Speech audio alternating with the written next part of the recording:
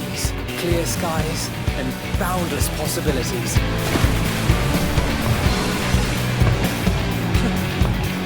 I dare say our destination will soon be in sight. Enjoying yourself for a change?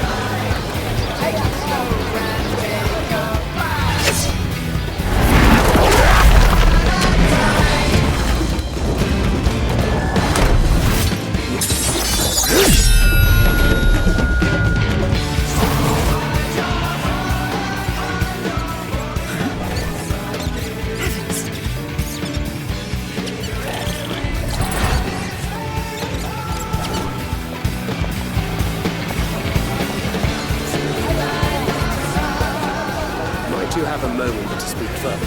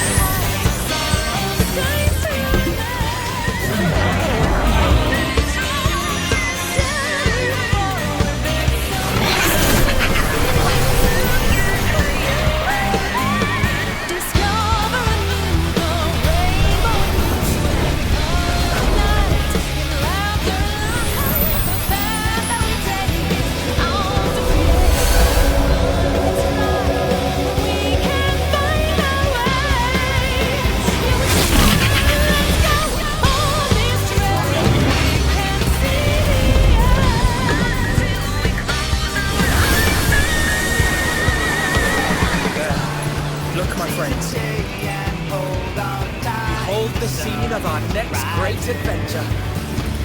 You and your adventures.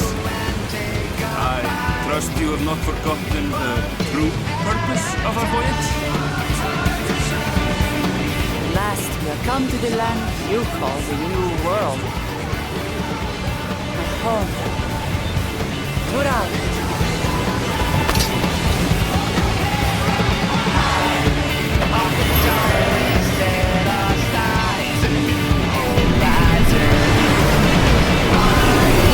Horizon.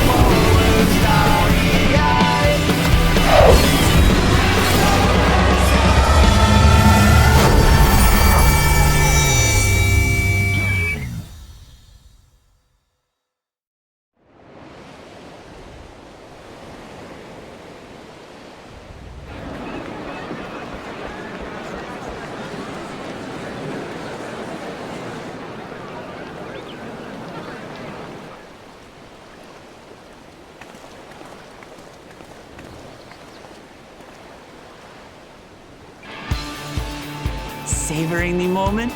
I can feel your excitement, your eagerness to explore the unknown. Well, for once, the fate of the world doesn't rest on our shoulders. We might even get a chance to enjoy ourselves. Do not be so quick to relax.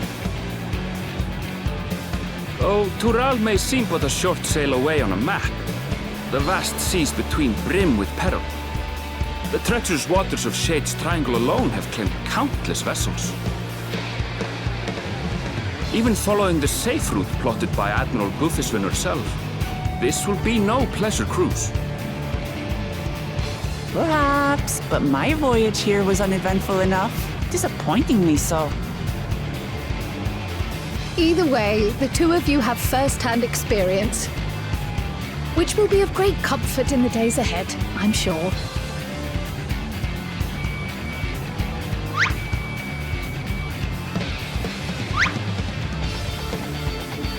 Aye, it's nothing new to us. All aboard! We're casting off! It's time. I trust you have everything you need?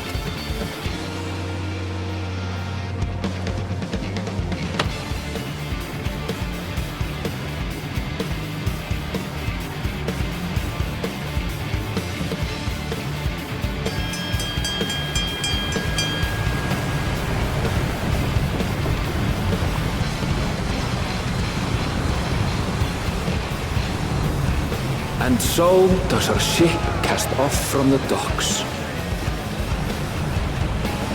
We sail west, as Cattenram did some 80 years past, bound for the New World, known to her children as the continent of Tural.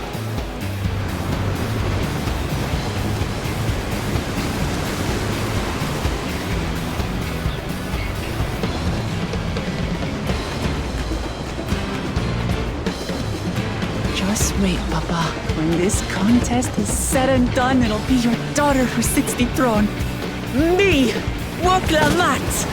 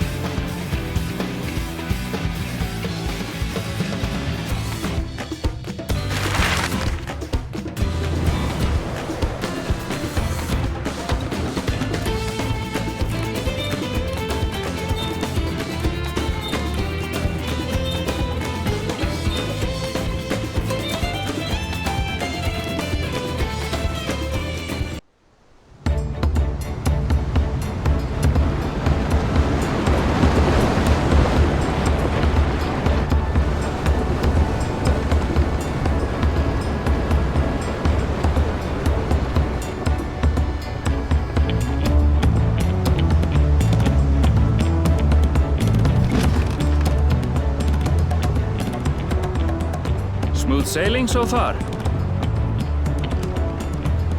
Aye, so far so good. But this sea, she's a fickle one. Calm one moment, blowing a gale the next. I'll take my rest while I can then.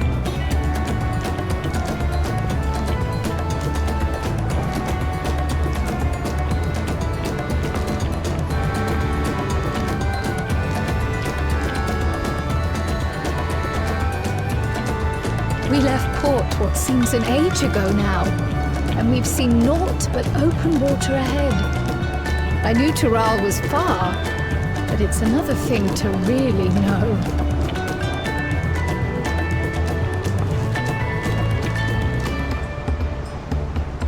Speaking of which, some of our fellow passengers have made this trip before. Several times, in fact. I was able to learn a few things about Tuliolal and the right of succession.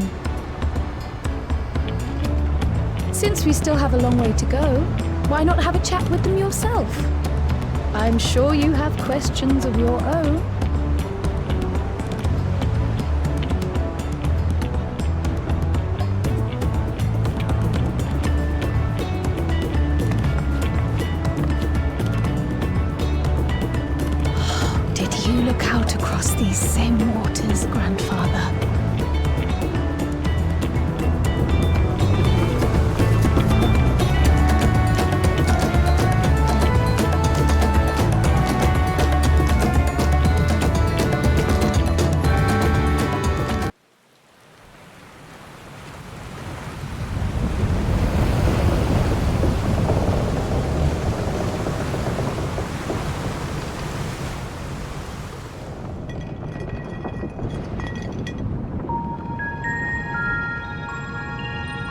We're in for a proper storm, it seems.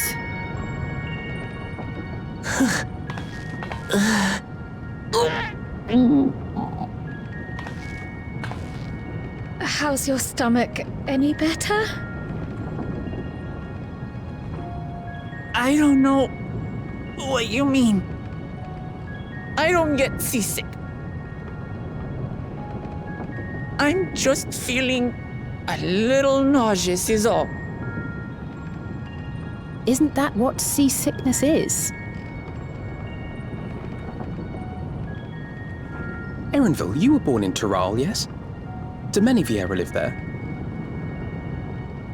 The Shatona, as my people are called, have settlements mainly in the north, in Shaktural. And your family? I know nothing of my father, not even his name. As for my mother...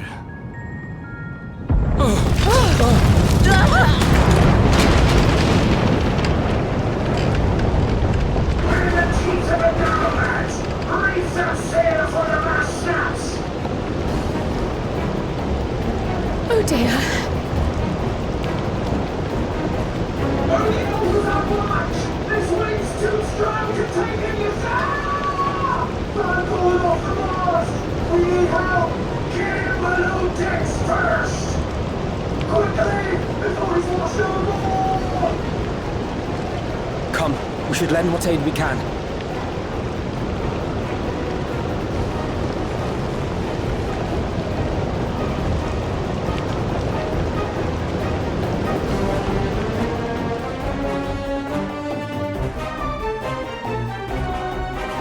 I have not seen the ocean rage with such fury before or since.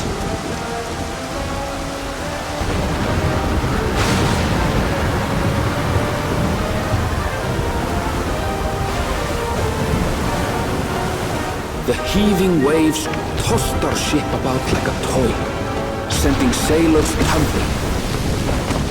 The dauntless Alizé, quick to the rescue, was almost lost to the sea herself.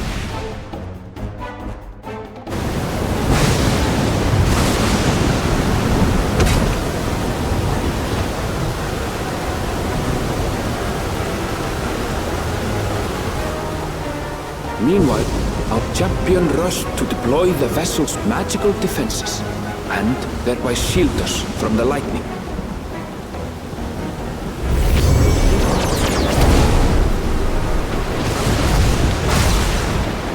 What an extraordinary life she must lead to be able to operate such a device with practiced ease.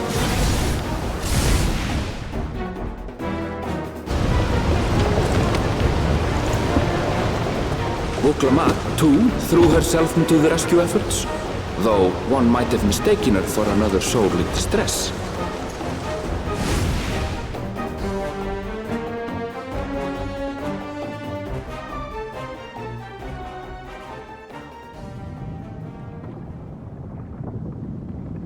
By the time the unruly seas had calmed, our strength was all but spent, and we had yet to even glimpse the shores of Tural.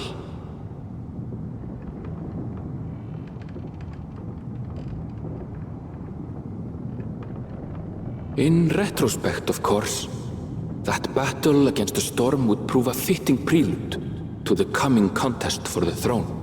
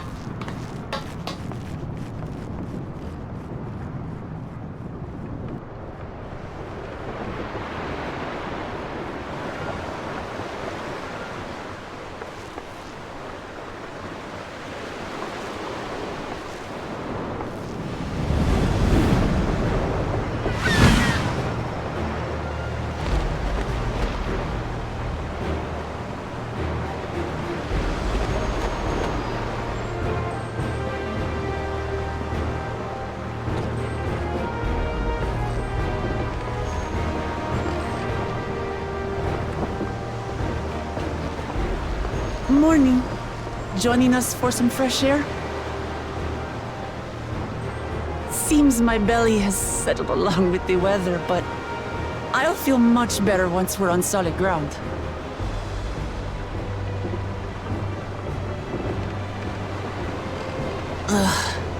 Can't be much farther now, can it?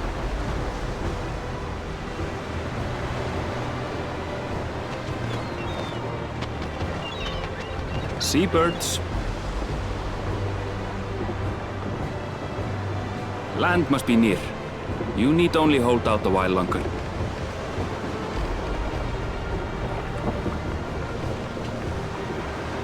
For a dark moment, I thought the ocean might swallow us. Glad to have my pessimism proven wrong. In other good news, I examined the sailor who took a fall, and he's faring well. I'm sure he'll make a full recovery. Good news indeed. If all's well, then we needn't delay in launching the landing boat. Ships have to lower anchors some way from shore. Too close, and they risk having their underbellies ripped open by the reefs that crowd Tuliola's coasts. Come.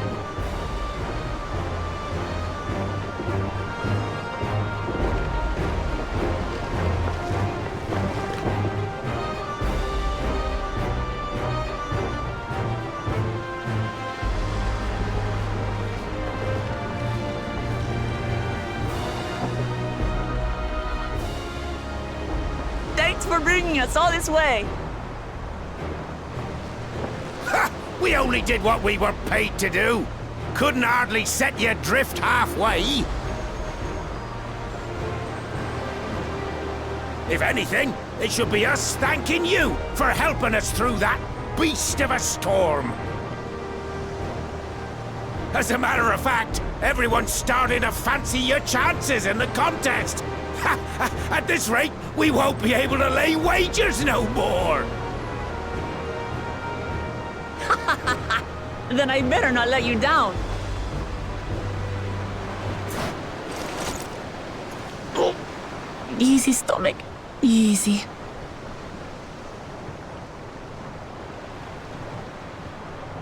We're the last to board. If there's nothing left to say, then let's shove off, shall we?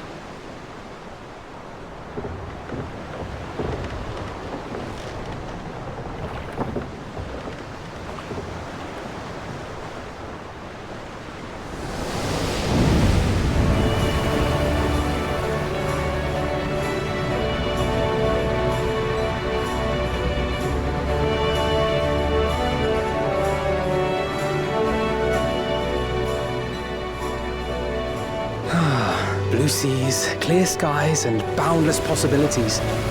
I dare say our destination will soon be in sight.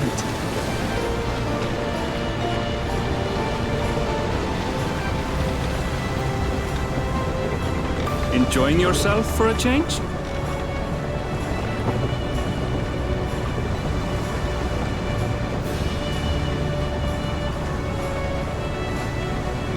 There, look, my friends.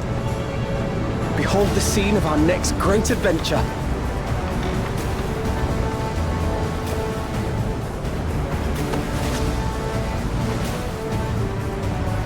At last, we have come to the land you call the New World. To my home, Tural.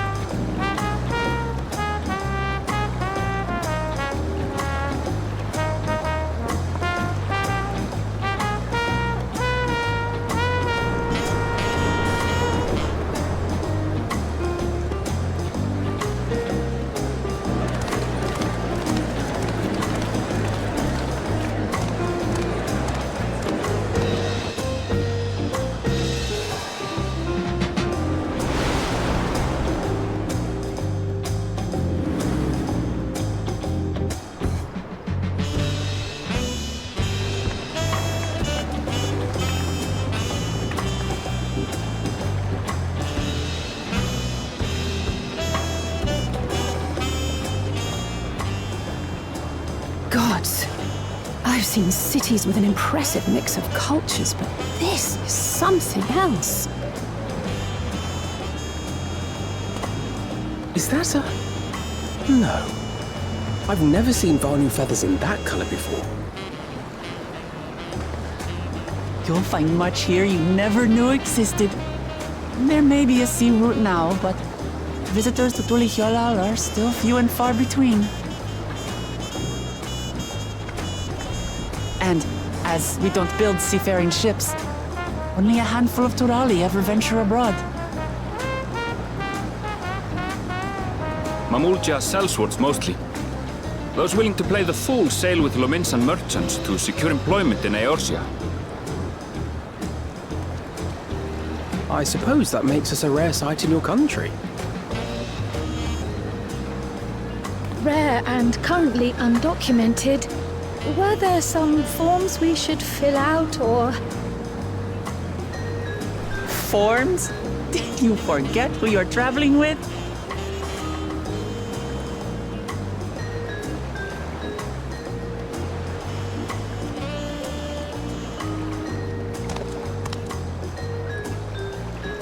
You are outsiders? Visitors to Tural? We are. Our nation is soon to hold a right of succession to choose its next Dawn servant. We will not abide interference from foreign agents seeking to foment trouble. What brings you to Tulihyolal? I can answer that. These fine people are allies in my succession bid.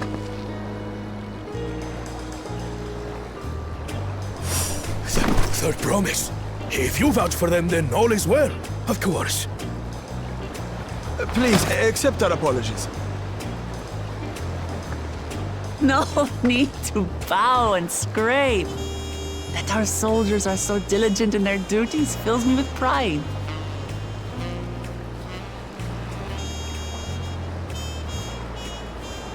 We'll be continuing our patrol then.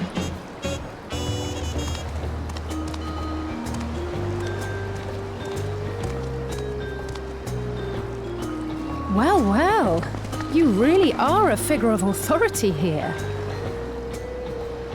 Are you suggesting I don't look the part?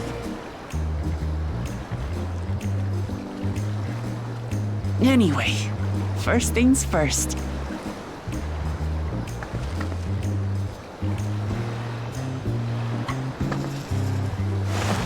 I bid you welcome to Tulihyolal.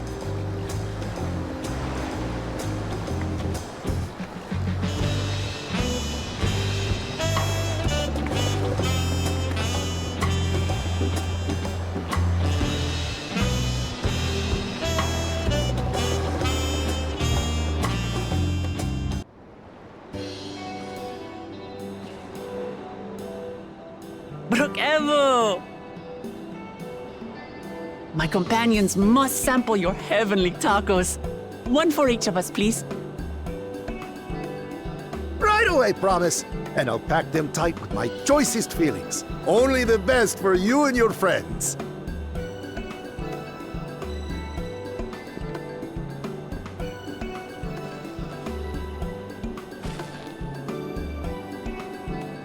Did you hear the Silver Scales are back? Seems their overseas foray ended in disaster. More than half their warband is missing, including their leader.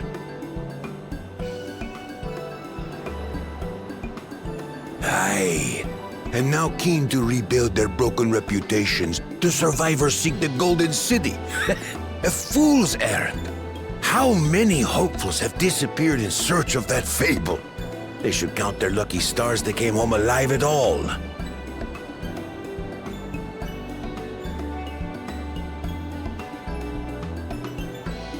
The legend of the Golden City is well known here, I take it.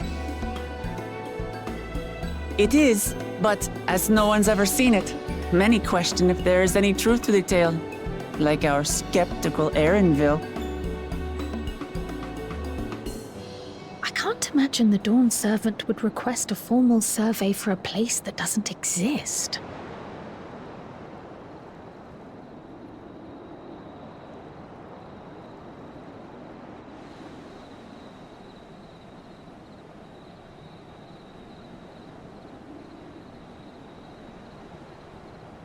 Now to find a spot with a pleasant view to enjoy our crunchy spoils.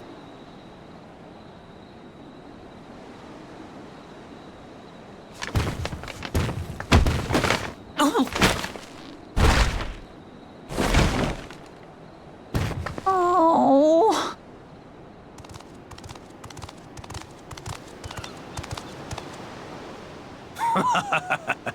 If it isn't the third promise. Oh! No.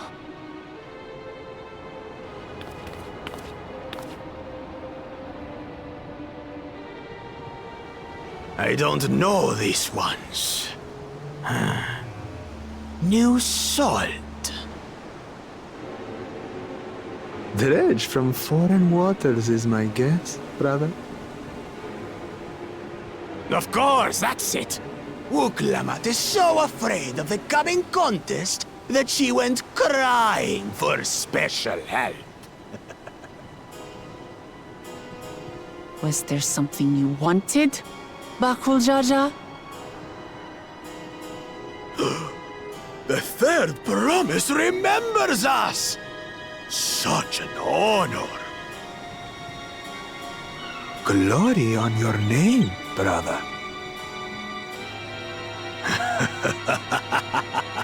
And on yours, brother. I know my rivals for the throne. Nothing more. Another child of the Dawn Servant? No, this brute. We have no ties to their farce of a family. Unlike the sneevling housecat, we are blessed siblings, the elevated chosen. We alone are fit to succeed Golul Jaja as Dawn Servant. All peoples are equal in Tulihiola. Your heritage gives you no greater claim to the throne. Ha! Shall we test that idea here and now? See if your strength is equal to ours.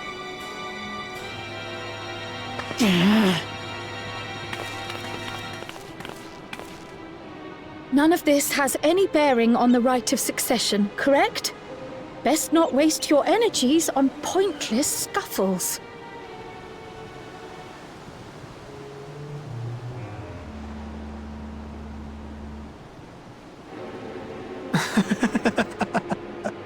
The kitten comes to the house cat's defense.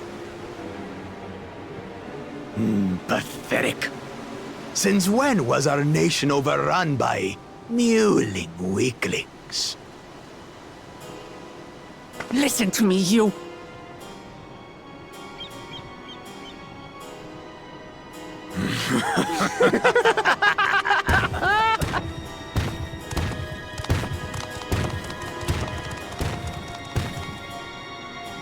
A two-headed Mamulja. I knew of them, but that's the first I've seen in the flesh. Some get it into their twin heads that they're destined to follow in my father's footsteps. So they travel to distant lands to hone their battlecraft. Those are likely the ones you've heard about. Are there other two-headed claimants? No, just Bakul Jaja. Even in Tural, his kind are far from common. The Mamulja people largely belong to one of three clans. The Hubigo, the Bunewa, and the Dopro. Every once in a great while, a two-headed offspring is born from a union between the brown-scaled Hubigo and the blue-scaled Bunewa. The child grows to possess immense strength, both physical and magical. Blessed siblings indeed.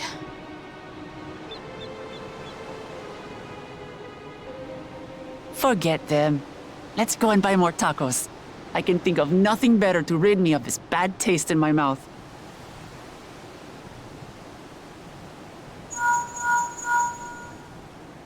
Enjoying your tour of the city, I trust. We've seen our share of notable sights and took a moment to rest. As such, we're ready to present ourselves at the palace for the rite of succession. Shall we meet you there? The palace it is. I'll let Wuklamart know. Destiny calls. Perhaps we can return for more tacos later? So it goes.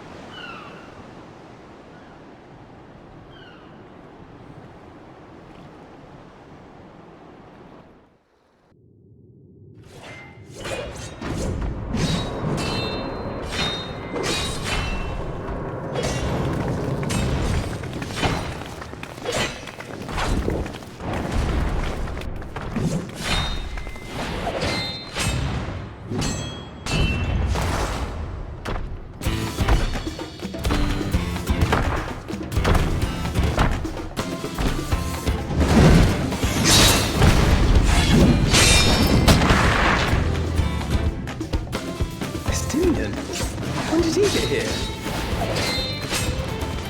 What's the point? Why is he here? Oh, you know this man?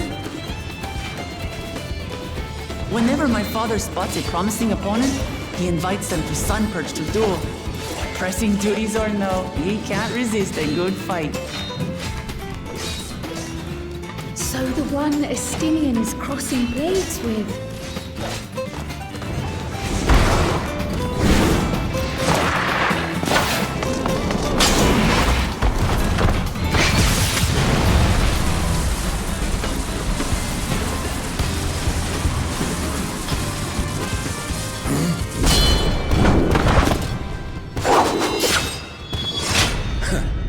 That would do, Spearman. I will receive my darling daughter.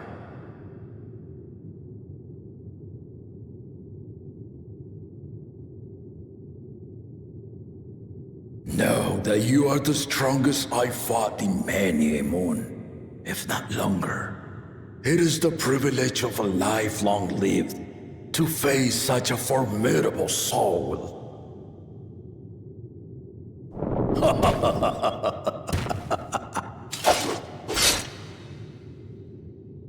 If it's formidable you want, then look no further than that woman there.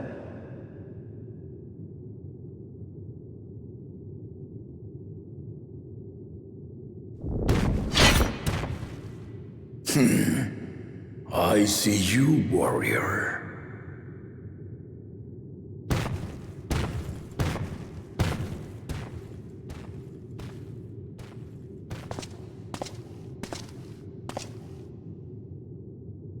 We had no idea you meant to visit Tural. I've seen what lies east. This time I chose west. And thus did our itinerant dragoon make his travel plans. You witnessed our bout. If you thought he was fearsome, that was with one head dozing. I'm not sure I understand.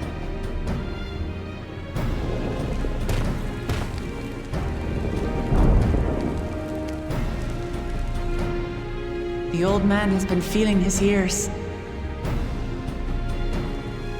The uncovered side is the head of resolve, and age has only deepened his love for combat. But the head of reason, wiser of the two, sleeps more and more these days. As I understand it, the veil helps with the restoration of his magical energies. Enough about me, Lamati. I want to hear of your adventures. Lamachi. A term of endearment. It's what my family calls me.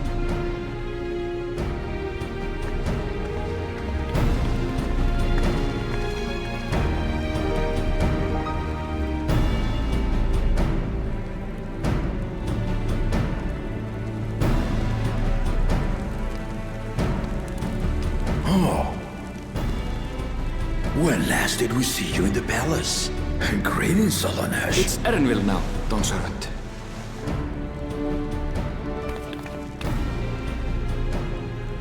I took the name while abroad, and have since grown accustomed to it. Arendville, then. And these others? I assume are Lamatee's recruited allies.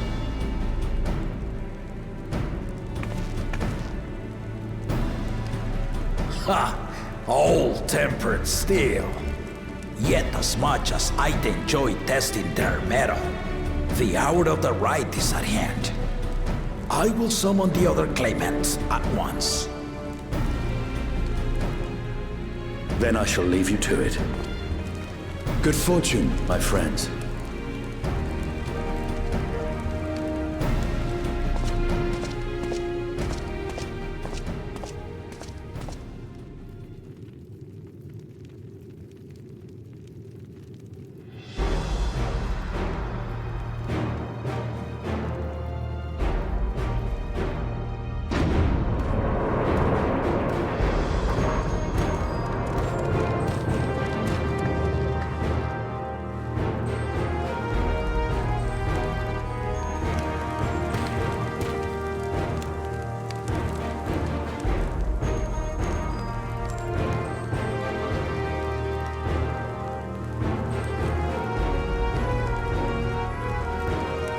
The claimants are assembled.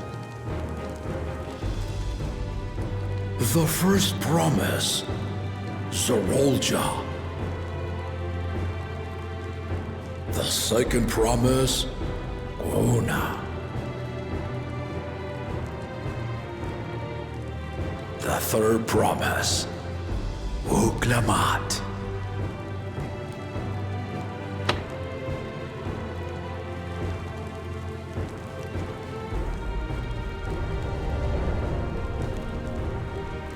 And lastly, the chosen of Mamuk, Bakun Jaja.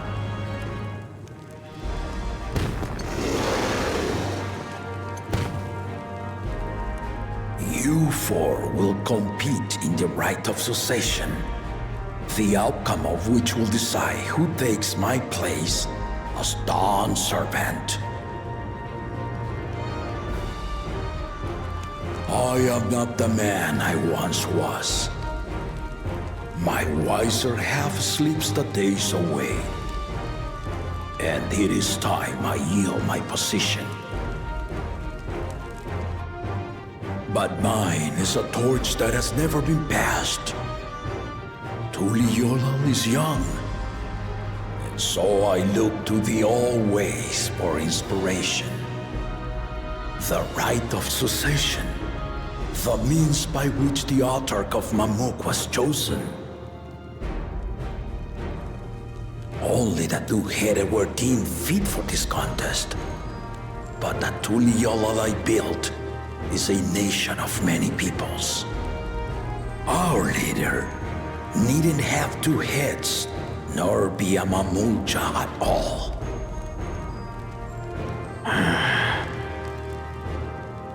So I gave the right of claimant, not only to the son I sired, but to my adopted children as well. Yet the opportunity to rule was still not equal. That is why a recent tournament offered a place in the contest as the winning prize.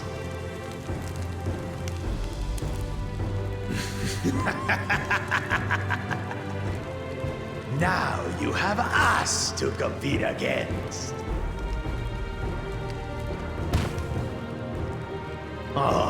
Though it seems the one-head was already too afraid to face us in the tournament.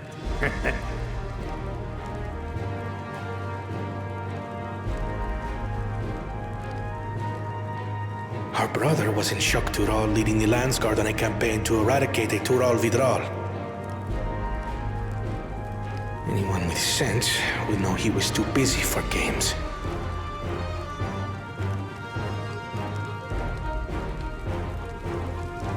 Now for the part you've been waiting to hear.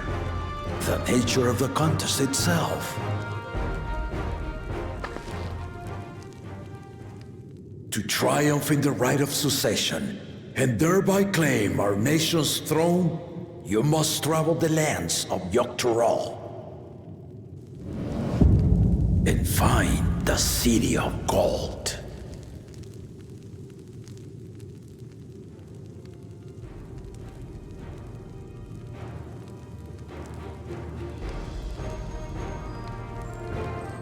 If I may, Father.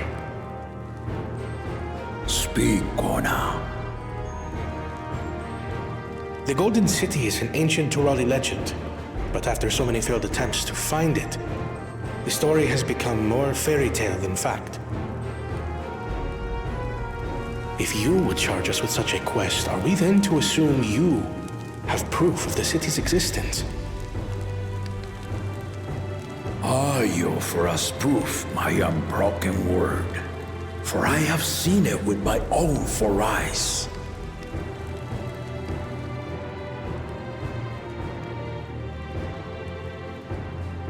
The city's real. All those years. This was before the founding of Tuliyollal. I traveled the lands of Toroil with my companions, and we ended our journey at the gates to the Golden City. I mean to have you do the same, but in order to achieve victory proper, you'll need to break the seal I put in place. Bring them.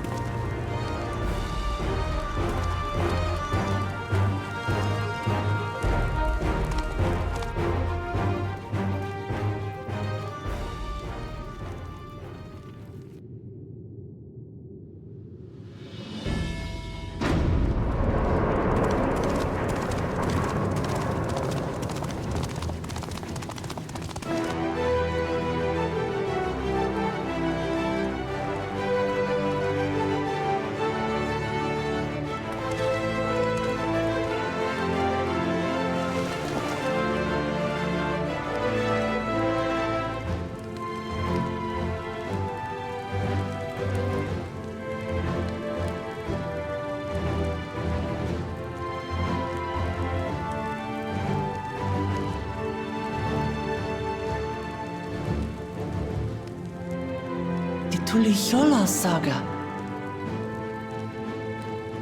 You will retrace the path I walked to unite our peoples, step by step. Along the way, 7 chosen electors will be waiting to measure your worth.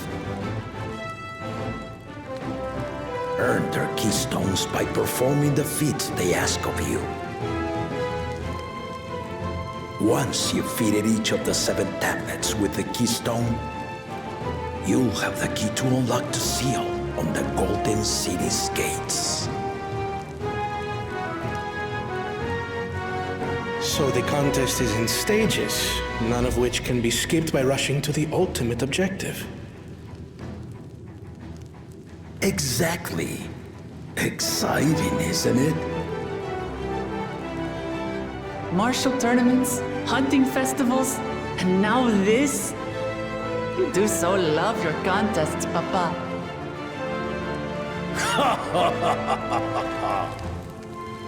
Were I a few years younger, I would have joined in myself, giving you a proper challenge.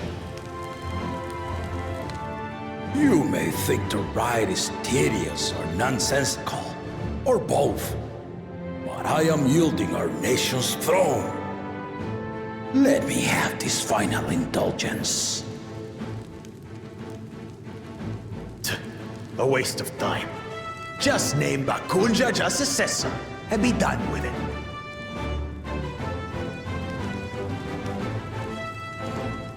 The rite of succession begins now. I'll be watching your progress with great interest. And Clemens, remember to collect your tablets before you leave.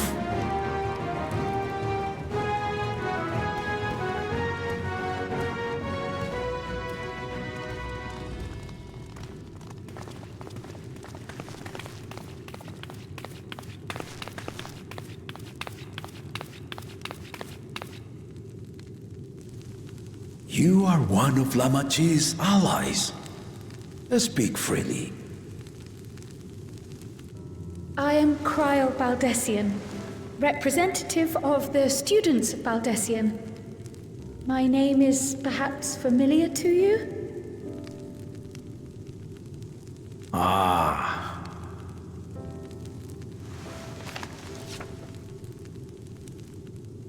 It would seem you sent this letter to my order some years ago. The ink has since faded and much of the writing is illegible. Even so, we managed to determine the essence of it. A request to investigate the Golden City, addressed to my grandfather, Galuf. Included with the correspondence was this earring. A fairy tale and a piece of jewelry were enough to convince my grandfather to sail halfway across the world. So there is surely some greater mystery at work here. On behalf of the students, I've come to seek clarification on the matter. Have you any knowledge you might share with me?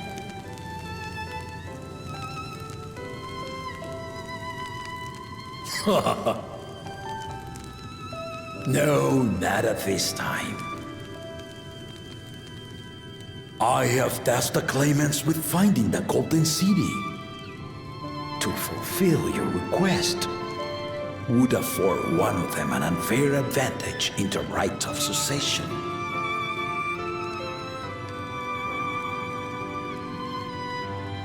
But once the contest is decided, I plan to entrust the entire truth to my successor. If you want to hear it, then you had best help Lamachi win. Very well, Dawn Servant. On my honor as a student of Baldessian, I will find your Golden City. Thank you for hearing my petition.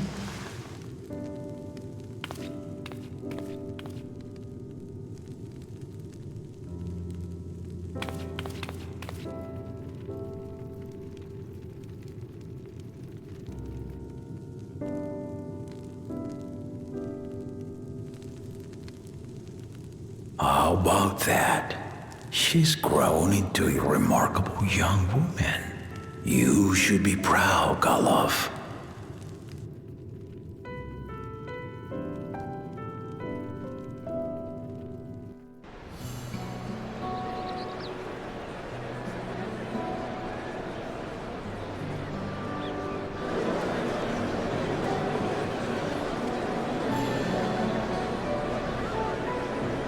Too late to change your mind now, I suppose. But are you sure you wish to be part of this?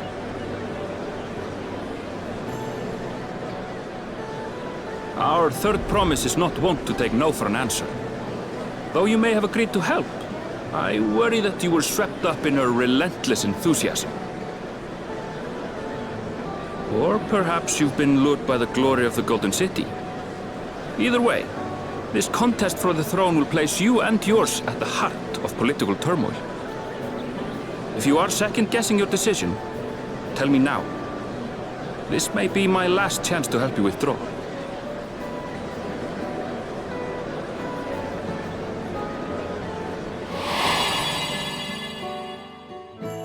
Life is a series of journeys, my friend, and there's no telling what awaits us on the long road.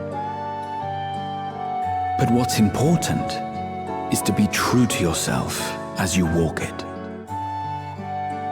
Only then can we hope to be content when we arrive at the end of one and step forward into another.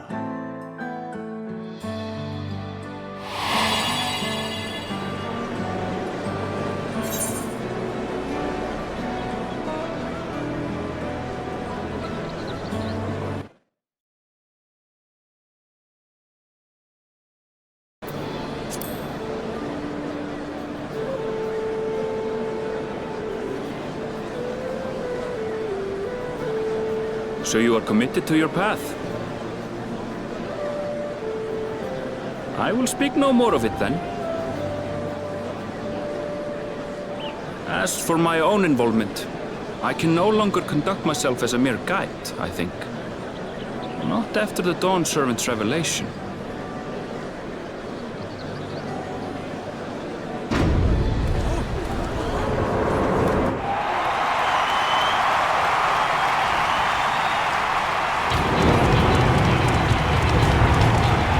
Here they come!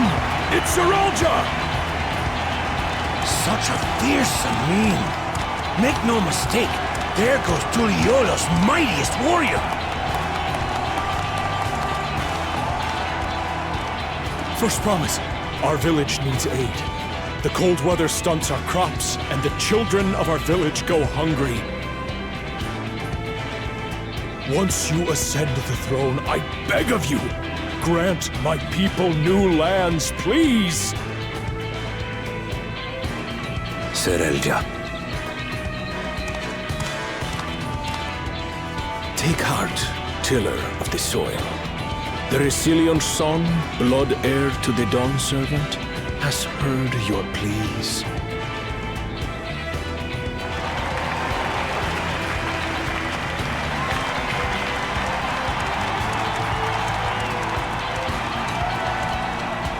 Seralja, the first promise and commander of the Landscape.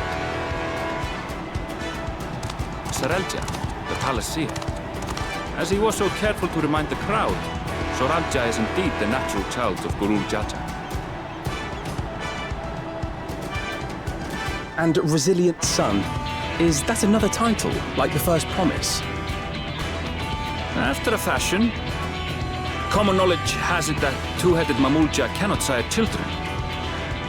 Yet Seralja was born all the same, with the head of Resolve's features and the head of Reason's scales. An extraordinary example of life's unyielding resilience. And a warrior's reticence. He says little, but the way he moves... I know a hardened soldier when I see one. He's a natural swordsman, a gift he inherited from his father. Some even say that the son has already surpassed the sire.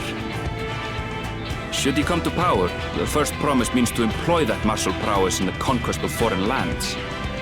For this, he and his supporters have been labeled expansionists. This puts him in direct opposition to Wuklamat, who advocates for the preservation of peace. You may recall that she spoke of a claimant who cannot be allowed to rule. That is Seralja, the warmonger.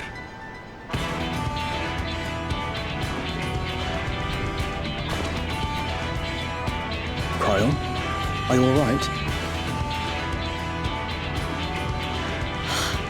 The echo. It gave me a glimpse into Seralja's ambitions. Deep and unknowable, like an abyss. Yet at the same time, a roaring, unquenchable fire. It was a trifle terrifying, to be frank.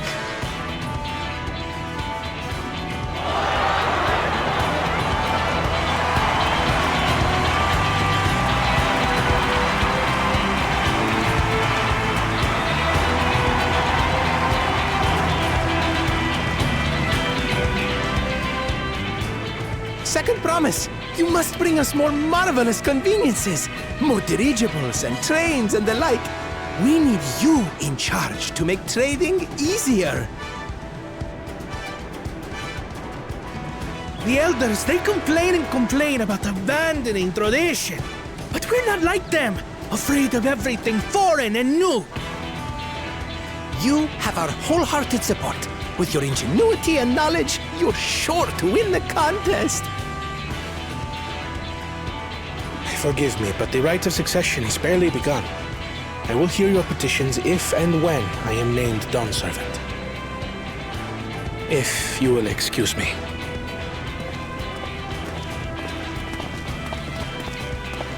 Plain spoken, as always. That's our corner. Practical to a fault.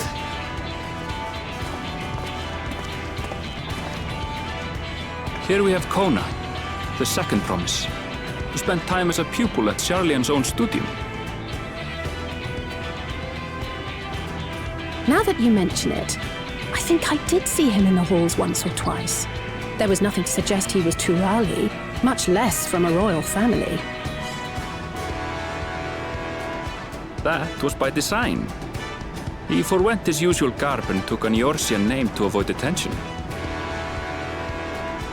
So it was Kona who introduced the dirigibles. And the railway too, given what we just heard. In furtherance of his goal, to enrich Tuliolal with every bright notion he learned of in Sharlia. He is the hope of those who prize innovation. As aloof as he may seem, Kona and Wuklamat actually get along rather well. They bicker and banter as only close siblings do.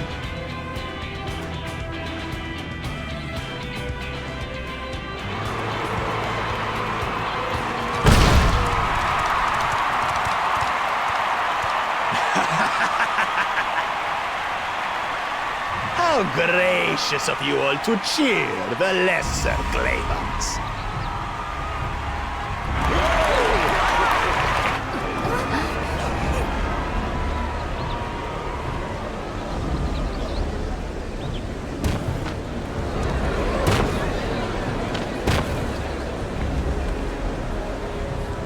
Oh, come now. What are you afraid of? I'm no different from your Dawn servant. That my kind should reign is Mamulja tradition, and has been so since before there was a Tuliolal. I'll brush aside your feeble contenders, and then you'll see who deserves your fealty.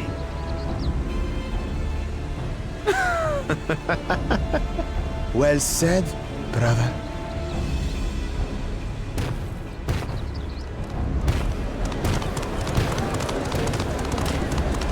The Mamulja have finally found peace in Tuliolal. I pity those fanatics are intent on keeping that tradition alive. The chosen of Mamuk, Bakul Jaja, winner of the recent martial tournament, and the only claimant not of the Dawn's promise. His strength is undeniable, but you see how he is. A few devoted Mamulja are his only supporters. What would he do with the throne should he win it? His policies and so forth? I doubt he's thought much beyond winning the contest itself. But one thing seems certain. If he does become Dawn servant, he will see the Mamulja exalted as the ruling class, and all others forced into subservience.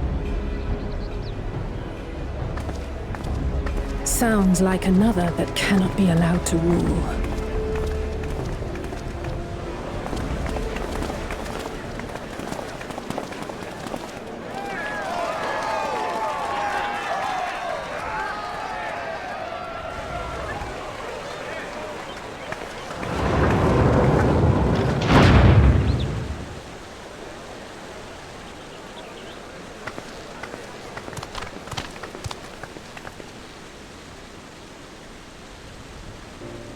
We wish for one thing and one thing only, Third Promise.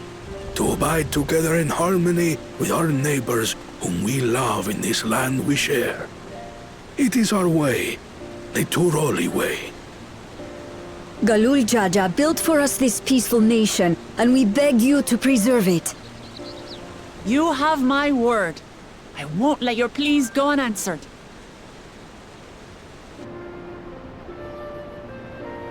Until Tuliolal was founded some 80 years ago, this continent was ravaged by war.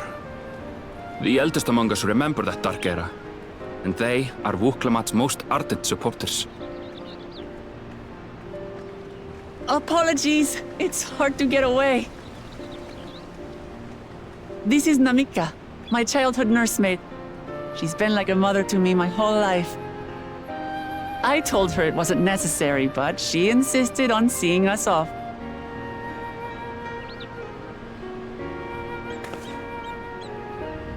I place our precious Third Promise into your care. Did you know Wuklamat was taking part in the rite of succession? Of the Dawn's promise. I thought it was only Zoralja and Kona. If she has any accomplishments to her name, I've yet to hear them. Compared to the two Mamulja, she pales in martial prowess. And then there's Kona, who's far and away the most educated of the bunch. I hate to say it, but it's hardly a competition. It's fine. More than anyone. I understand how much better my brothers are than me. Better? Wuklamat. I have never thought of you as the lesser sibling.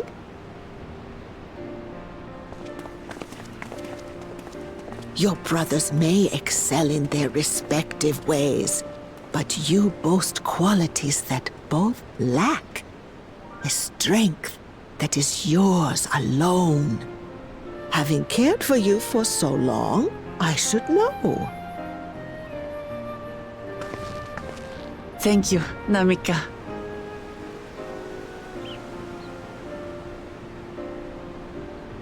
Well, we ought to be on our way. Yes, hurry along. I await word of your victory with bated breath.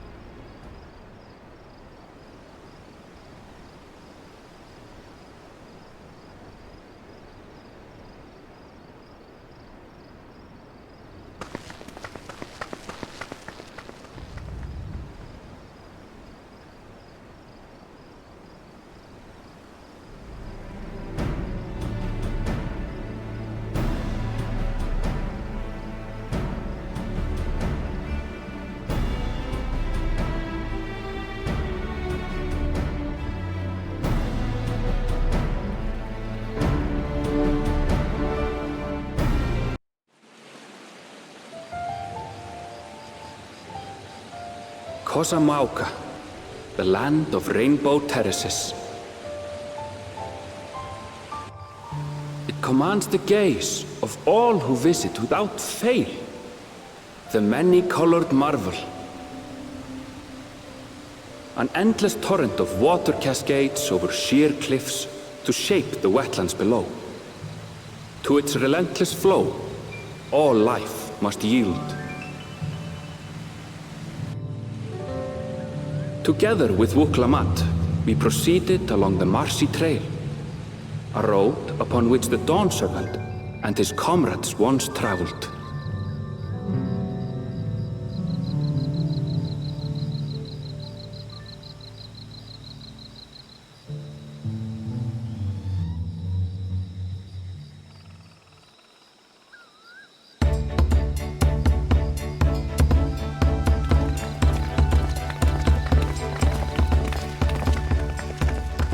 Look at those falls. Even from this distance, you can feel the weight of that water.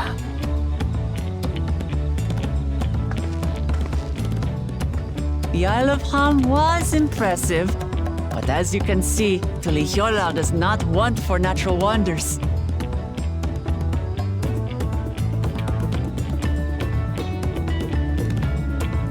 The ground is swampy, so watch your step. You wouldn't want to fall into a bog. I won't. I told you I've been here before. Come on. Okanu isn't much farther.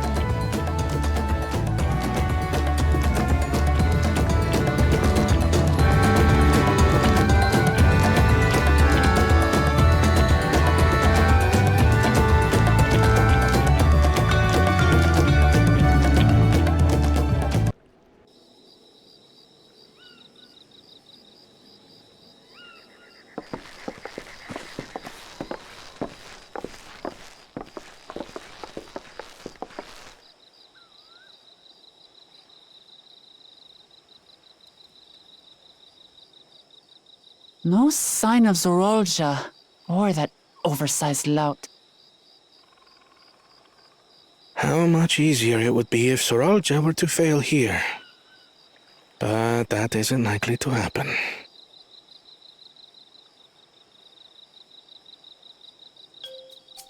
Honored guests, I am Zanuhali, Elder of the Hanu. I am also an elector, charged with judging which among you is worthy of ascending the throne. Without further ado, let us talk of the feat. Not so fast! Surely you couldn't begin without us.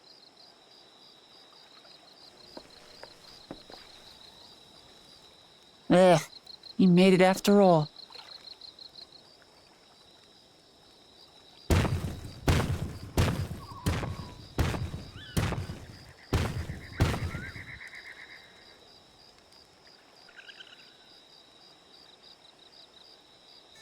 No need to fuss. There is no time limit for this challenge. Now, if you would allow me to proceed. It is here, in Okanu, where my people forged a bond with the Dawn Servant during our own chapter of the Tuli-Yolal saga. In homage to those events, I have prepared for you the Feat of Reeds. Reeds seem to be of great importance to the Hanu. I wonder what this feat entails.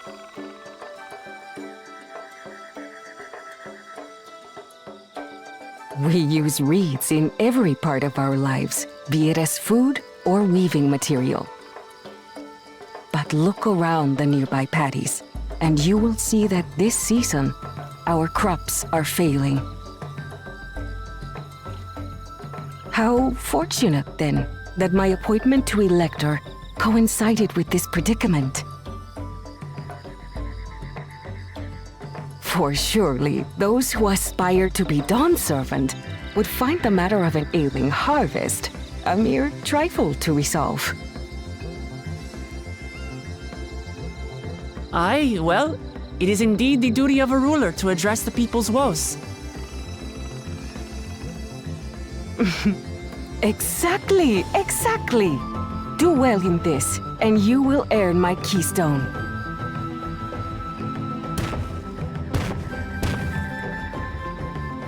Why bother mucking about in the mud when we can take the stone by force? Oh, mercy me!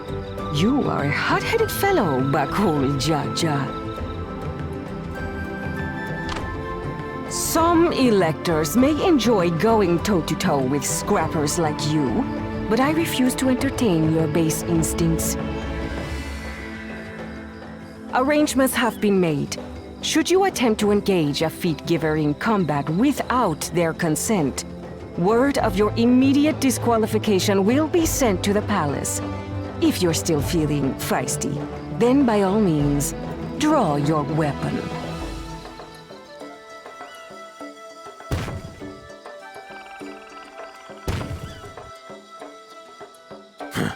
This contest is presided over by cowards. There's no sport in fighting you. Then we can return to the business of earning my keystone.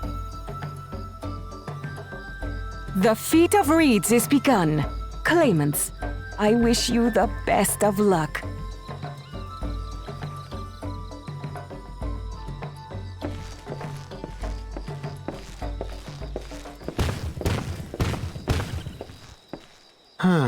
The clever kitty crossed the seas to study foreign novelties. He might know tricks we don't. Tricks we can use. What of Little Miss Mittens? You know the answer to that. Compared to the first and second promise, she's a distant third. Not even in the running. Then we see eye to eye on this, brother. Being Bakul Jaja so long with me has rubbed off on you.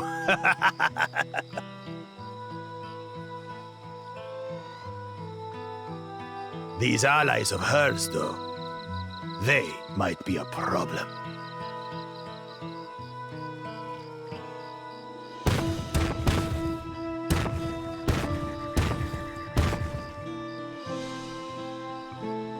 Damn it!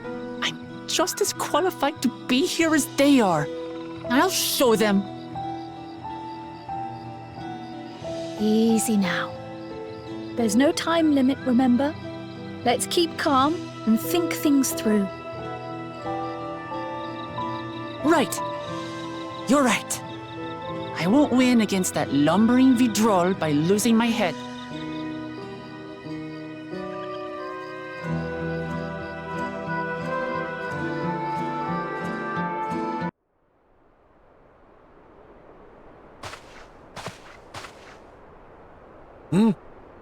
What do you want with me?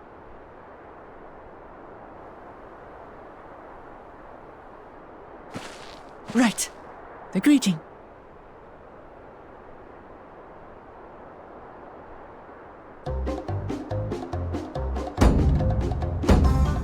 Ohokali!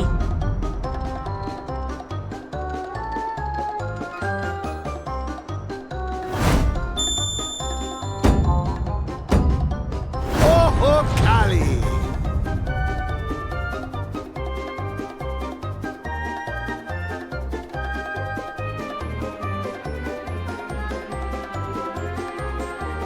Good.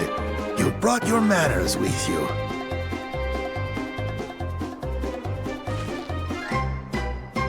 When you know Kanu, do as the Hanu do. For a country as diverse as ours, the preservation of harmony demands that we respect the cultures of all peoples who call it home. Well, that explains your familiarity with Hanu customs. And you speak truth, of course. To live together means to learn about each other. Ah, I appreciate an open mind. In fact, I get the sense we've met before.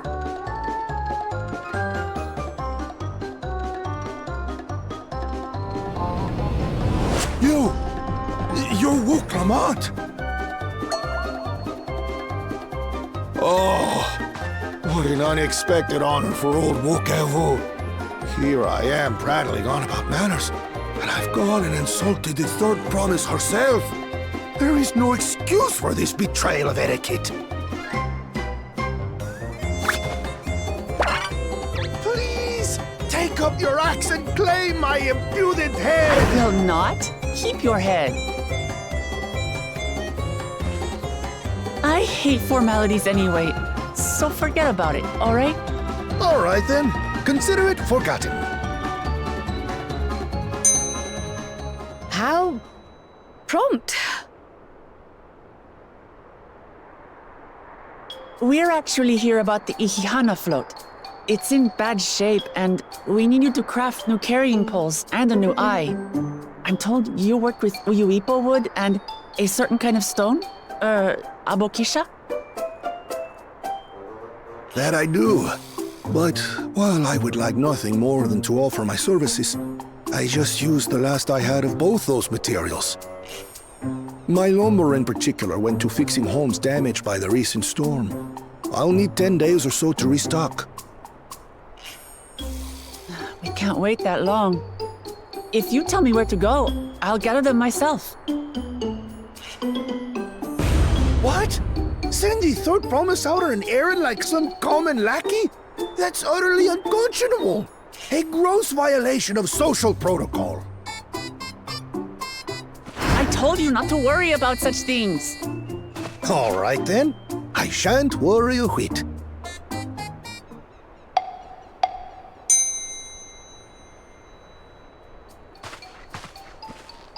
What's with your Hanu friend there? I am festival leader this season, and have come along to oversee the float's repair.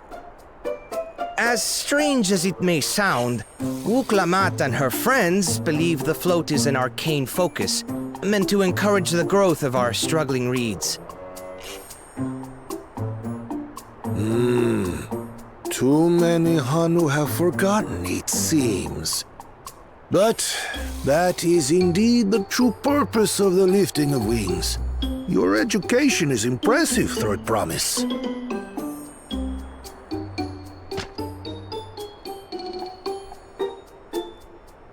Well, maybe a little. Allow me to show you where to procure Uyuipo. We can leave the Abokisha to your friends, I presume? Take yourself to Cave Kikitola or thereabouts, and you should find the stones you need.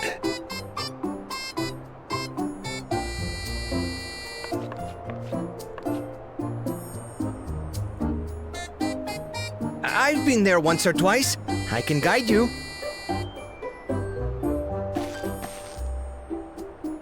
That should save us some time. All right then, let's get moving.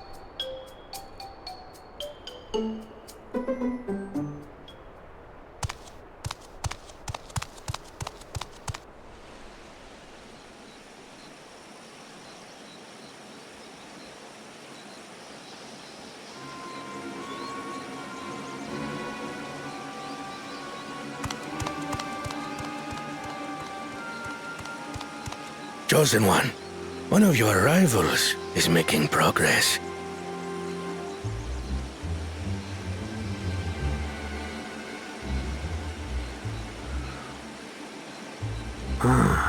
Ihihana, you say? Should our first choice fail to deliver, it might be wise to let this play out.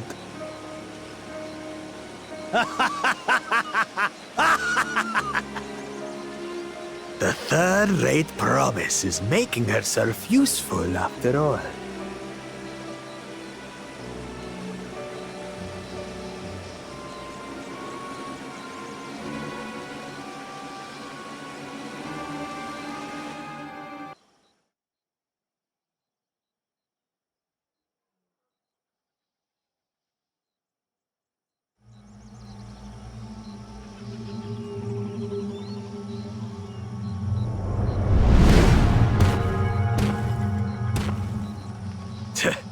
not sure we heard you right, old man. Why don't you say that again? As many times as you'd like. The third promise tasked me with repairing this float, and I'll not relinquish it to an uncultured brute like you. Much less one that can't even manage a simple greeting. We wanted to handle this in a civilized way, but we're more than willing to kill you.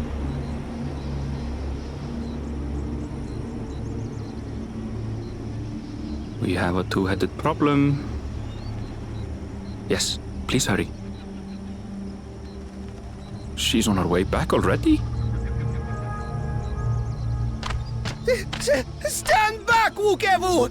I will protect the float!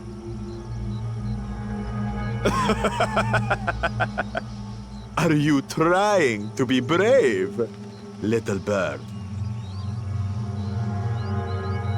I could never have repaired the float alone. Not properly. But thanks to Wuklamat and her friends, we can hold Ihihana again! This is a priceless treasure! And as festival leader, I would die to protect it! Very well, if that's what you want.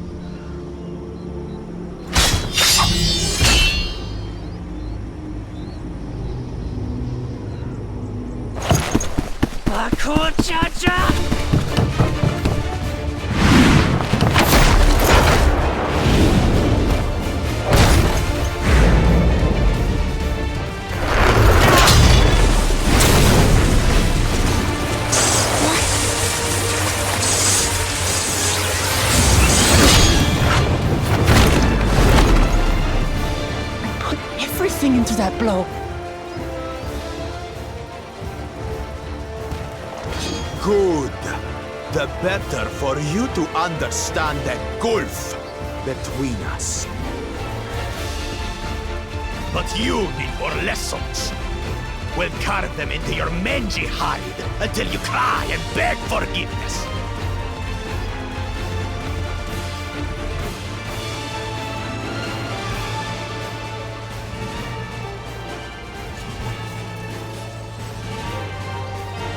Your brilliant plan was to steal the float and take the credit. The so-called blessed siblings are nothing but cheats. Your scorn is sweet music. Come, weaklings. We'll crush you each in turn. Or all together, if you like.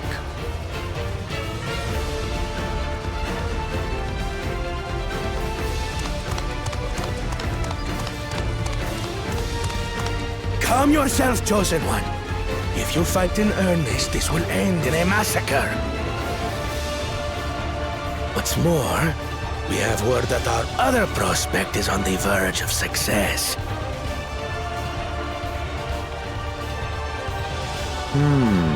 Then it would be foolish to expend effort sweating nuts.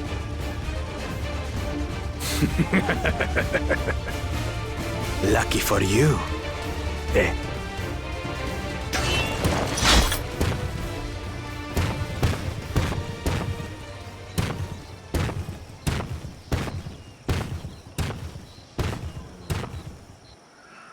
Ugh, two heads. I see Mamuk still clings to that loathsome hope.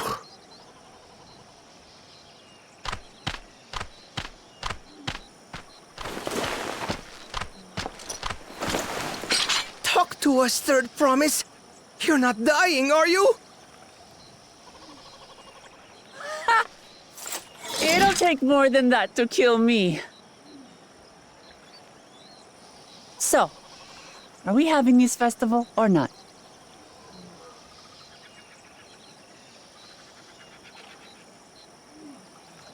Yes! Yes, we are!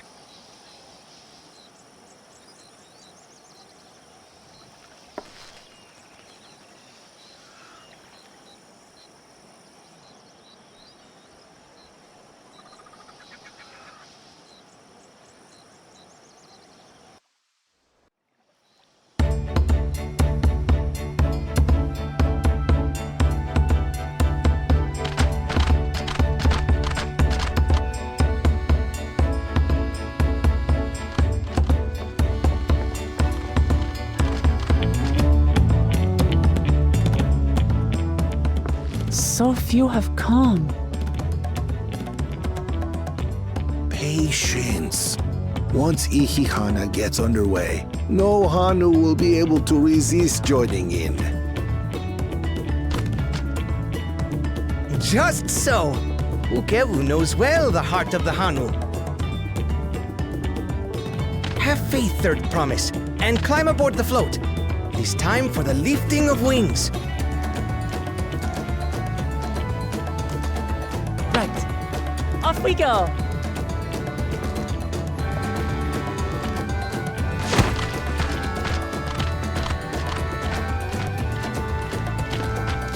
Ihihana is a prayer for bountiful harvest. But this is not its only meaning.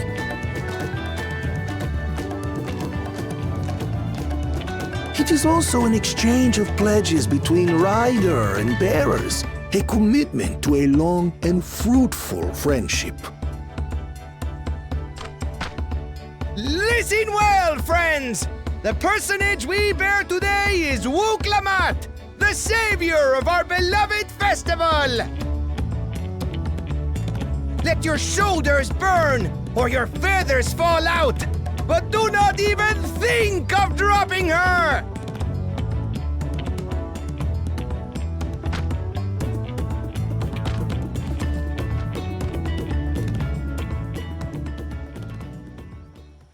Ready and...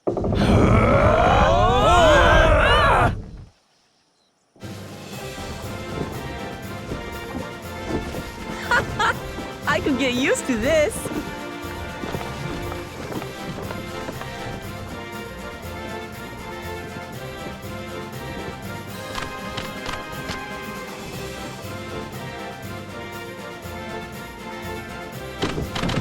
Will empty bellies stop you from joining in the fun? Come and help us carry the float!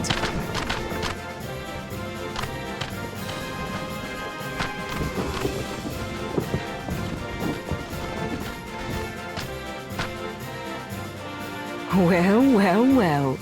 To see the day that Dawn's promise would ride our boat again.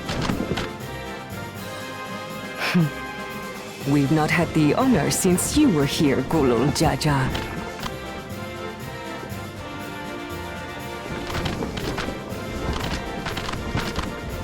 Right, we've enough bearers now. Onwards to Kozaduaki!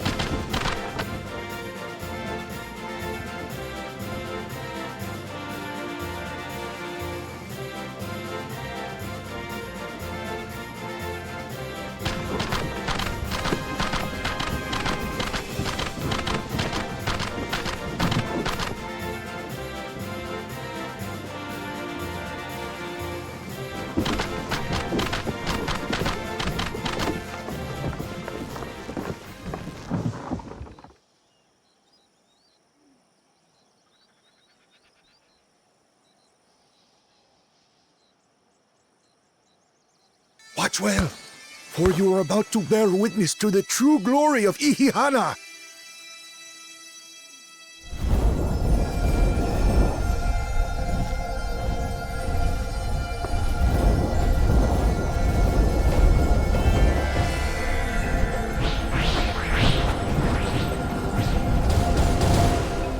The float draws upon our life force, concentrating and amplifying the energy.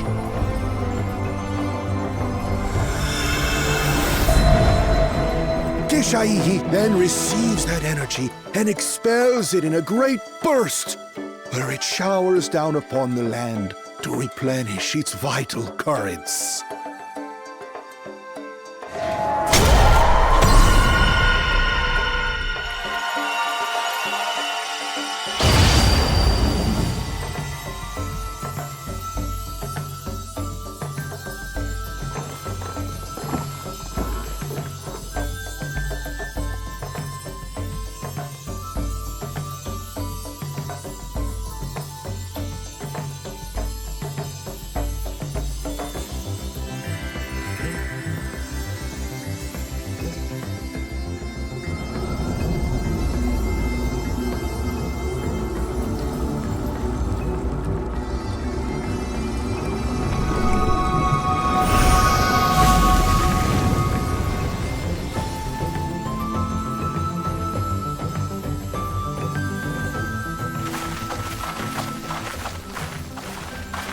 worked.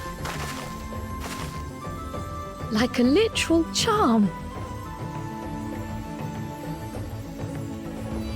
The float really was helping the reeds. That was amazing! To think that such a thing was even possible!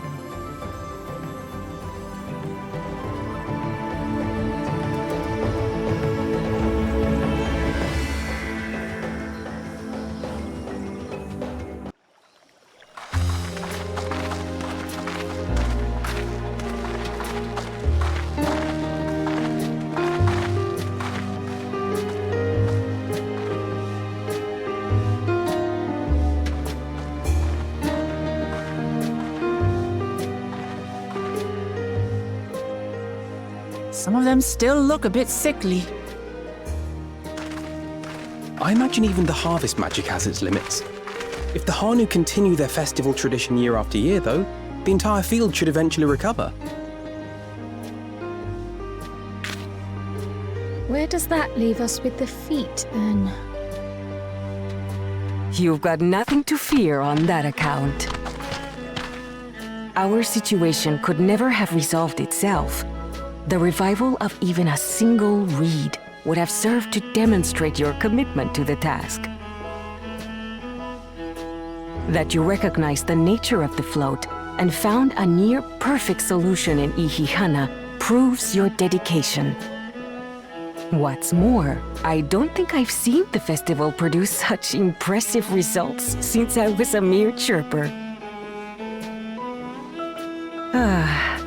We have been lax in maintaining the float, diluting its magic and reducing Ihihana to hollow theater.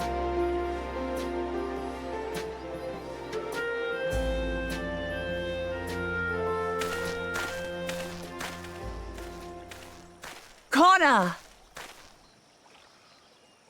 I was delayed by an unpleasant encounter, but it seems I arrived at a good time.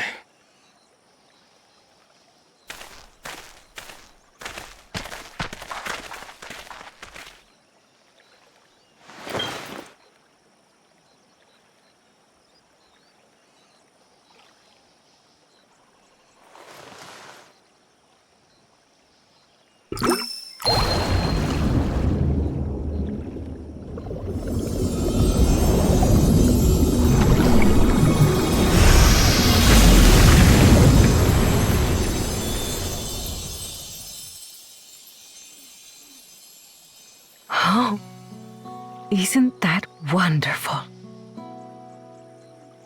What? You just pour in some mystery liquid and problem solved? Stagnant ether was to blame for the reed's poor condition. I assumed that was an alchemical concoction which enhances ethereal conductivity. It utilized the flowing water as an ethereal current, thereby promoting the transfer of life energies. A method I could not have devised without the education I received at the studium and the cooperation of my Archon allies.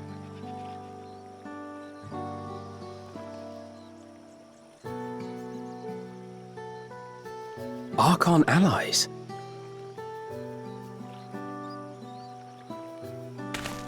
You see, Lamachi, this is why we need to embrace foreign knowledge and technology.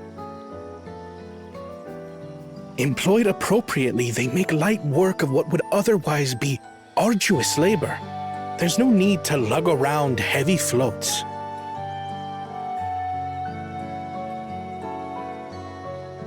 Well, you always were the clever one, brother. Your approach was no less effective, Wuklamat. It achieved the same result. Indeed it did. And you enjoyed the festival, yes? I did. It was so much fun. Having visited your village before, I thought I knew everything about it. As it turns out, I knew very little. About the reeds, about Ihihana.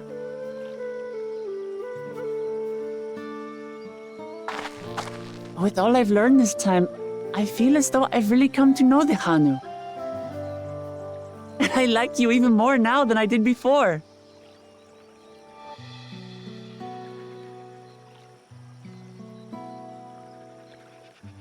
The feeling is mutual. And it's not just you who had a lot to learn either. I'll never look at our float the same way again. The two of you have exceeded expectations. Come forth and claim your stones.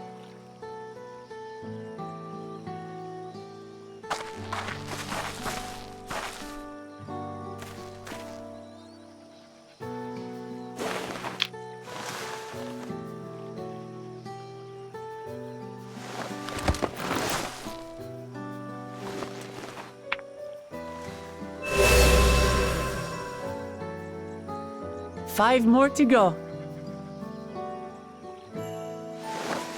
And on to the next.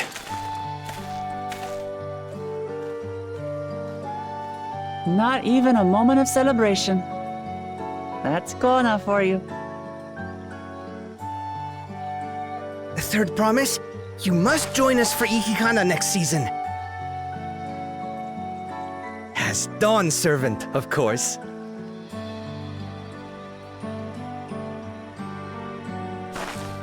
Right. It's back to Torihiola for now. Thank you for having us. I look forward to seeing you all again.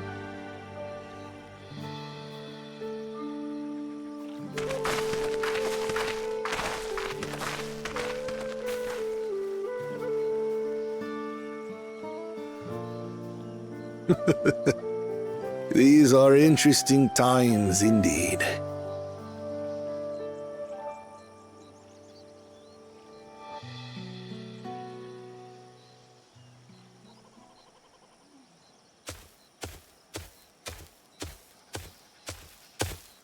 The concoction was brewed by Kona himself. It's a test vial, but it should contain the same reagents.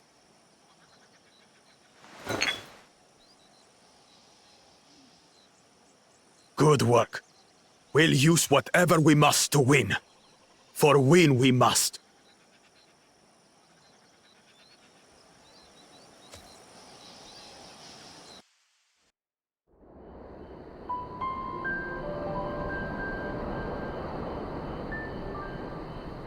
Turali poets of yore sang of a mountain that would stand tall, even should all other lands sink beneath the sea. Indomitable and eternal, it arises from Urkopacha, the 100 peaks of time.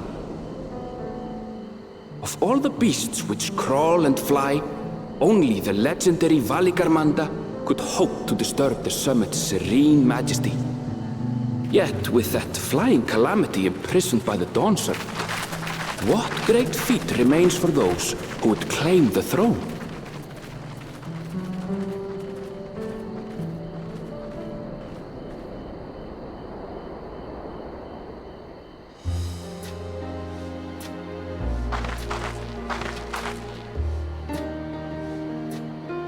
So this is Urkopacha. I've never actually been here before.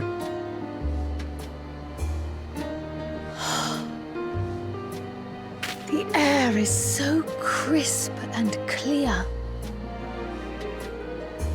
Mountains everywhere you look. That one massive peak in particular has quite the presence. It puts me in mind of Som-Al. That is Workor Sormor, the tallest mountain in Yogg-Tural. Its sheer height makes it an imposing climb. But there are other reasons the ambitious keep their distance.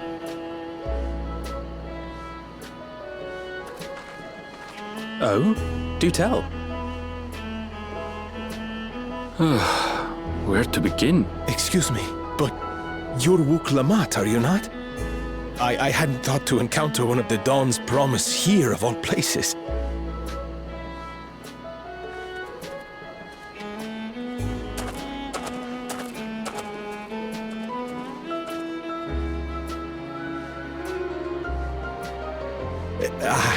But I should introduce myself.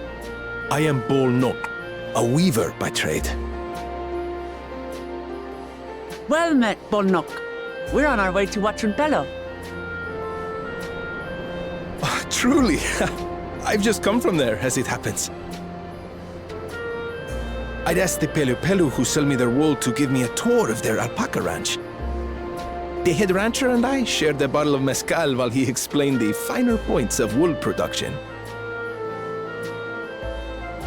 Mezcal? Is that a local beverage? It's an Urgopacha specialty. A spirit made from distilled agave heart juice. Yes, and it must have done wonders for my mood, for I tripled my usual order of alpaca wool. They did offer me a discount, though, so it wasn't a bad deal in the end. But listen to me, boring you with my tedious stories.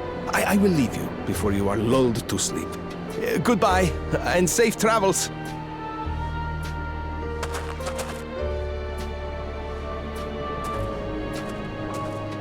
Oh, silly me. I almost forgot to say the thing I actually wanted to say. Peace for Tural. I agree with your vision, Third Promise. You have my support in your bid for the throne.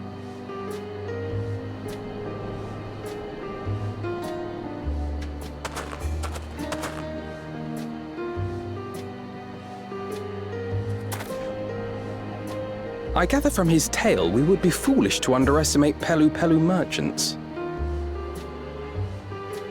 Yes, they do more than run the markets in Tuliyola. Pelu Pelu peddlers can be found everywhere in Tural, traveling from place to place on their sturdy alpacas. They are effusive and engaging speakers, and many's the customer who's been talked into spending more than they bargained for. They won't find this customer so easily charmed.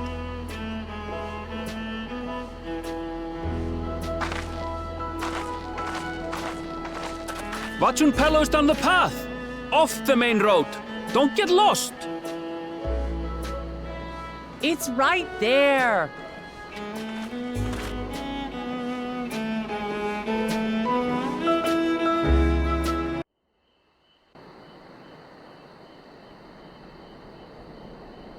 Deducing the Dawnservant's elector was the first step of the feat. Too simple a task for this aspiring ruler, eh? Right. Not hard at all.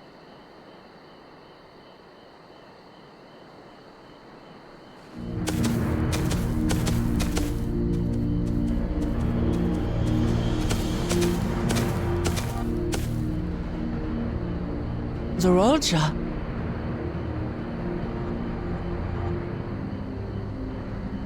I am told the head ledger, Dobli, is to be found here. You have to guess which one of us is Dobli. That's part of the test.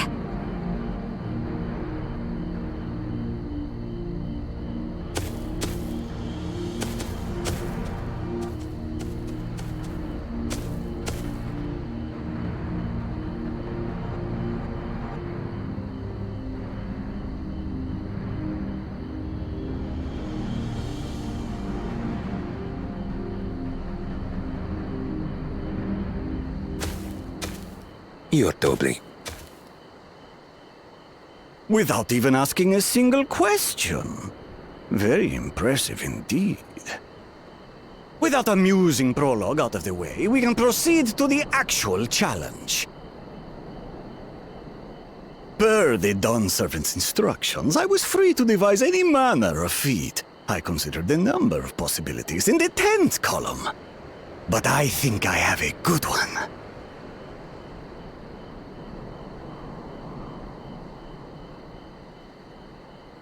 You must go forth and capture for me an alpaca.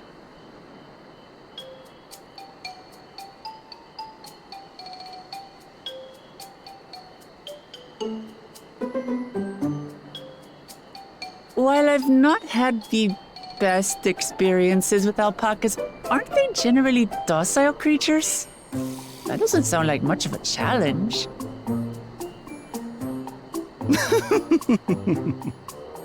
Bring out the example!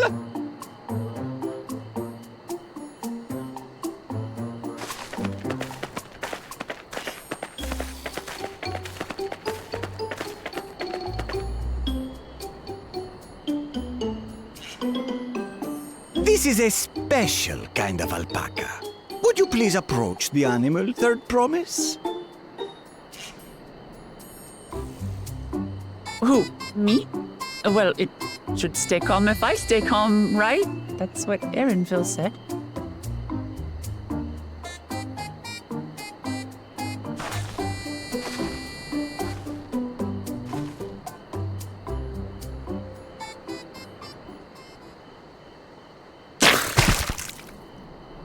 Ah! The little monster spat on me! Ah, oh, that stinks. I can't.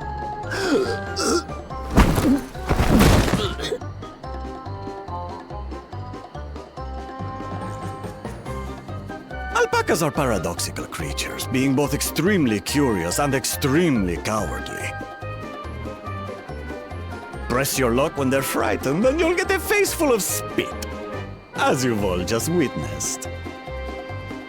Has an awful stench, their expectoration. The globs contain half-digested food, you see, making it an effective deterrent against perceived threats. Wild valley breed like this one are especially timid and can therefore be quick to lash out. They're also especially hardy. Indeed. We take the rugged wild alpacas and breed them with our gentle domesticated stock. This produces the strong but beatable pack animals prized by our traveling merchants.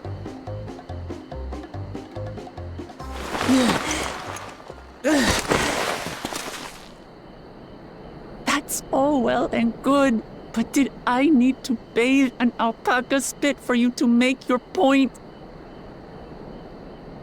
So, the task is to catch a wild alpaca. That is correct.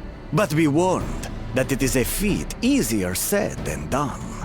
I suggest you prepare well before you enter the valley where the creatures dwell. And by you, I mean the claimants only. Allies are not permitted to assist with the catching. The alpacas will help me judge which of you is worthy of receiving a keystone.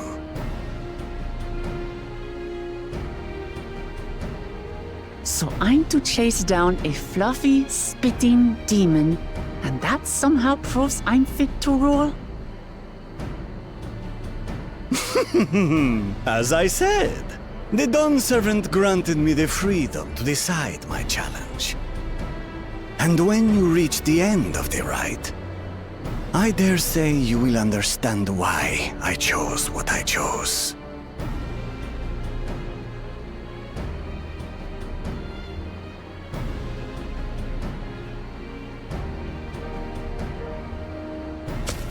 Very well.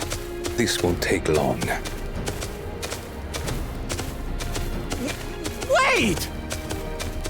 Didn't I warn you this was easier said than done? There are preparations to be made, factors to consider. A beast is a beast. All yield to strength.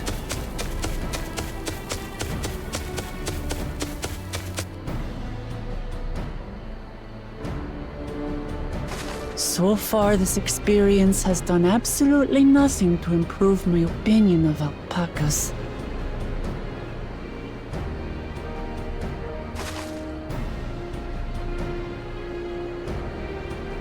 But that doesn't mean I can't do this. Revolting spit aside, they're just another animal.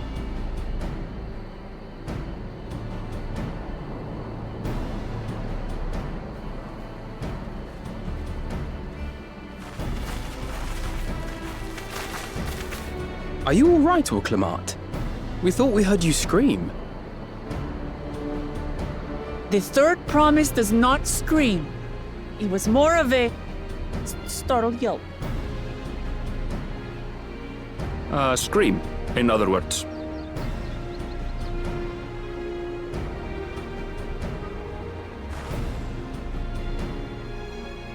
Did you find the Elector? Oh, we certainly did.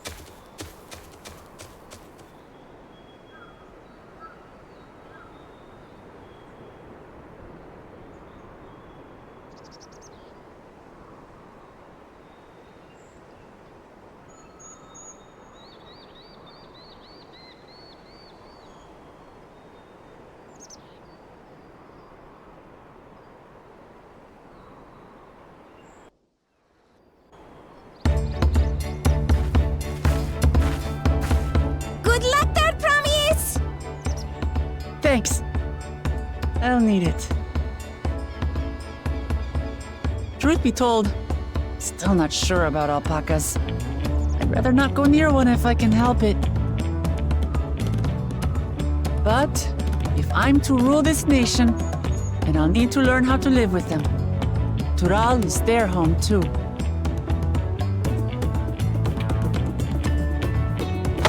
Right. I'm off.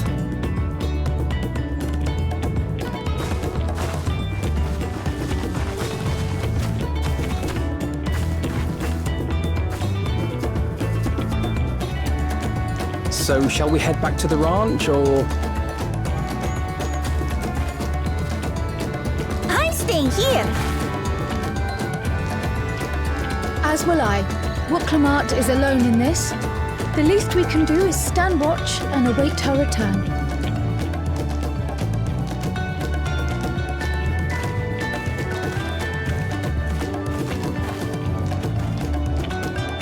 It may be a while yet. Help me pitch the tent.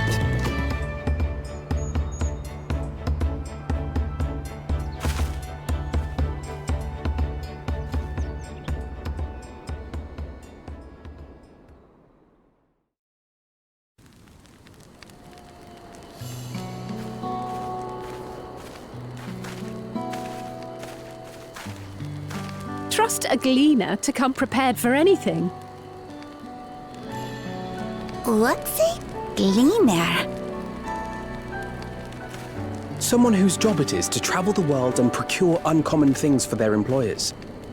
Erenville specializes in finding animals, I believe.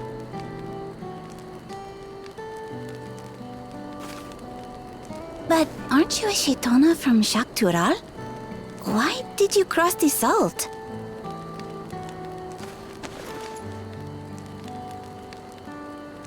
When I was much younger, the thought of leaving Tural never even occurred to me. But then, some years ago, my mentor tasked me with a difficult hunt.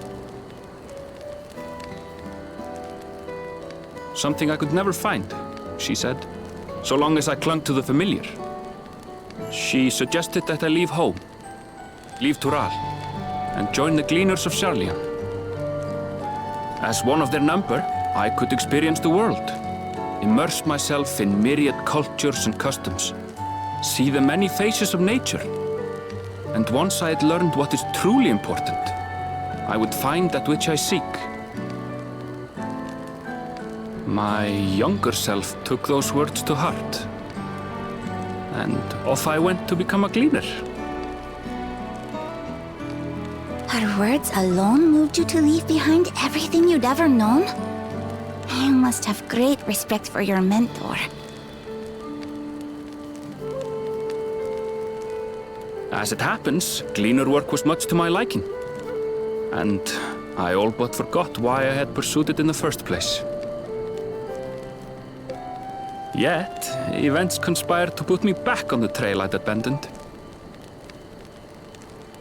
Wait, are you saying you were tasked with finding the City of Gold? I was. And though my hunt is now entangled with the right of succession, I mean to see it through. Well then, I understand completely.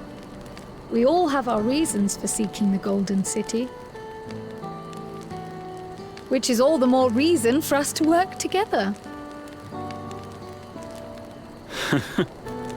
Just so.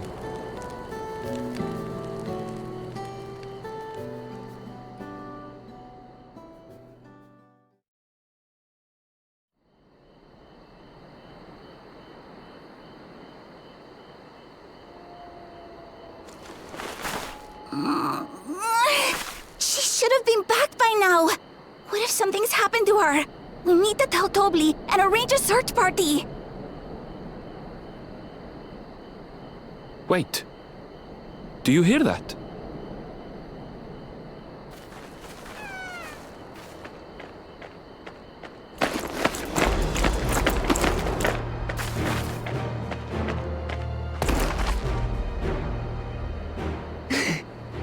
I did it.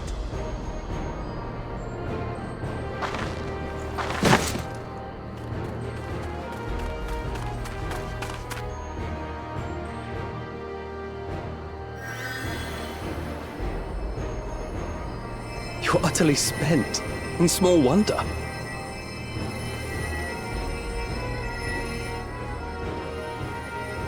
Well done, Third Promise. The ranch isn't going anywhere. Take a rest in the tent.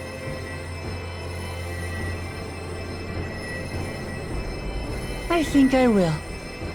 Thank you all for believing in me.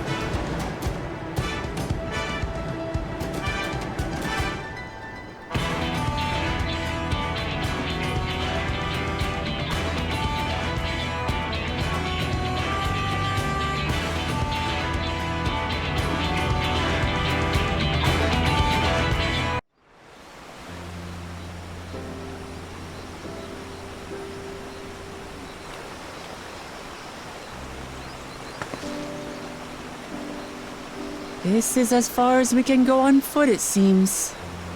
We'll have to head back and see about fixing the boat.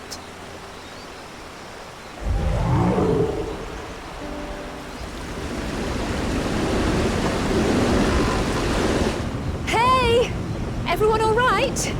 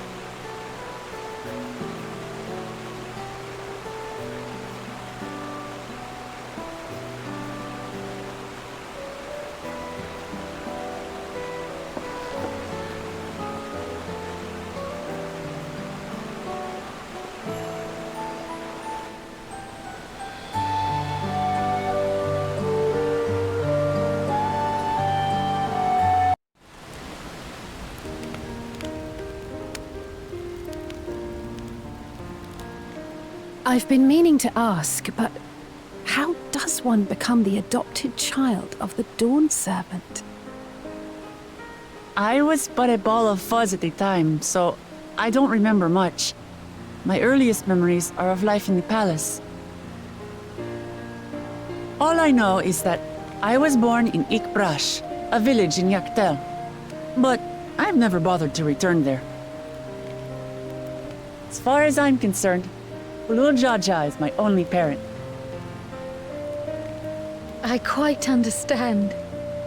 I have no memories of my birth parents either. For a while, I wanted to learn who they were. But over time, that curiosity waned. Galuf was my dear grandfather, and he was all I needed. So our situations were quite similar.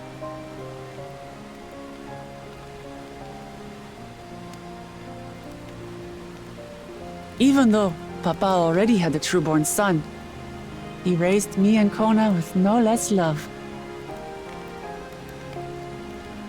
One time, I'd wandered off alone into the forest and gotten lost. Before I became a meal for some beast, Papa dropped everything and came to my rescue. I was scared and sobbing and ready for a scolding, but the head of resolve praised me for surviving the ordeal. I did get my lecture from the head of reason, though. He went on and on about the dangers of the jungle and all the horrible ways I could have died. Growing up, Papa was kind and patient, but a tyrant when it came to training. Now, of course, I realize he was preparing me for my duties as a promise. For all the good it did. There's so much I failed to learn about my own country. Whether it's alpacas or Ihihana, I hardly know anything. I've lived such a sheltered life, yet convinced myself I understood Tural and its people.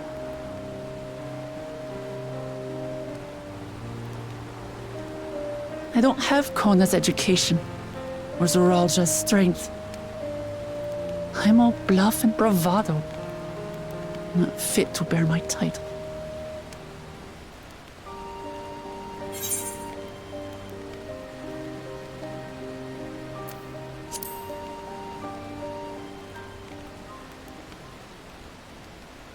Don't compare myself to my siblings, you mean?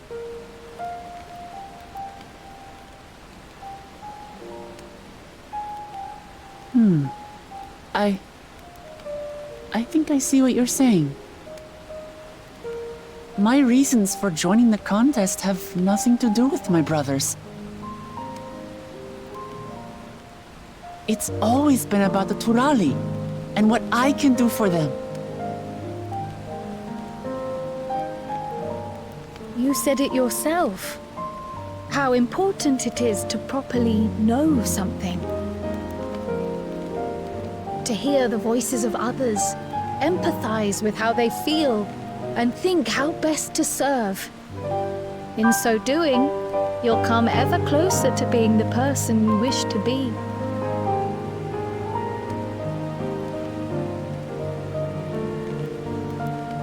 I'm sorry, everyone. I've been a fool. From this moment on, I'll stop trying to be the promise I'm not. I won't feign strength to hide my weaknesses. Step by step, I'll learn all there is to know and love about Tulihyolal and my fellow Turali.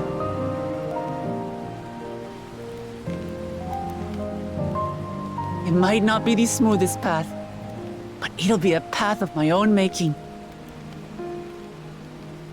I will find the City of Gold for all of us, along with the answers you seek about your grandfather, Kryl. I swear. I appreciate it, Wuklamat, but you needn't take on that burden as well. Galuf Baldessian dedicated his life to protecting people from all manner of threats. As his granddaughter, I wouldn't wish to endanger others for the sake of a personal investigation. So let's just concentrate on winning the contest. We have a shared goal, and, if at all possible, I'd rather we enjoy the journey.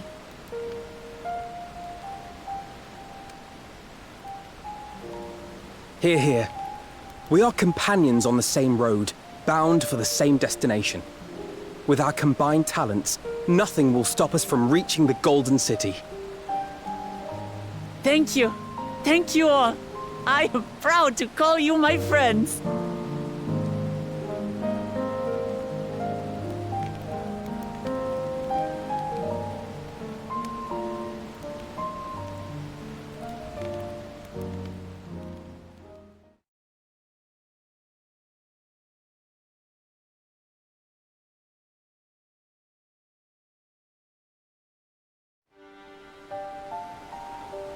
Thank you. Thank you all. I am proud to call you my friends. They seem to be enjoying themselves. Are you sure you don't want to go and say a word to your sister? Nay, there is no need for that. But what of you two? Wuklamat's allies are your comrades. It must feel strange to be rivals. Helping you has made us rivals, aye, but we're not about to break into fisticuffs over it. Unless, of course, it is a matter of winning or losing the contest.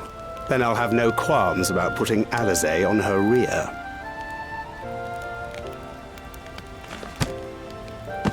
Despite our long history, never have I been given the chance to test myself against our companions.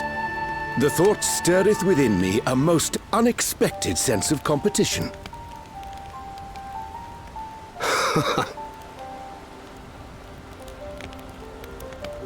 Lamachi has surrounded herself with distinguished figures indeed. One of the Studium's finest graduates, the head of the students of Baldessian. And then there's Eorzea's vaunted champion. If she's half the hero you say, then the odds are stacked against us. Not that I have any intention of bowing out.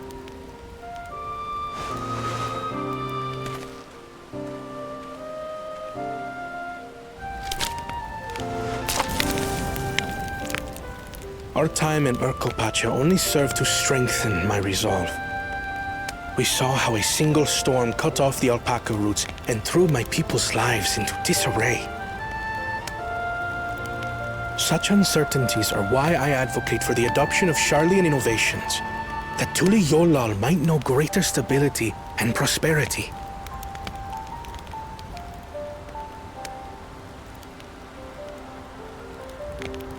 Our nation can change for the better, and I will be the man to change it.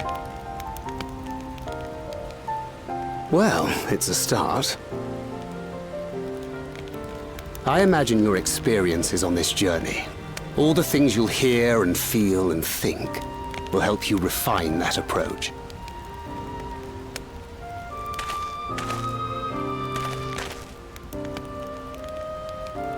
But to return to the subject of the rite, I'm a touch concerned by the condition for victory. The claimant who breaks the seal becomes Dawn Servant, not the one who performed the 7 feats first. The would-be victor need only possess the 7 keystones.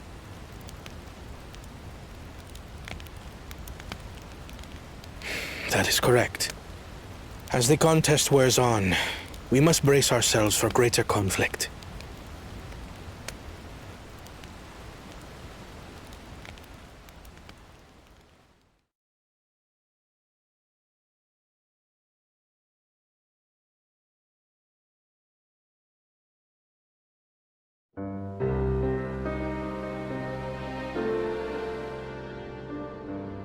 Your rivals still lag behind.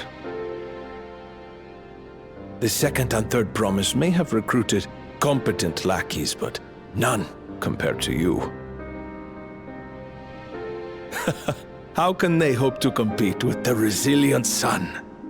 The only child ever sired by a two-head. Only the ignorant or foolish could fail to see that you were born to be Dawn's servant. Such titles mean nothing.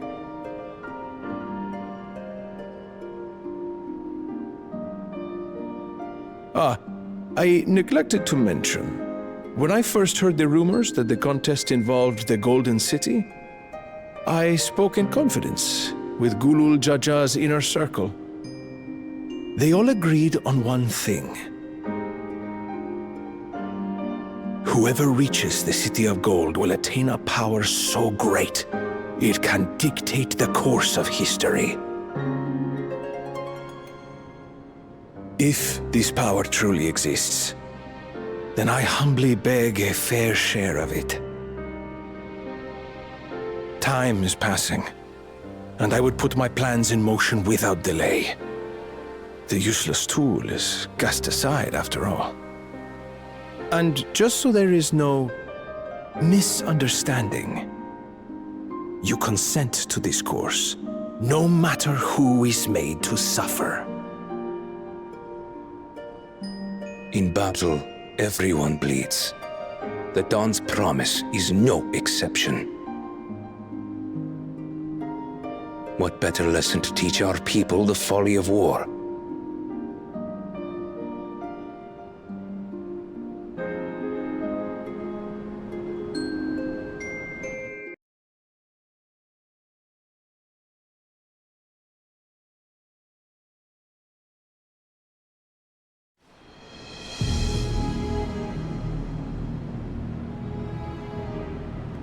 I was hoping for a good scrap, but this bloated sack of bile was no challenge at all. I wonder if the house cat is dead yet. Be a shame to lose a plaything, but we'd still have two more. If I may ask, Chosen One, what are your plans for Tuliyollal after you take the throne? Plans? What makes you think we care about all that? We care only about the contest and proving our superiority. That would surely please Mother and Father. Yes, and when we become Dawn's servant, we'll drive out the weakling masses and invite our kin to live in the city. Fine idea! Our family deserves better than that rotten jungle. Back to it then.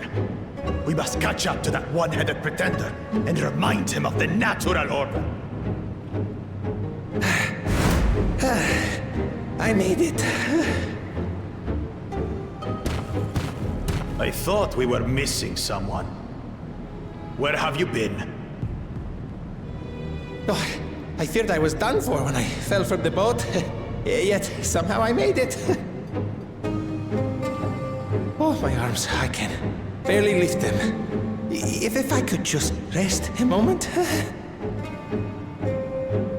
You expect us to wait for you? Those who can't keep up will be left behind. My brother has spoken.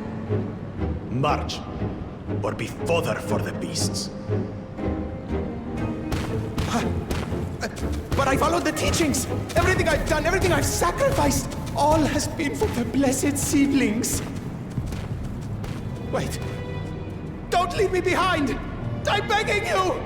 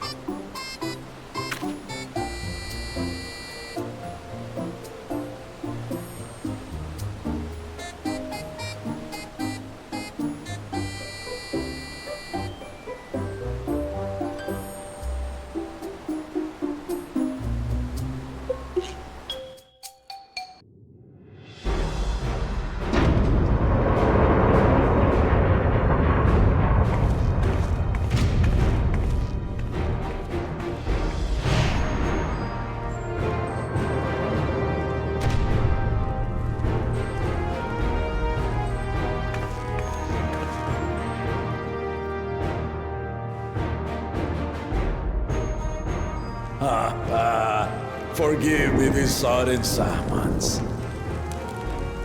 When I learned my daughter's champion was back in the city, I couldn't resist the opportunity.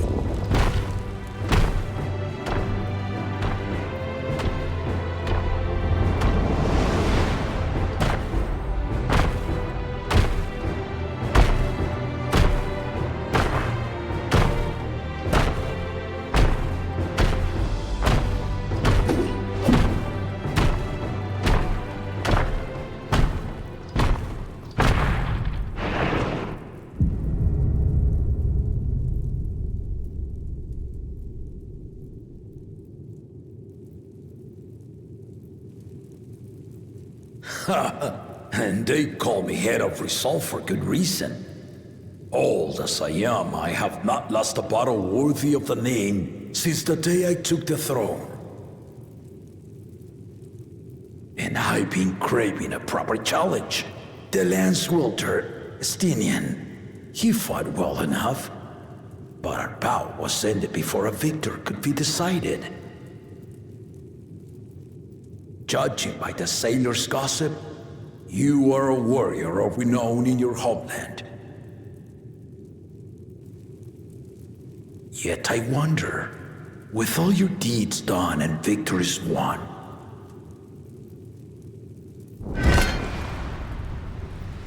are you warrior enough to stand against me?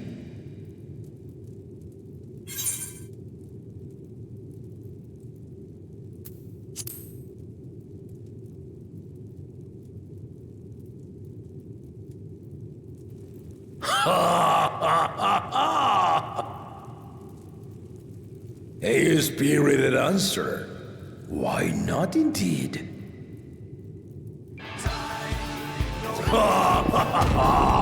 The battle rages upon me. I'll stop short of killing you, of course, but expect no other mercies. Come, ready your arms. Show me the truth of the tales.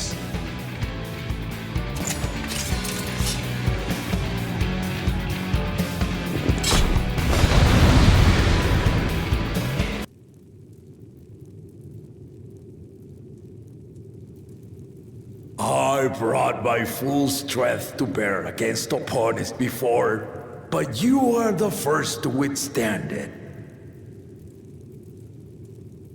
Even with my head of reason asleep, I never expected you to give me so much trouble.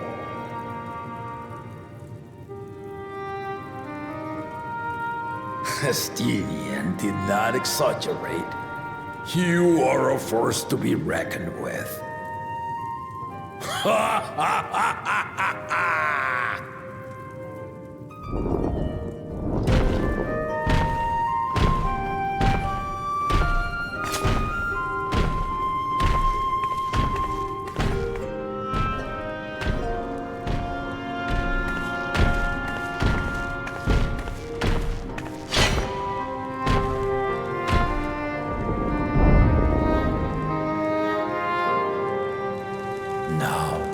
Confession. I said I crave a challenge, and that was no lie. But I had another reason for calling you here.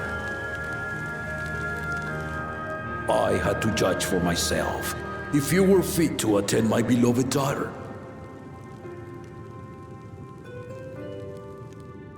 In some respects, she is much like me, hard-headed and prone to rush into danger. But one with your talents could readily dispatch the threats that bar Lamachi's way.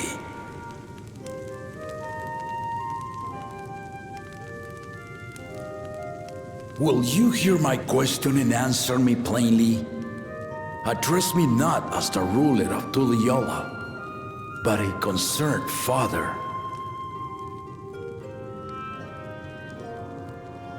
Thank you. Then tell me, given your journey together thus far, what is your impression of Lamachi?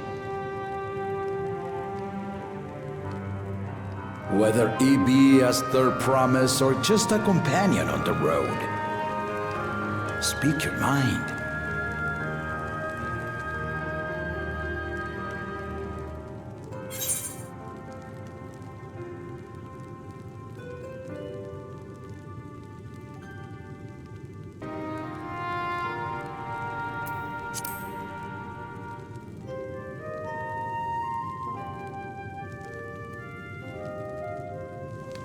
Ha! A tactful response, but agreed. She is not ready for the throne. Not yet. Lama T thinks she understands our many peoples, their histories, their cultures, their beliefs. But she knows only what she's seen in the capital. And it's not only her who concerns me.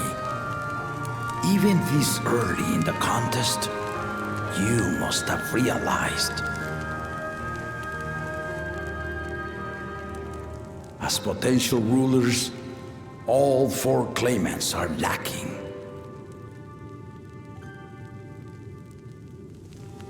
This is why I elected to hold the right of succession. Not to choose a fitting candidate, but to cultivate one. And if no one has impressed me by the end of it, then to no one will I yield my throne.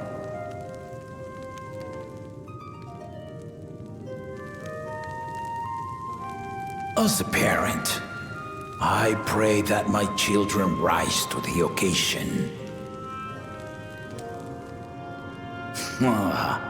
With outsiders dragged into my game, I am also hopeful that the different perspectives you and your companions have to offer will inspire them to grow. I imagine you in particular have traveled many lands, know many peoples and cultures, loved them and been loved in turn. Guide Lama Chi as you think best. Walk at her side and, when needed, push her to walk ahead.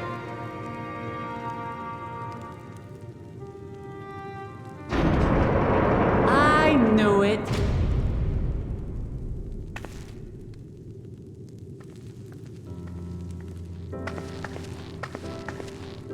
There I was, about to sit down for some of Namika's cooking, when I heard that Papa had sent for you.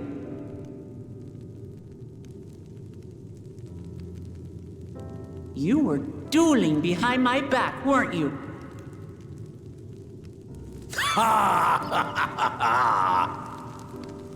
I see there is no point in denying it. You needn't worry, daughter. I took care not to inflict lasting injuries. You and your ally may return to the contest without disadvantage. No harm done. I swear, just as I was learning newfound respect for my father. Let's take our leave of this battle-mad oaf before he calls on the rest of my entourage.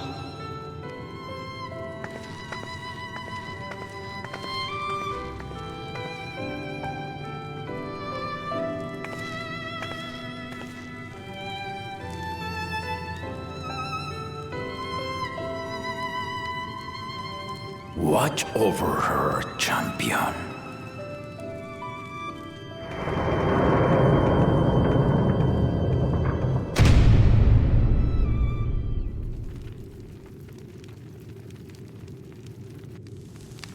Kona's recruits are no less sharp, as one might expect of Galloff's countrymen. They saw the flaws in our claimants from the outset.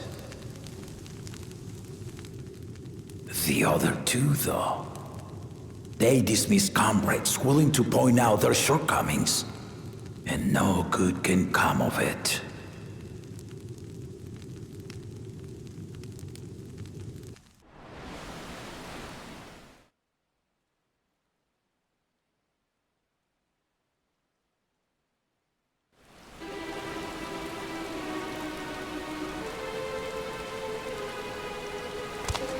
finding a willing artisan was even easier than expected.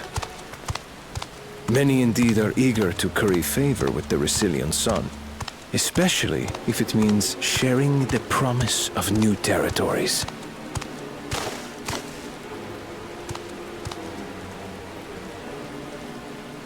Those who prove useful will have all the land they desire.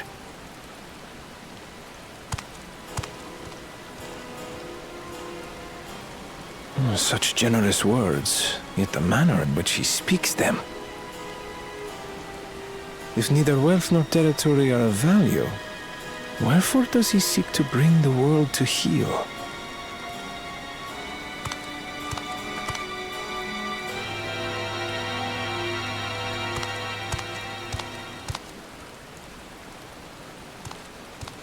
Step aside. Remind me. There was no rule against poaching craftsmen from other claimants. Was there?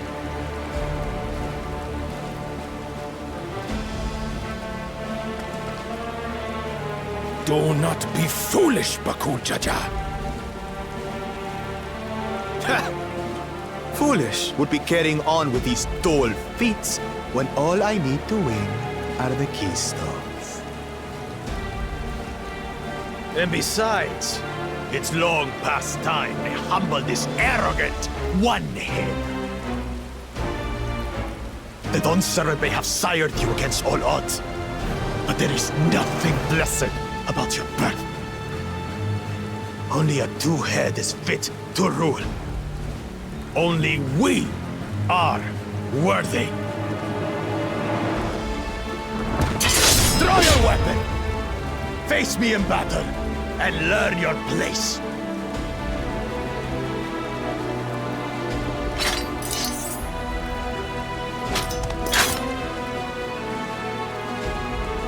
A moment, First Promise.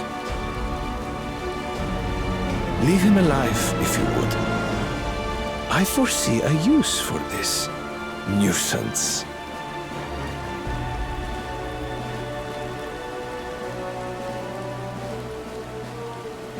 Too scared to make the first move?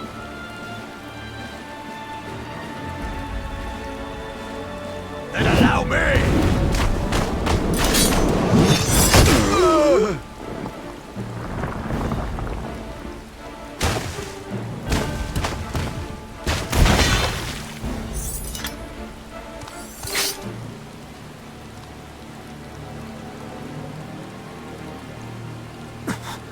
But he's just a runt.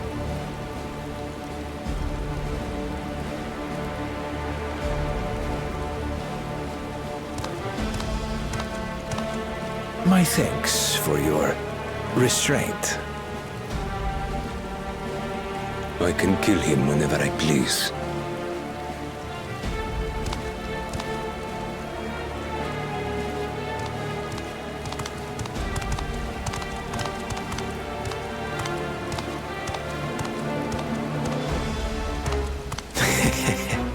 Your part in this is far from over.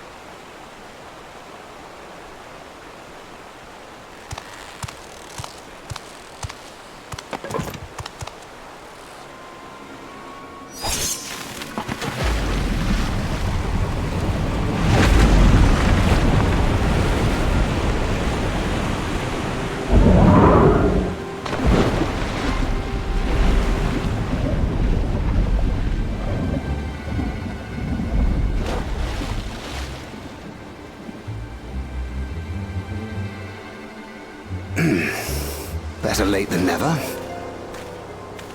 That Momulja, he's the one who kidnapped Wuk Lamat.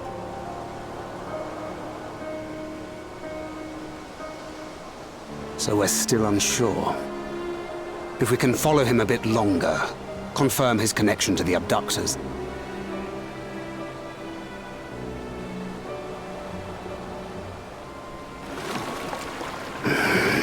That will complicate matters.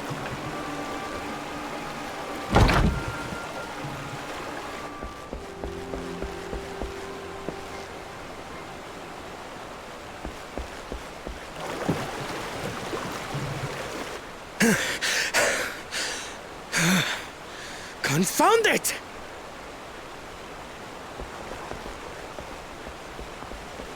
If I set out now, I can trail them along the riverbank.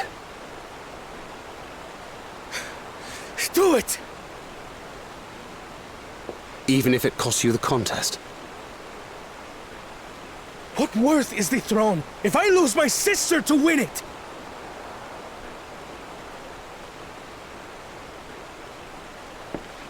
Very well then.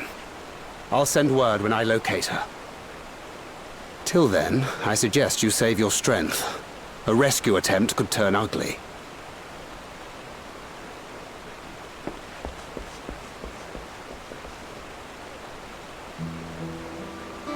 That Hubigo just now. I swear I've seen him with Bakul Jaja.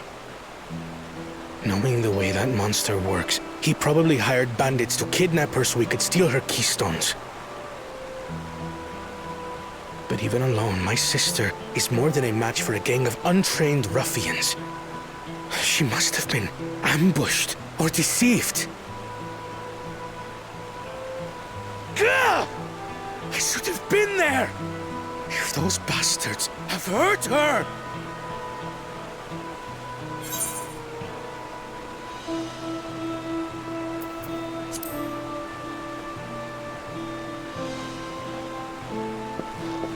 How Who can I become when... Forgive me. Snapping at you won't get my sister back. I'm afraid I've always been like this when it comes to Lamachi. The thought of her being in danger sends me into a panic. But isn't that how families should be?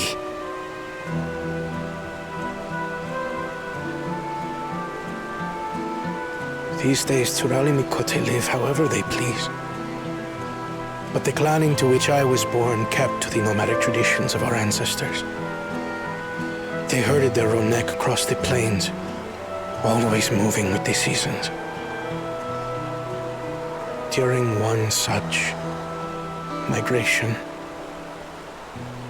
my birth parents left me behind. A child. All alone. Without a single word of explanation. A chance encounter with a kind Pelu merchant was the only reason I survived. Taking pity on me, he taught me his trade that I might fend for myself. I became a stallkeeper in Tuliyolal's market. And that is where the Dawn servant found and adopted me. I had already been in the palace some time when Lamachi came to join us. Like me, she had been cast aside by her parents. I knew the pain of solitude and wanted to spare her that suffering. As this tiny child's new brother, I swore I would always be there for her.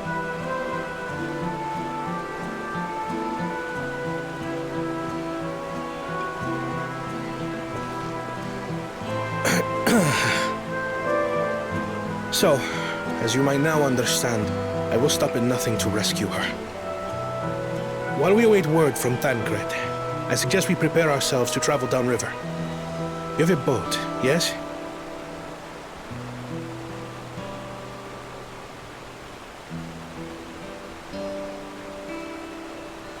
Why release the Paniti if not to delay pursuit? If we were unsure of their guilt before, then this surely proves it. Before we act, however, let us regroup with your comrades. Would you mind making the call?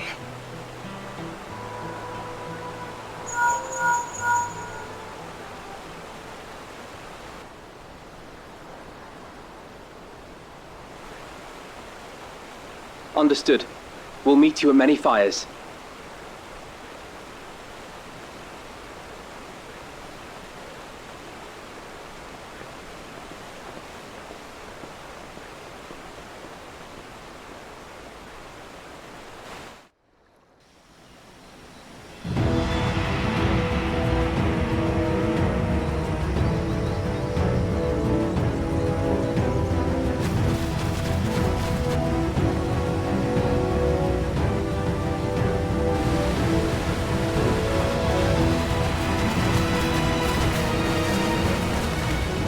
Tancred.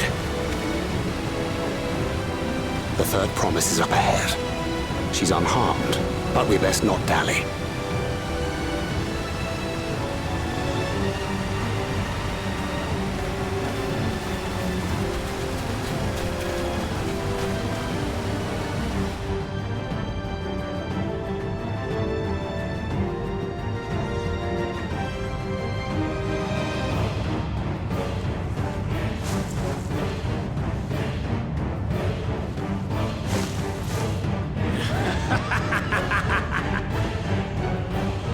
I spit on these pathetic feats.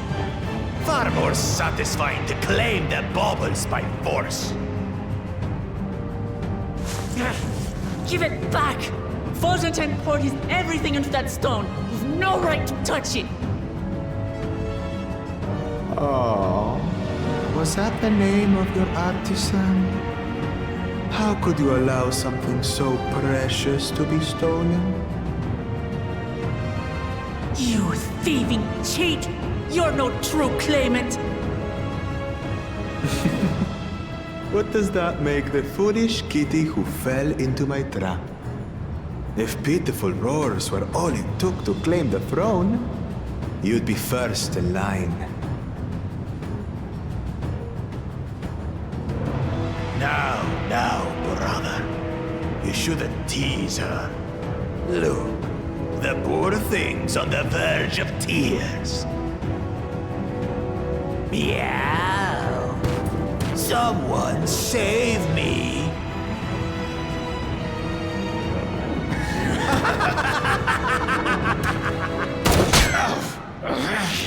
Who did that?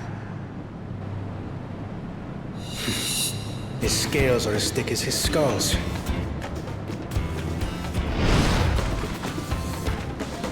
Coward! You dare ambush me? 'Tis the blessed sibling's favorite tactic. That useless Bunewa sycophant. He was supposed to keep the lackeys running in circles. Oh, you must tell me all about that.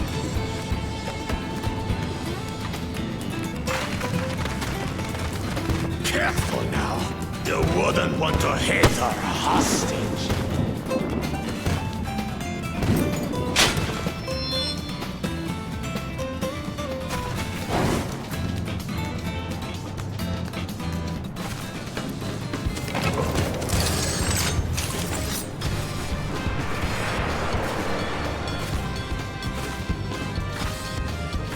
That one's not to be underestimated. They can do nothing while we have.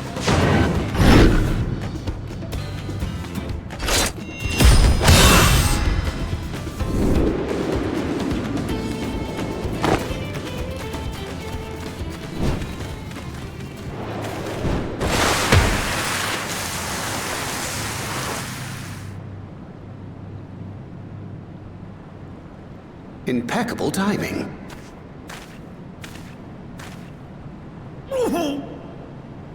Amachi! Are you alright? Aye, thanks to you.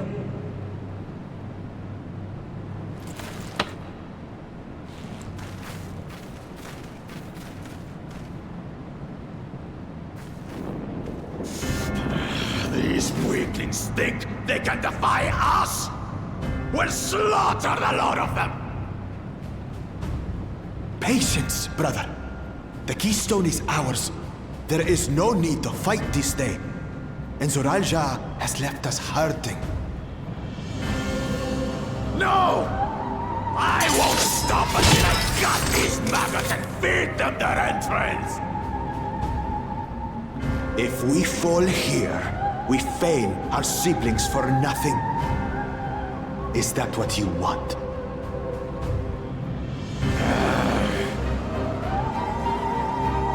No, brother. Break off! We retreat! Wait! Damn you, Bakul Jaja!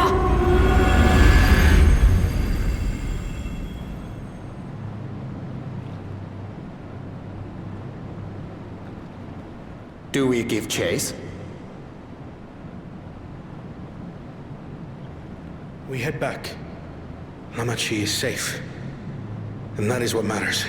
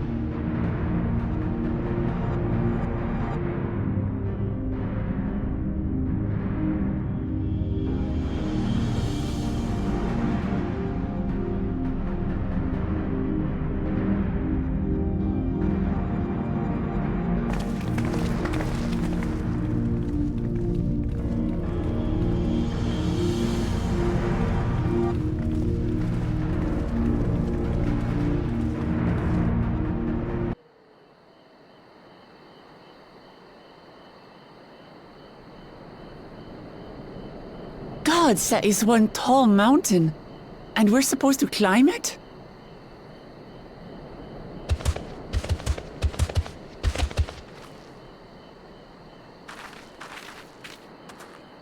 Farther. Tomar. Tuliorulu. Korogar.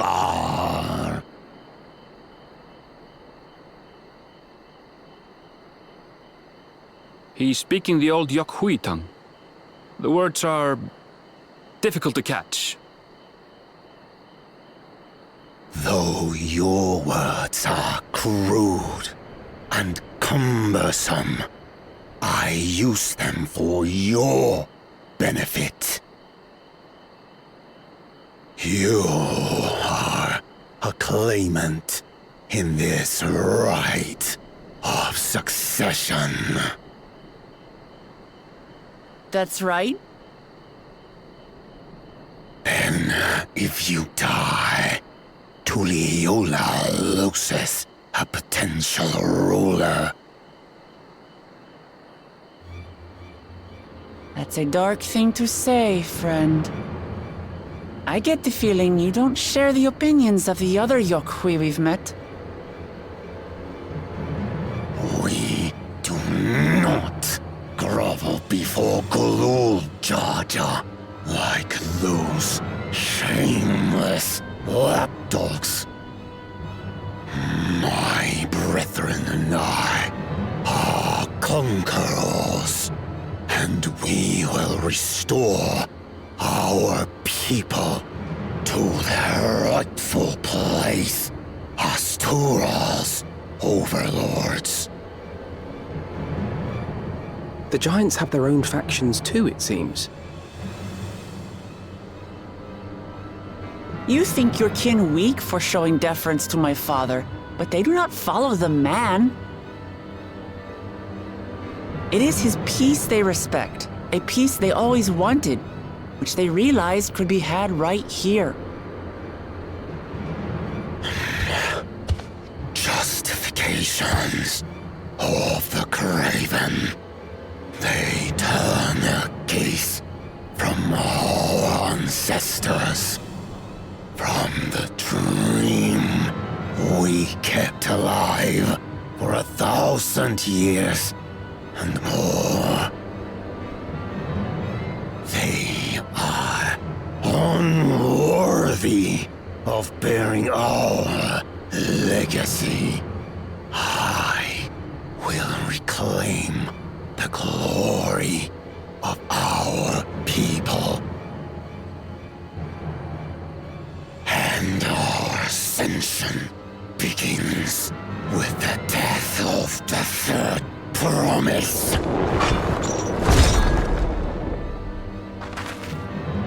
Stop! I don't want to fight you! Then die on your knees.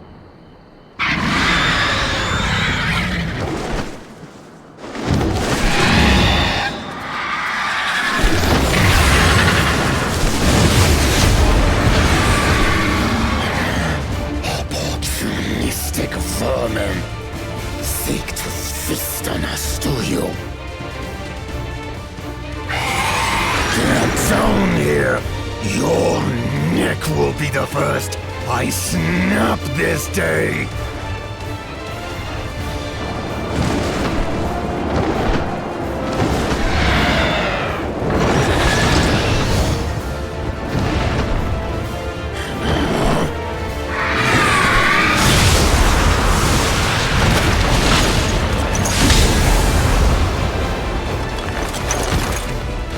That's right!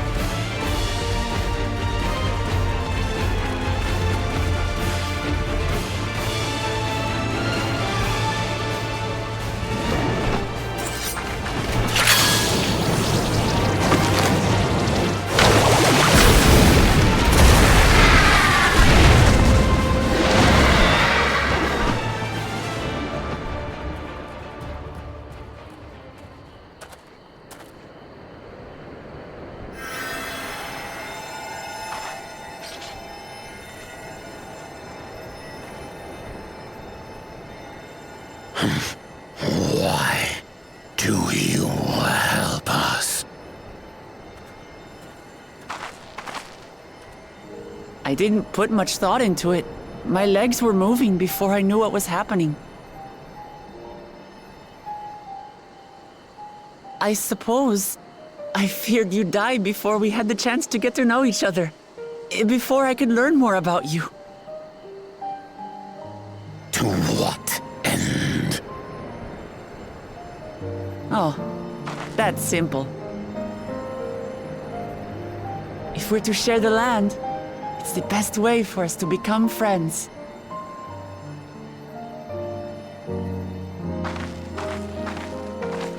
How is he? He'll live. Not quite ready to walk under his own strength, however. If you could stay and tend to him, the rest of us will continue on to Woko Zormor. Understood. Be careful up there. This changes nothing. We will not forsake our conquest. As you like. You want to kill me, you're welcome to try. But right now, you might want to worry about your comrade.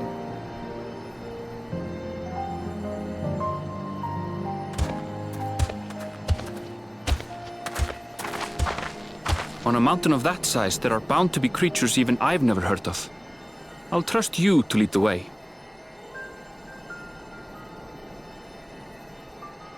Then we climb. Gufurlor is waiting.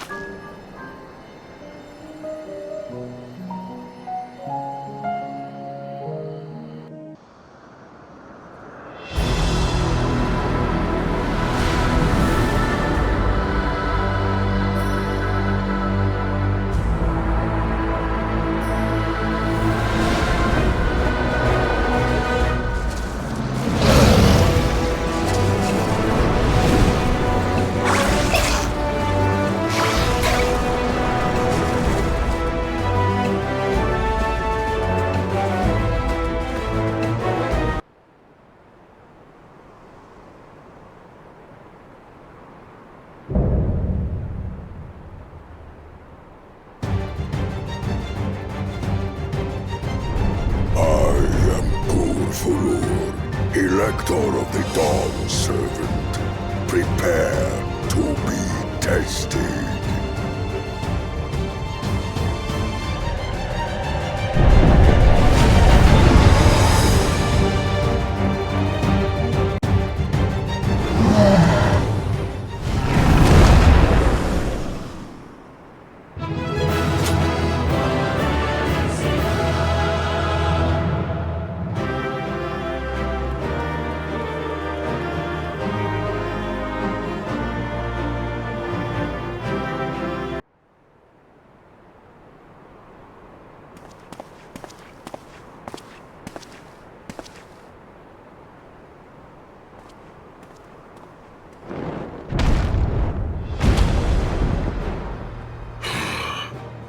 Very good, Claimant.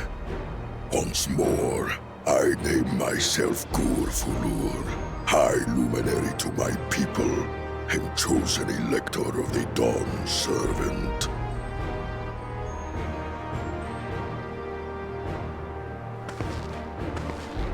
You are much bigger than the others in the village. All Yokui were once my equal in size. But ever since we were decimated by disease, it is rare to see a child reach our former stature. You speak of the contagion which afflicted the Shaktural expedition. The one recorded in your murals.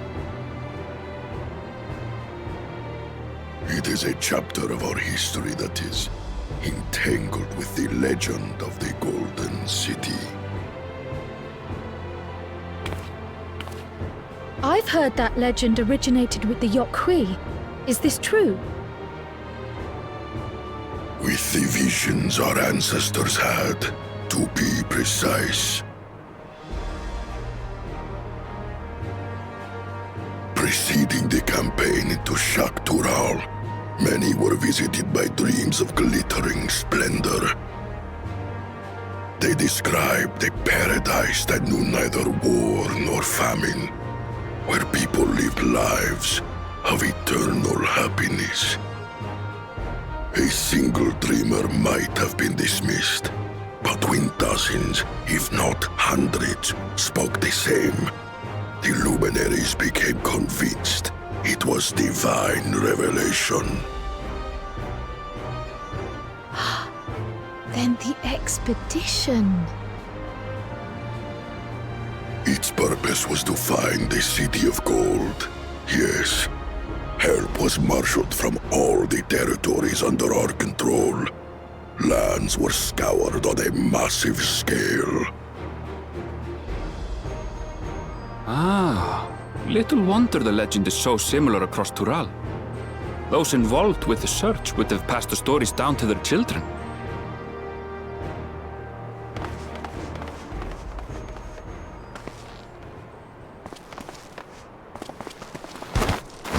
Another claimant, I see. I will test your worth, as I have tested those who came before you.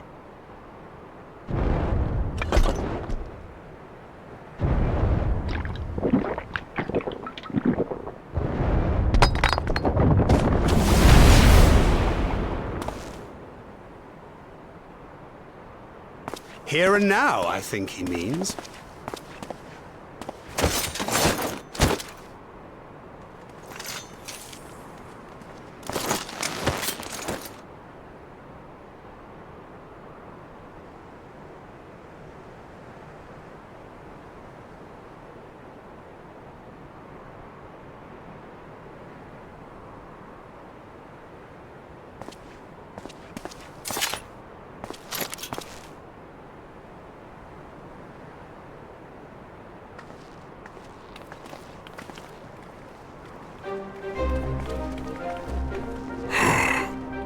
Well fought, second promise.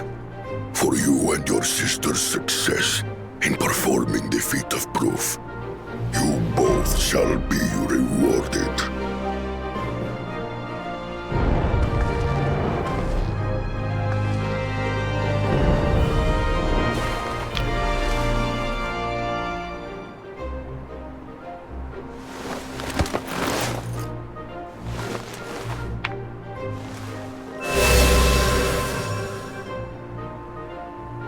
Three to go.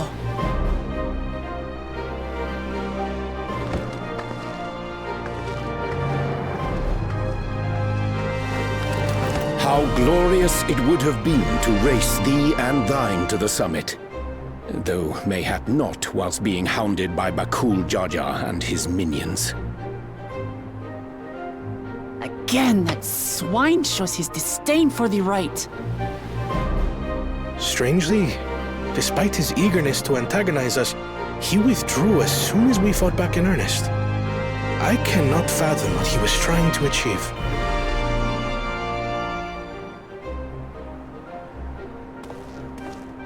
On a similar note, I'm also curious as to why you chose the peak of Warkor Zormor for the conclusion of this feat. The earlier stages saw us learn the history of the Yokui. Does this location also hold some special meaning for your people? Yes. It is a place of great significance.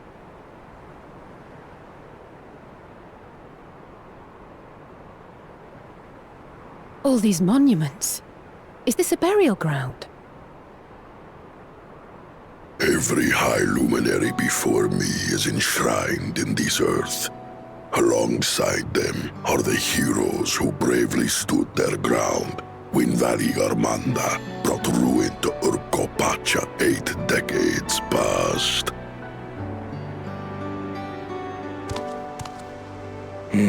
That explains why there are so many. Zorolja, I should have known you'd arrive here first.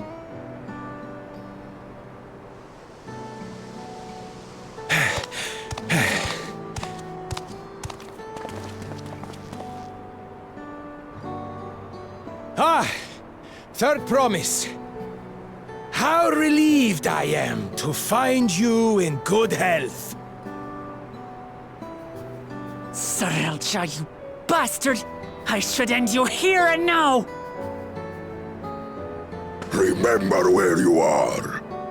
You will mind your conduct, or you will leave. Right. Sorry. I see no reason to delay further. Show me my father's sepulchre.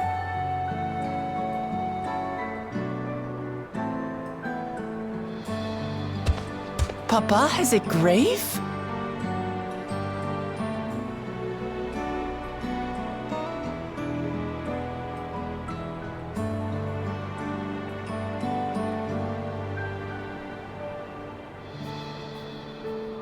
Upon this monument are inscribed the names of those who sealed away the monstrous Valigarmanda, your fathers included.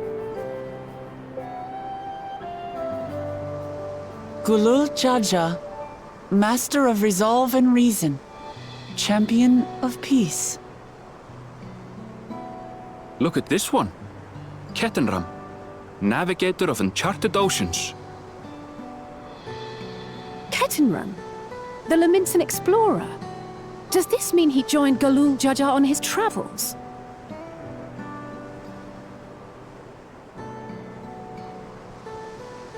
Kafkiwa, Seeker of the Unknown. How strange to see your name here. It was unheard of to build living sepulchres for those who were not Yokwi. But their great deed demanded recognition. Master of Resolve and Reason, Champion of Peace? Papa really did some amazing things. He carved his path with martial skill. Yet it was clever thinking which allowed him to trap Valigarmanda within its own ice magics. Martial skill and clever thinking.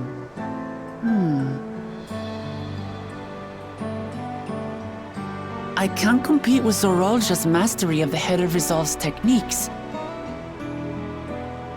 And when it comes to knowledge, Kona's the one who most takes after the Head of Reason. Is there anything that I've gotten from Papa? Something I do better than the others?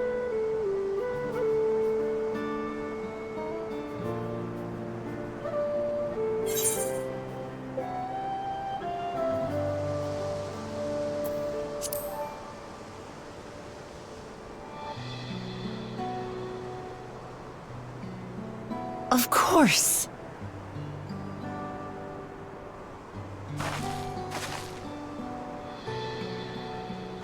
Papa's love for peace, for his people. That is what he's given me. And I'm fighting to preserve the peaceful Tural he built.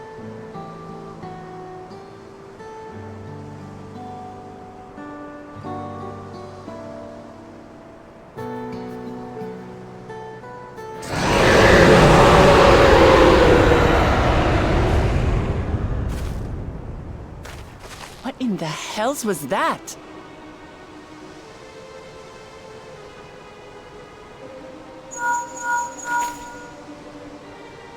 You must return to Warlar's Echo immediately. Valigarmanda has broken free. I presume that was about the unholy sound?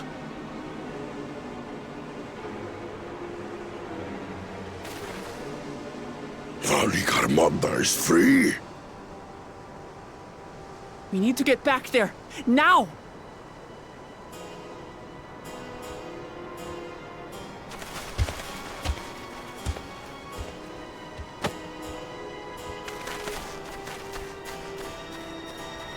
Oh, how fortuitous.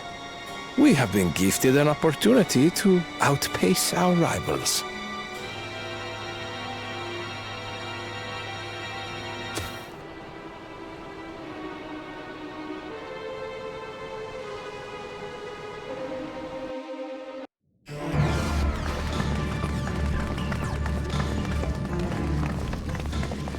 What happened?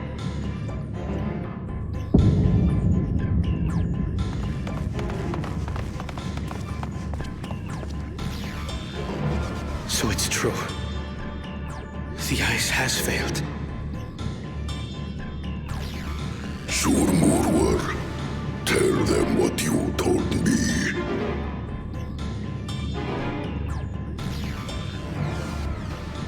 A short while ago, a claimant paid us a visit.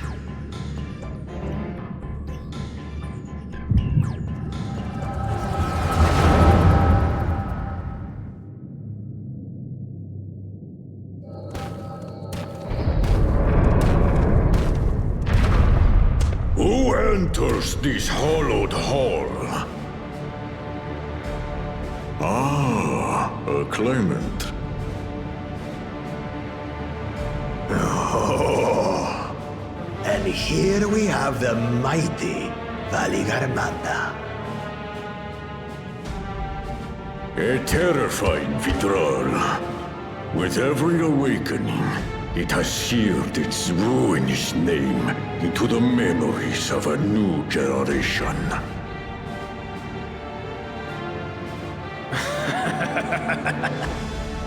What a good little terror.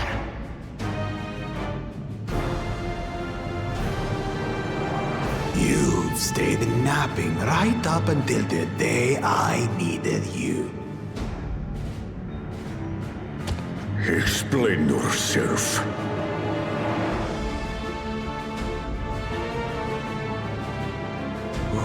It is as they say. Kulul Jaja caused its magic to run rampant, trapping it in a frozen prison of its own creation. Clever. Clever. To unmake it would be quite tricky. 2 spells must be cast at the exact same moment. A conflagration intense enough to melt the ice, and awakening flame to rekindle the slumbering Vitral's soul. The only ones capable of such harmonious execution would be the heads of reason and resolve. And the blessed siblings, Bakul Jaja.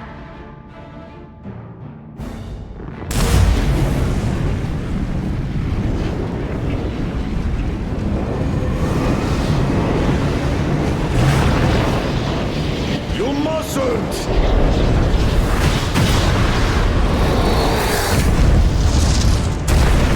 But I already have. Rise and rage, little terror.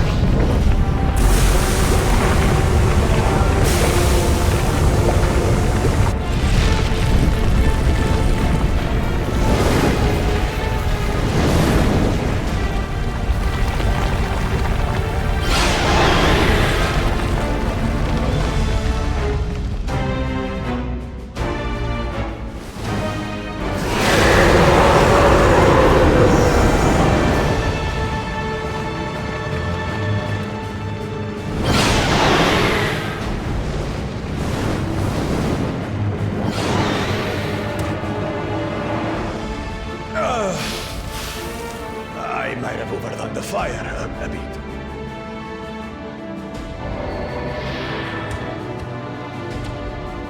Utter madness. Why have you done this? For the throne, of course. You unleash calamity for your own gain? Have you any idea how many may die? Wreak havoc, Valigarmanda. Live up to your legend.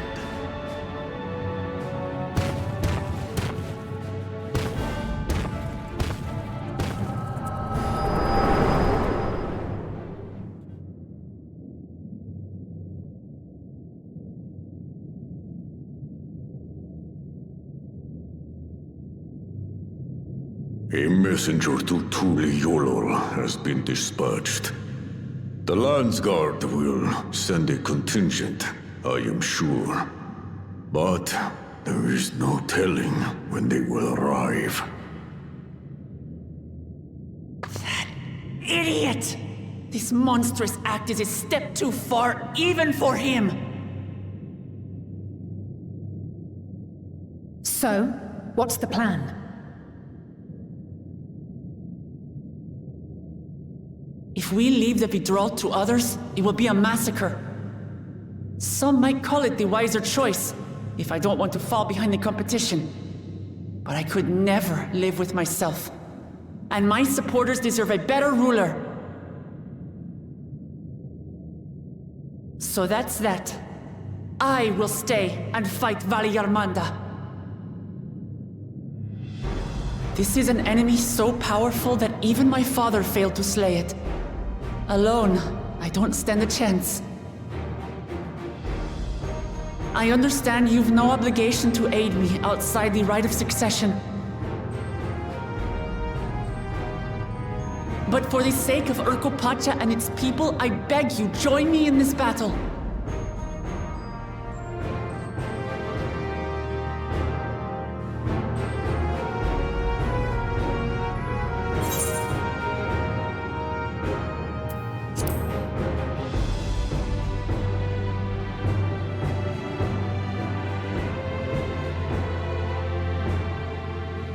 Far be it from us to abandon a dear comrade in her time of need.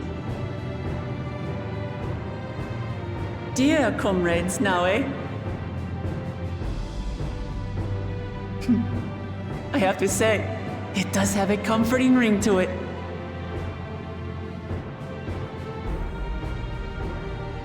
Knowing someone has your back makes it easier to do what you have to do.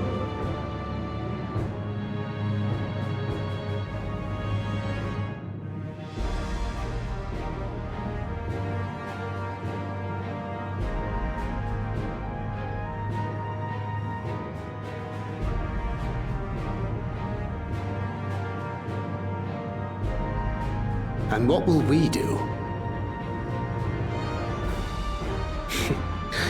One committed to winning the contest above all else would race on ahead.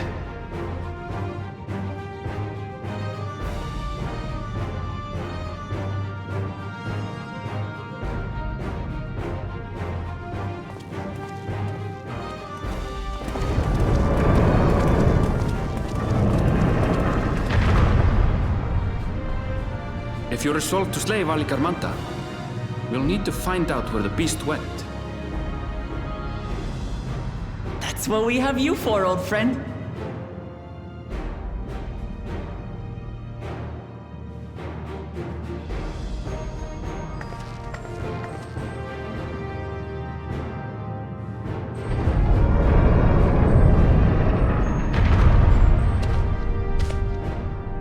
Inform the Pelu of the danger.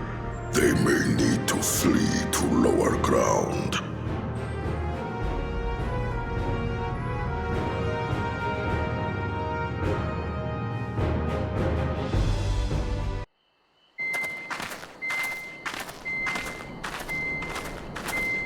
The trail ends here, it seems. Could Valigarmanta have shifted its elemental aspect? It does have 3 to choose from, after all.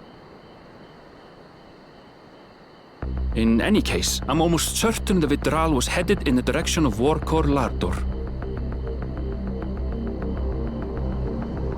We should let the others know we have a likely location.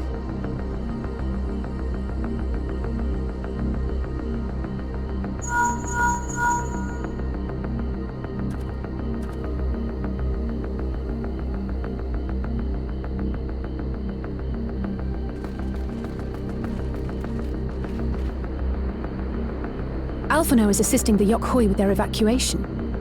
He thought they could use a healing hand with the injured.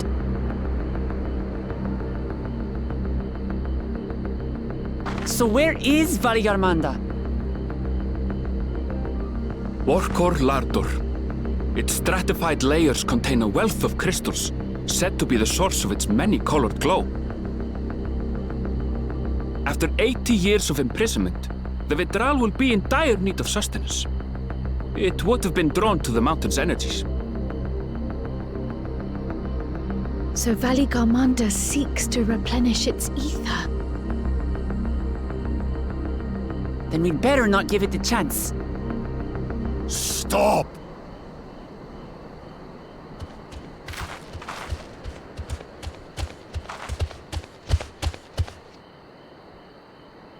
That mountain is sacred ground. I forbid you to set foot on it. Sorry, It is not our intention to trespass.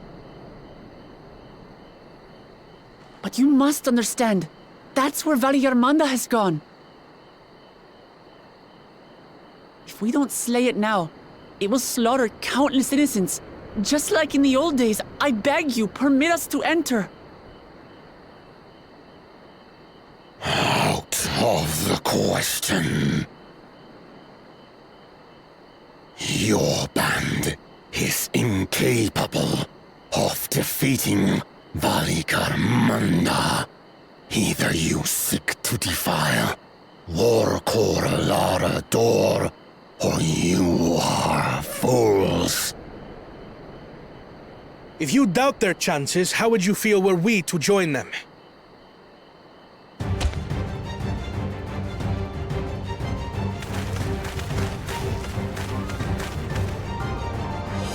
The monument to Valigarmanda's defeat bears the names of 7 heroes.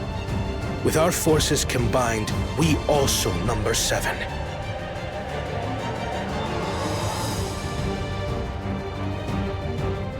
Seven weaklings are no less doomed than 4.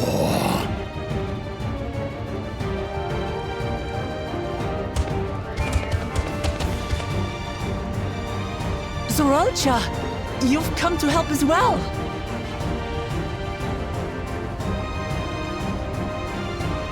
Against my sound advice. While the rest of you were tussling with this sky ruin, we might have secured an insurmountable lead. A minor delay. It will not change the contest's outcome.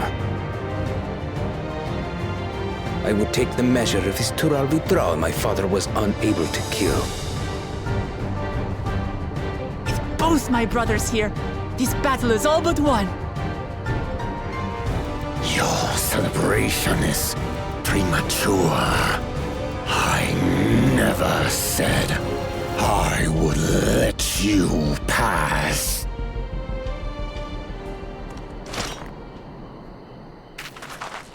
Brother, no! We do not bear arms against our own people!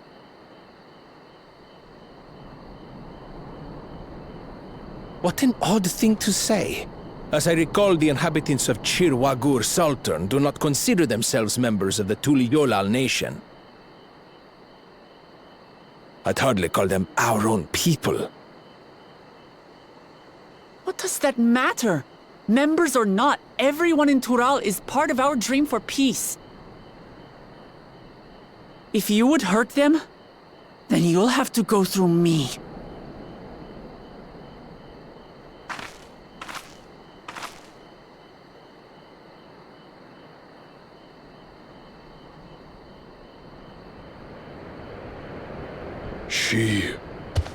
She saved me from the mountain bird. Now, then, the same eyes. Eyes of stone. Words of stone.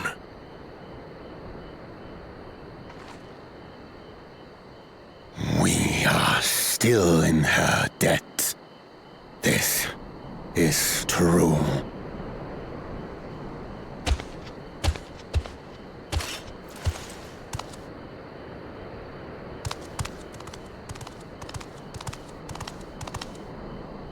Consider the debt repaid.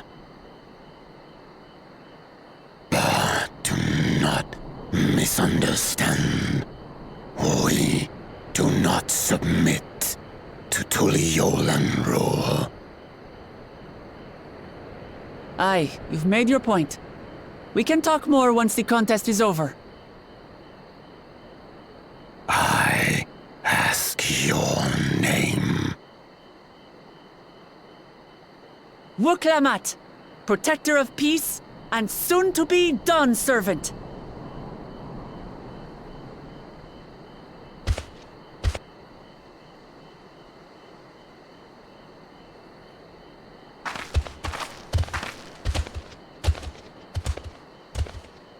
Even people with wildly different ideals can find understanding through earnest discussion.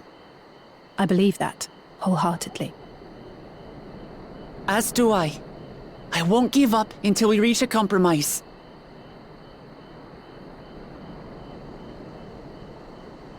Assuming you survive, my old bones and I will be waiting here for the true heir's return.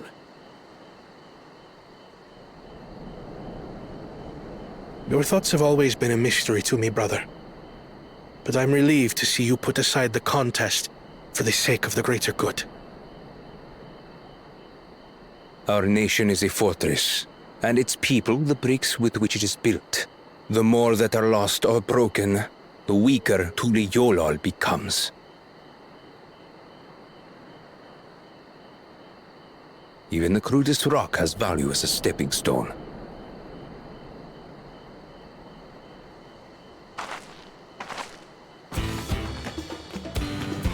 Come on, you two.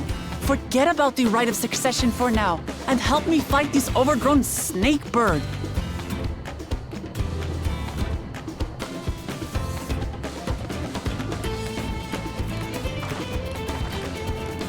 I don't care how strong the Sky Ruin may be. We're going to put this menace down for good.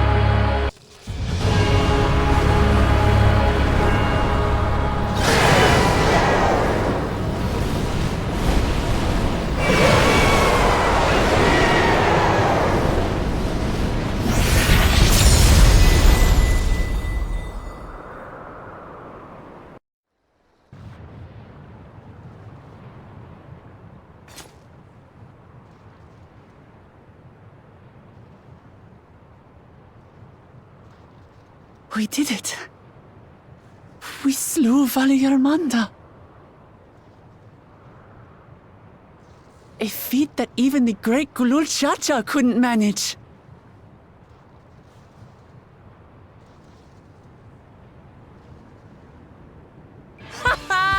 For you, Papa!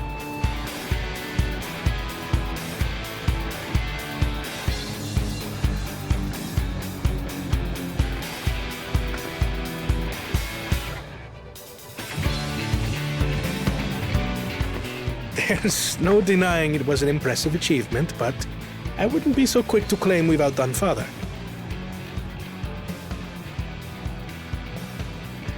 The Vidral was weakened by decades of imprisonment. Had we faced it in its prime, we wouldn't have fared a fraction as well.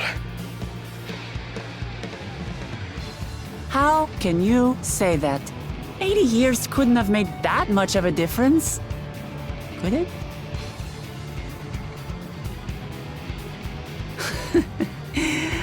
Oh, who am I kidding? Papa's still the best.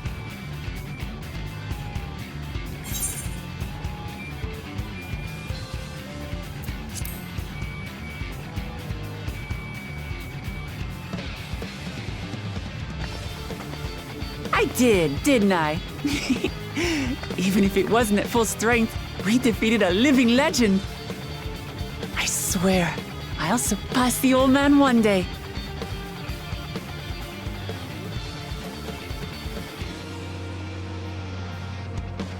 The Sky Ruin lies dead. And still, I've yet to prove myself the miracle.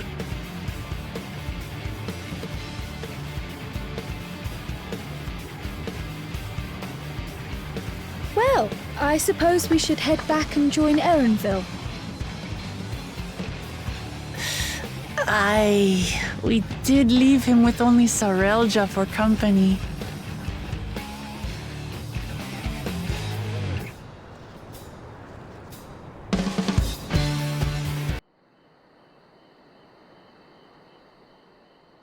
To the temple, then. That won't be necessary, heroes of the hour.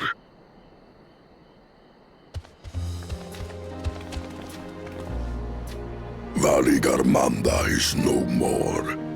Yours is a victory worthy of song. We had plans for a second feat to be conducted here in town. But the recklessness of your fellow claimant has rendered them pointless. A second feat? The feat of ice. You are to fortify Valigarmanda's prison. How shall we proceed, High Luminary? What more would we test, Zulmurwar? They have defeated the Sky Ruin and saved the gods know how many lives. If they are not worthy heirs to Gulul Jaja, then no one is.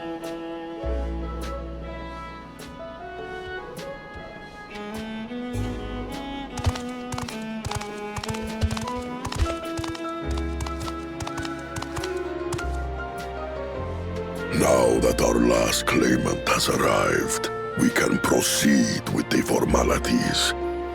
For the skill and bravery the three of you have shown, I award you each a second keystone.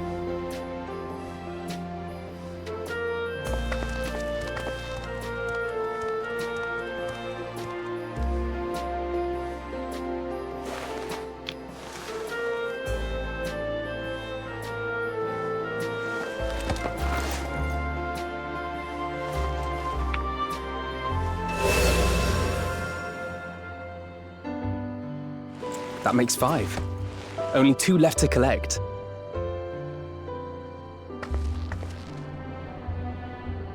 Except that one of those 5 is in Bakul Jaja's thieving hands. He will answer for that. And for losing Valigarmanda. You have brought lasting tranquility to our home and earned the gratitude of every Yokui.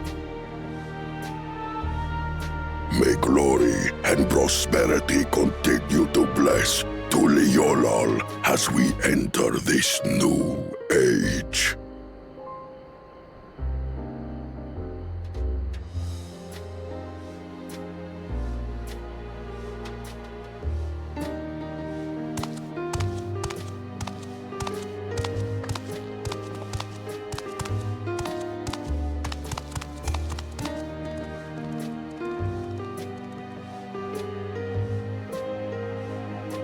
Was never much of a talker, our brother.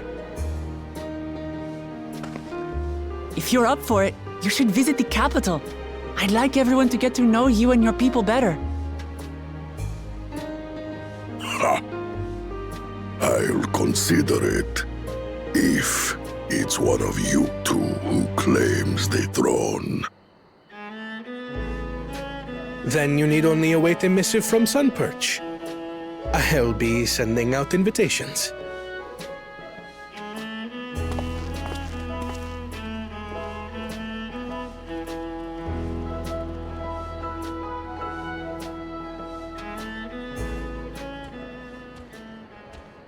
Today is a day for unusual visitors.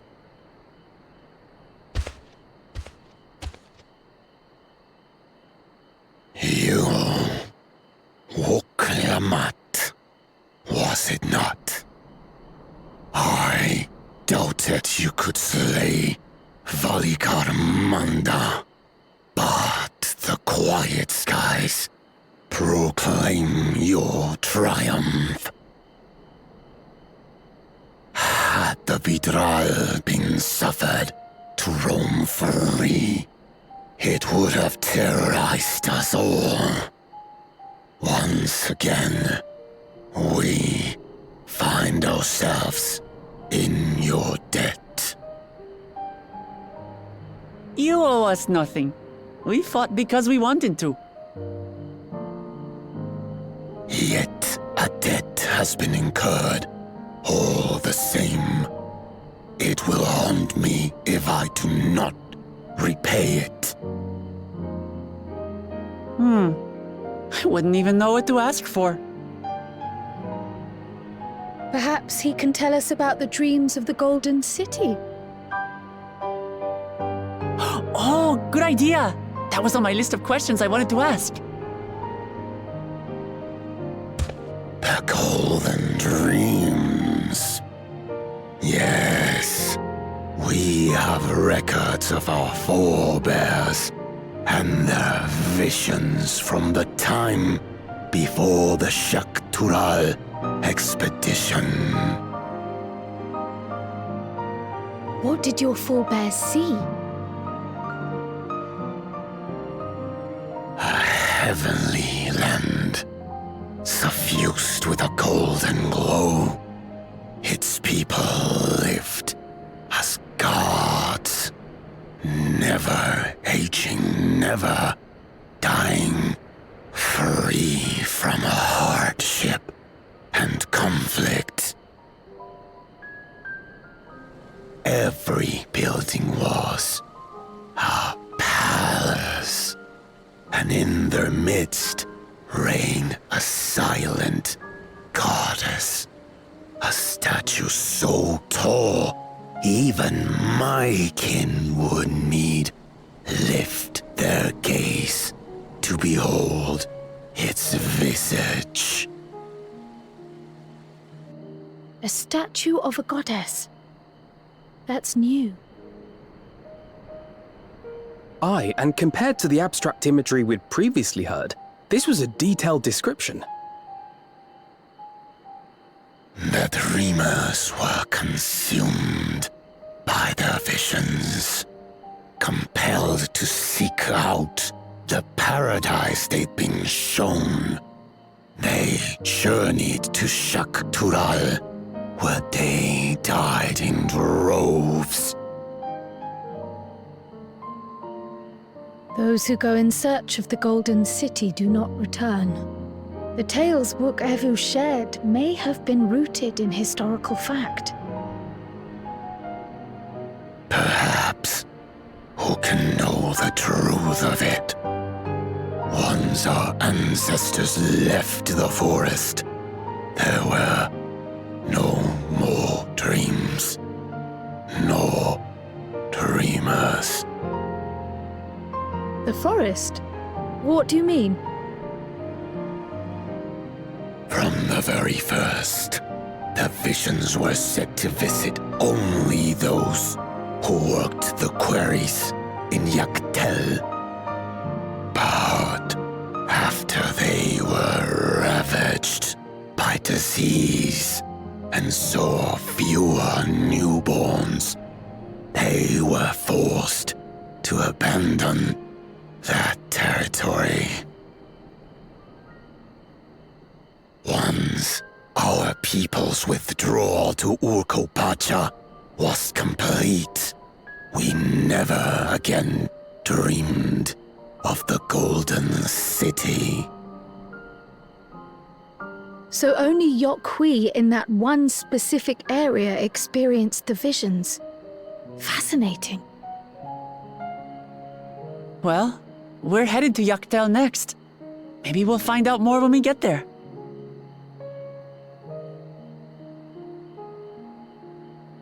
Thank you for sharing your stories with us. I do not require gratitude. I merely repaid a debt. Farewell, Wook Lamat. I do not think our paths will cross again.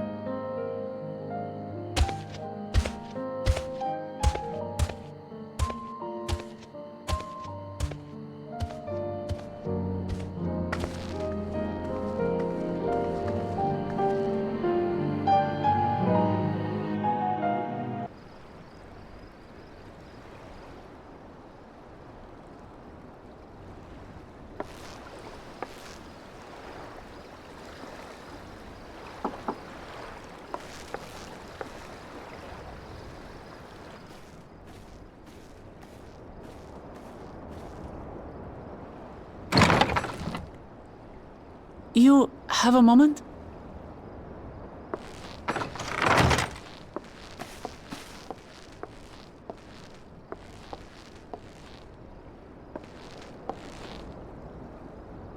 There's something I wanted to talk to you about.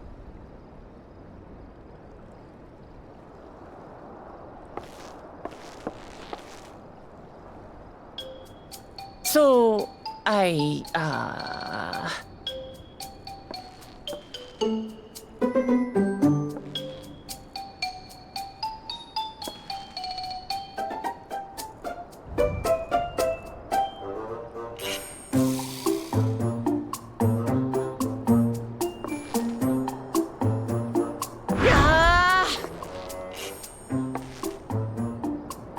it's just too stuffy in here, that's what.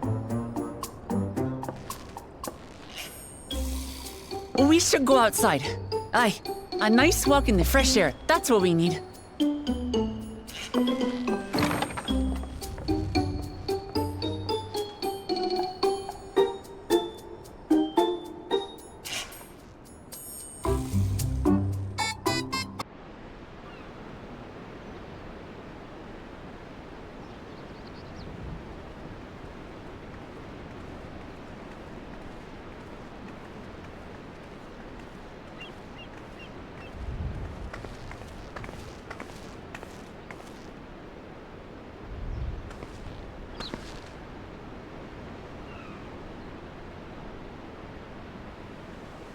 This is much better.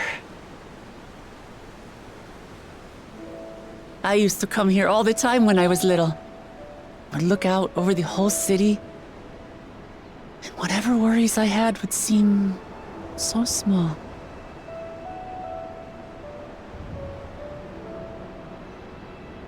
Do you remember what I said at the top of Orkor Zormor? That I would fight to preserve Papa's peaceful Tural?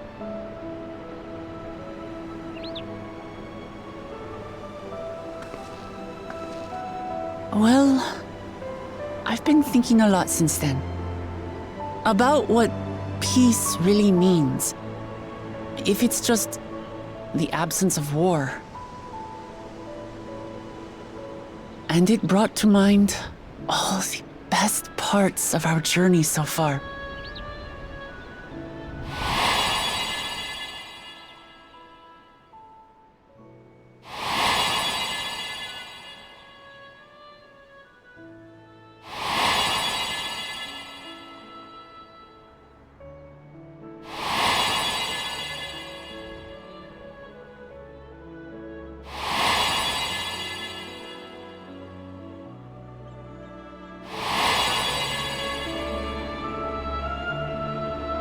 I realized nothing gives me greater joy than the happiness of others.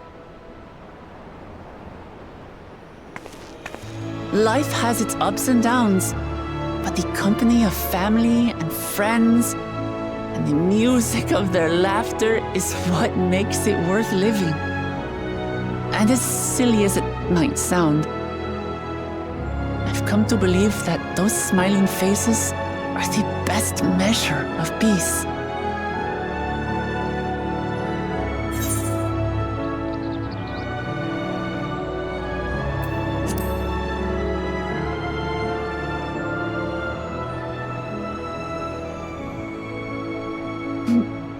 really.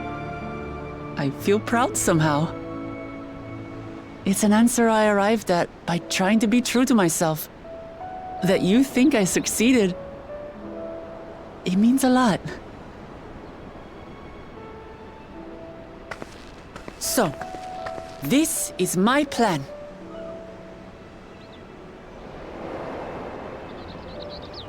When I become Dawn Servant, I'll build on Papa's peace. Our people will live together in happiness.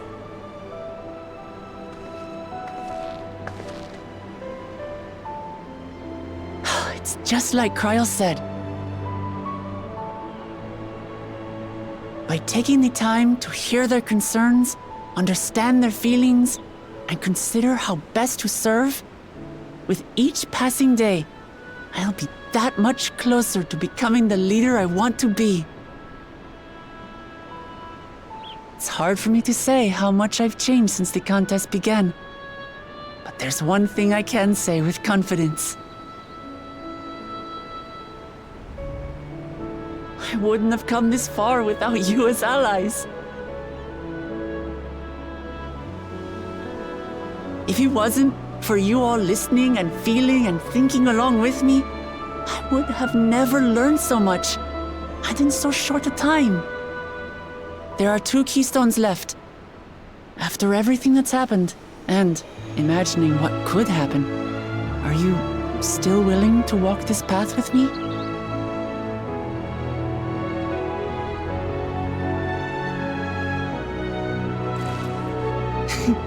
Thank the gods for that.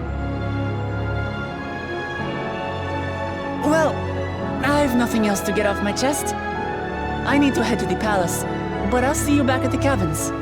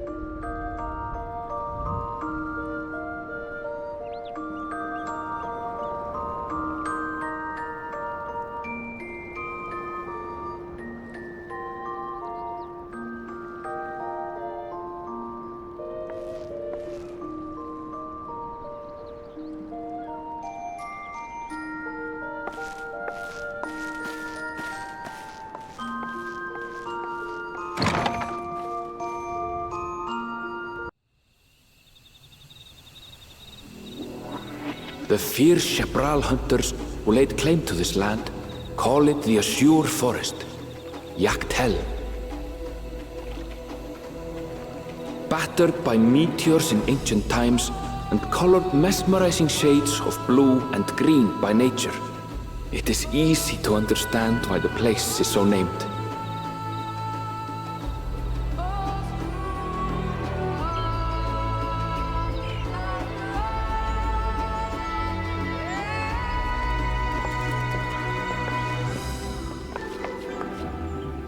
It is here, where the Shepral and Mamulja once battled for dominance, that the right of succession would reach its climax.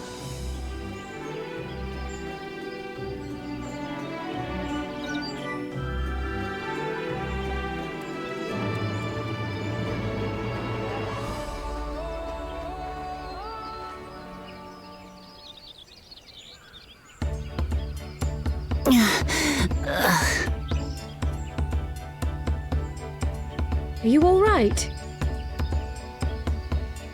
I've never been good with heights.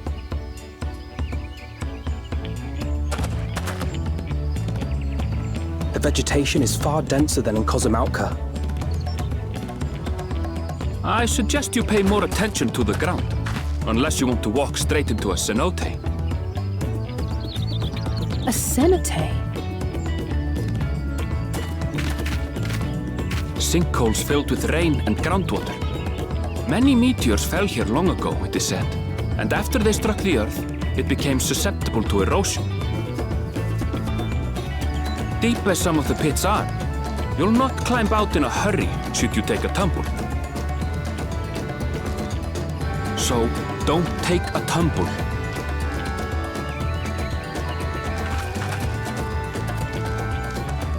It was one time!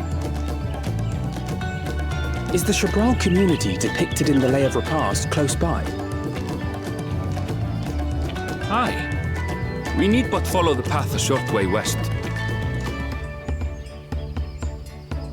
Right. I can't stand here with my knees knocking forever. Let's get going.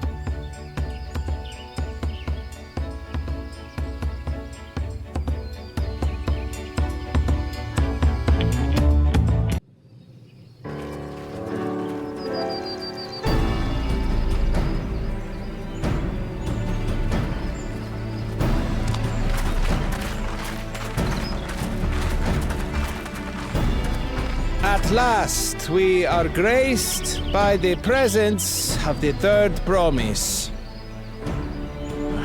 5 known we'd be waiting on your mangy hide. I wouldn't have bothered with a Ligarmanda in the first place.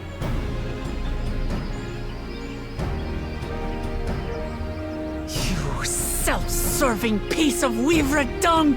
Do you have any idea how many could have been hurt? Now that we are assembled, let us begin. My name is Hunmuruk. As a Brash Rash, I have the honor of serving as Elector on behalf of my people.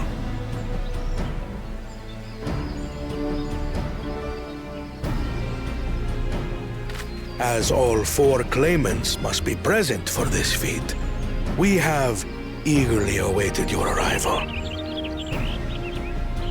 Third promise, if you would please join us.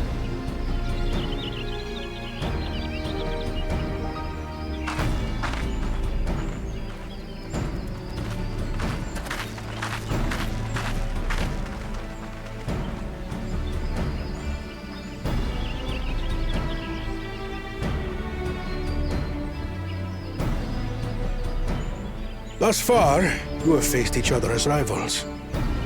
The feat of repast, however, will test your cooperation. You must complete this challenge in teams of 2. What? You expect us to work with one of these weaklings? Be warned. Only the triumphant team will receive keystones. I advise you to cooperate with your partner. Teams will be decided by lots. Those who draw the same color will be paired accordingly.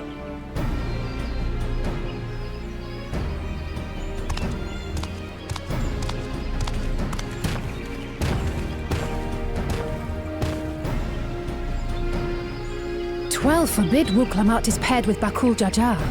After all he's put her through, I wouldn't blame her if she did something rash. I might even help.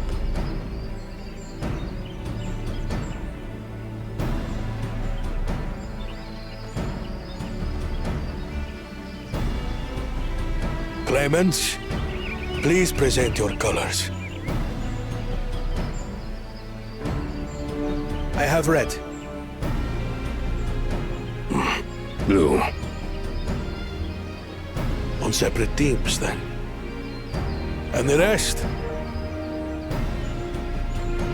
Red! Which means... Together again, as fate would have it. Victory's as good as ours. With our claimants thus paired, so too is their opposition.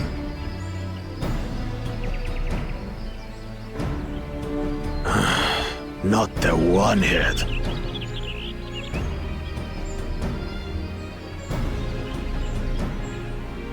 Listen well, for the trial that awaits you is as follows. Each team is to prepare a sample of traditional Shebrol cuisine. Shibruk Bibil.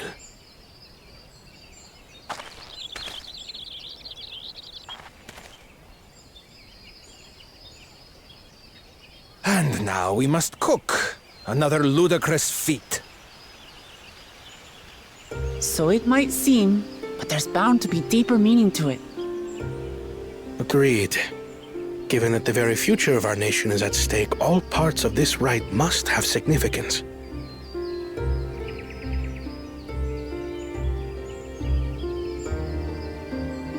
Our promises have grown rather promising, wouldn't you say?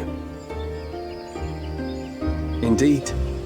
If I were to guess at the significance of the feat, few things reflect the history and development of a culture so clearly as its culinary traditions. The variety of stewed dishes in Garlean cuisine bespeaks their agricultural roots and cold climes, true.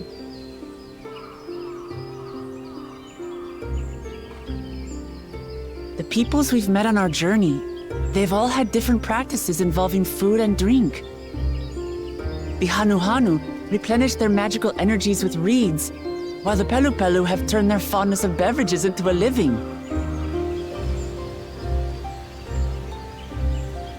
So basically, to know a people's cuisine is to know something of their ways. With each feat, we have deepened our familiarity with a given community's history and culture. Is this what Father intended for us all along?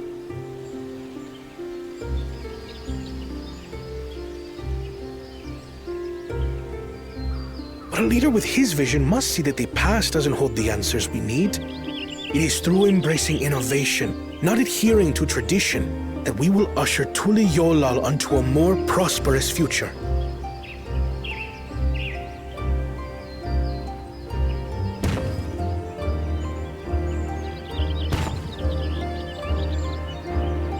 The rules are simple. The first team to prepare and partake of satisfactory Shibruk Bivir will be deemed victorious. You will be judged by your sample's taste and appearance, as well as your adherence to appropriate cooking techniques. Kitchens have been made available for your use. Note that you may be asked to retry should your dish fail to pass muster. Let the feat of repast begin.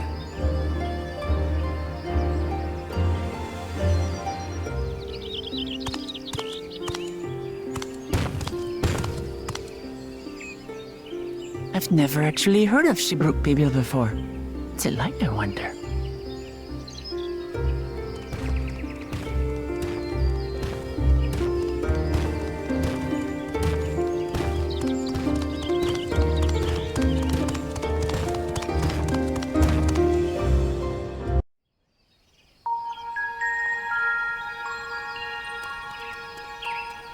This is where most battles were fought between the Shabral and Mamulja, the Shobrit Cinder Field.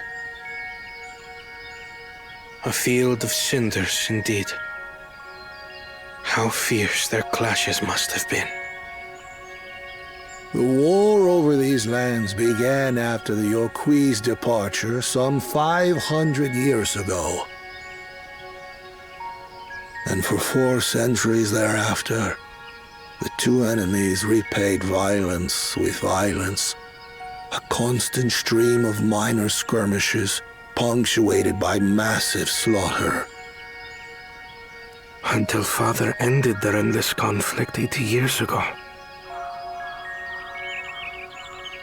Accompanied by a retinue of only 6, the Dawn Servant opposed both armies and brought the fighting to a standstill. First they sealed Vali Armanda at full strength, and now this. It was during this armistice that both sides gathered for negotiations at the Dawn Servant's behest.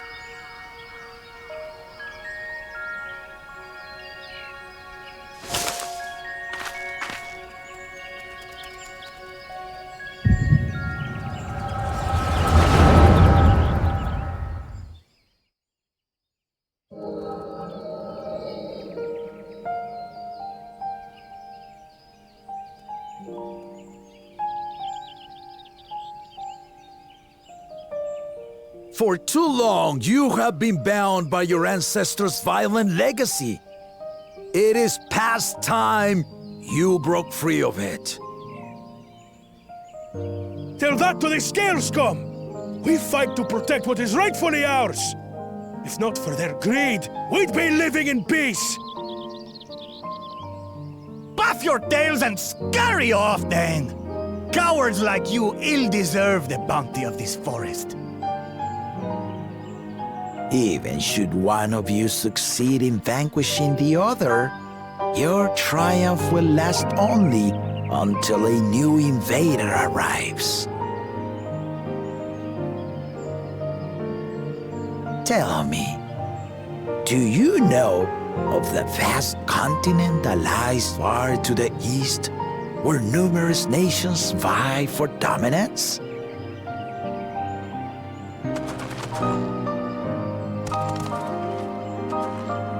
You do not. And why should you? Affairs beyond the salt we have no intention to cross are of no consequence to us.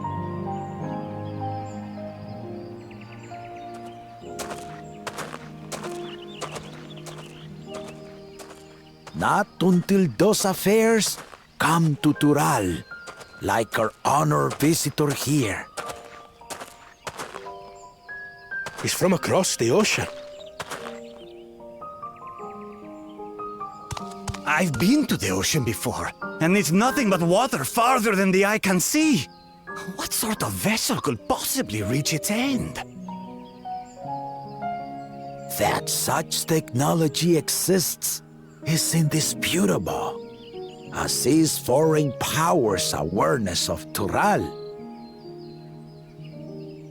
If any such country were to develop a taste for Turali soil and bring to bear the might of innovations we can only imagine, what do you suppose happens then?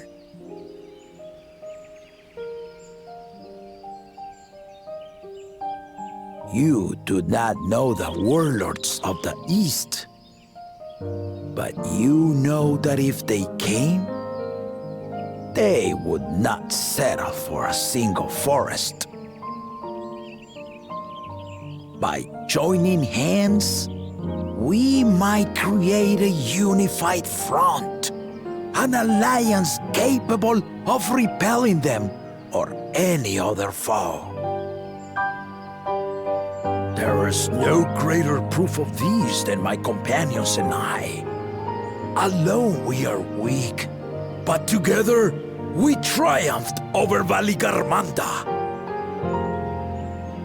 What? You defeated the Sky Ruin? I'd take you for a liar if the sting of our own defeat wasn't still fresh. Their coordination was indeed impressive. How the Belu stymied our efforts to cripple the Yokui's legs and defend our ballistas. And when we withdrew to strike again from a distance, the Hanu called the winds to make our arrows miss their marks. In seeking to exploit their weaknesses, we only subjected ourselves to their strengths. Those strengths are born of cooperation, the guiding principle of the nation we envision.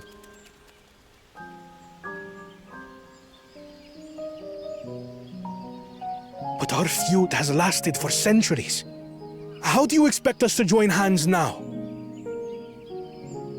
Ha ha! Give us an evening to convince you.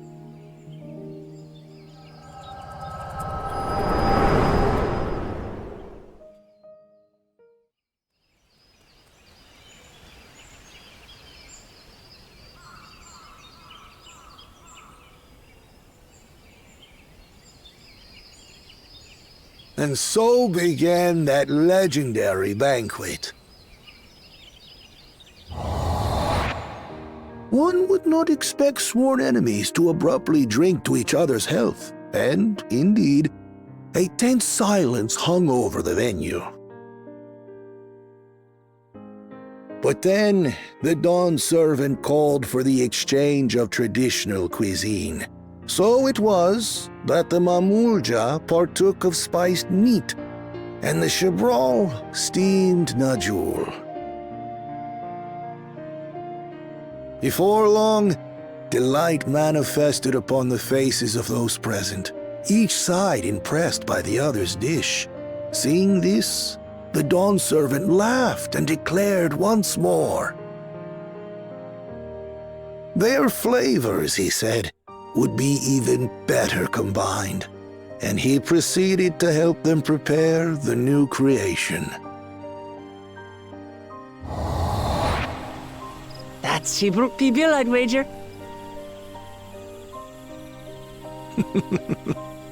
It is a marriage of Chibral and Mamulja cultures, and proof of their newfound cooperation. The Dawn servant had asked for a single evening, but the feasting is said to have lasted 3 days and 3 nights. So delicious was their repast. In the end, a peace accord was reached, and the Dawn servant's words at that time still illuminate our way forward. Ignorance begets a strife. Understanding begets fellowship.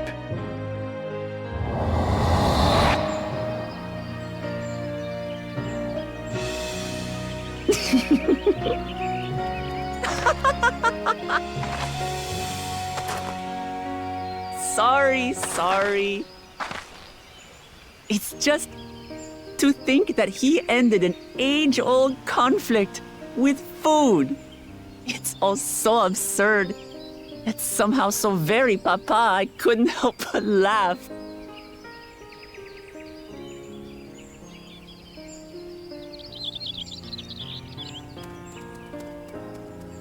Ignorance begets strife. Understanding begets fellowship. Now then, I trust you understand the significance of Shibruk Pibil and the history it has written. Absolutely. Thank you for sharing the story with us.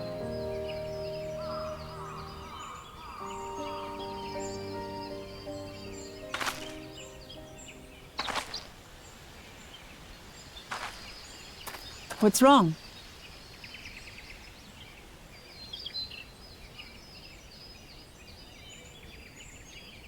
Someone was there, you say? Perhaps our competition is cooking up some scheme or another. Something bitter and half-baked, no doubt.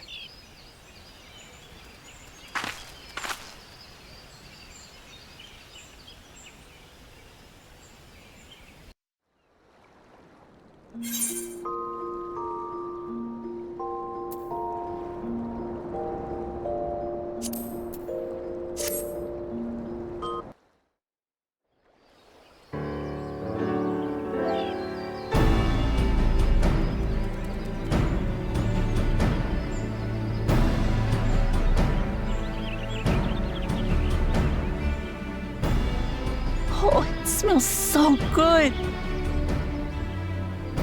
Good, there is still time. I shall prepare our sample at once.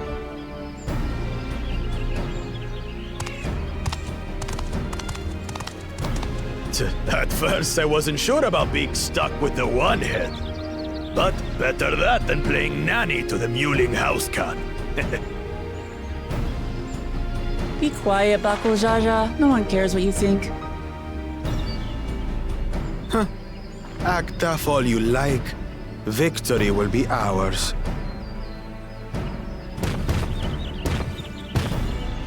It's ready.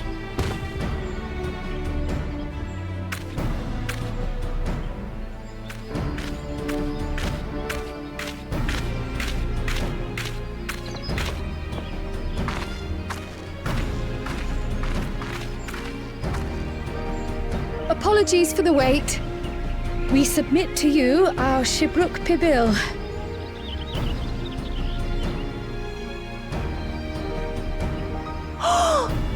This looks amazing!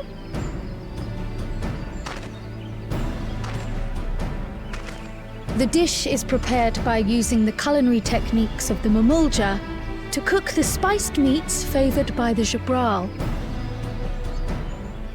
It is a symbol of peace between their two peoples after centuries of war.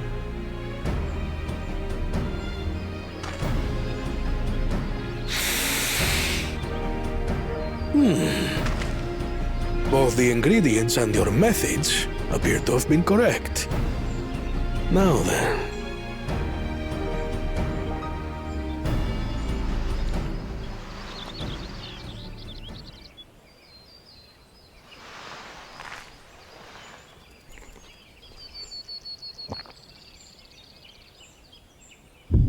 In taste, texture, and aroma, you have recreated Shibruk Bibil admirably.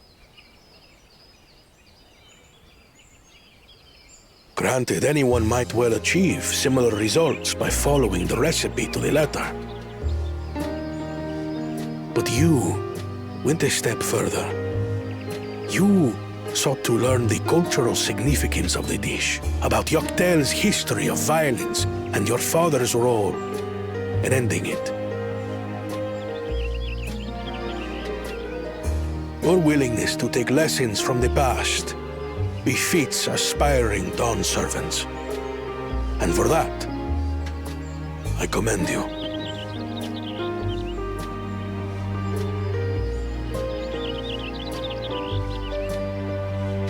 All that remains is to partake of your creation. True understanding is gained only through experience. Now this is something I'm definitely good at. Ahem. I believe we have yet to receive our assessment. Ours is also a faithful example of Shibruk Bibil, as you will no doubt agree.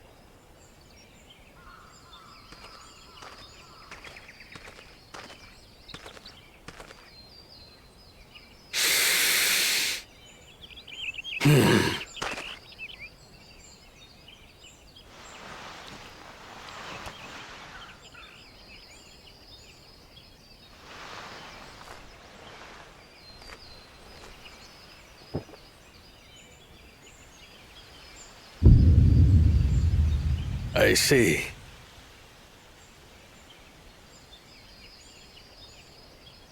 While your effort looks the part, unlike the second and third promises dish, it lacks its defining aroma.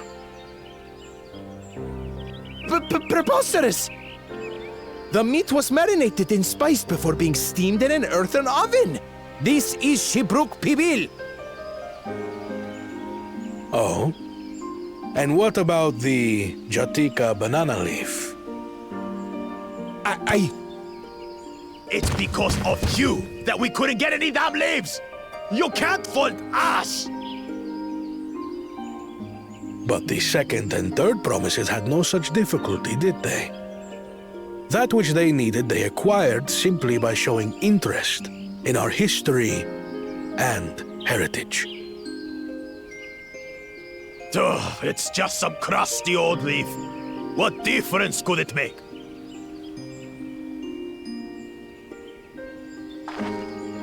Your dish lacks an essential ingredient. As you have failed to demonstrate an adequate understanding of Shibruk Bibil, I must deem your performance unsatisfactory. Your team will not receive keystones.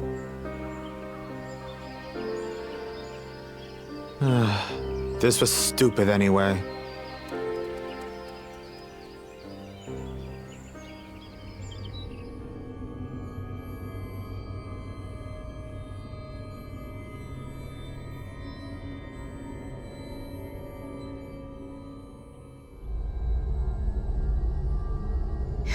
His ambition only grows more intense.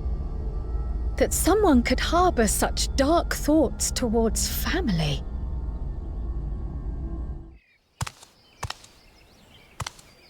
What do I care for this sham of a feat? I can always take what I need later.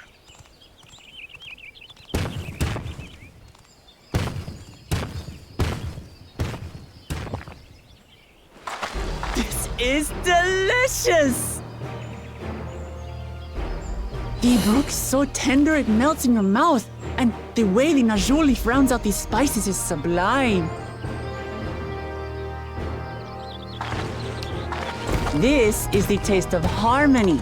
Someone who only knows brute force and deception could never appreciate it.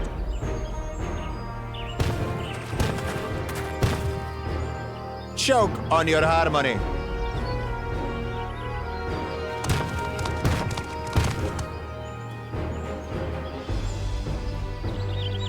Come, come. Finish your meal. That too is part of the feat. Don't have to tell me twice.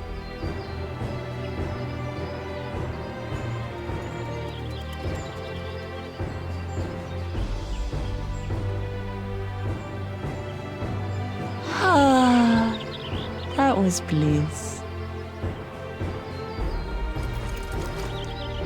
It was palatable enough, I suppose.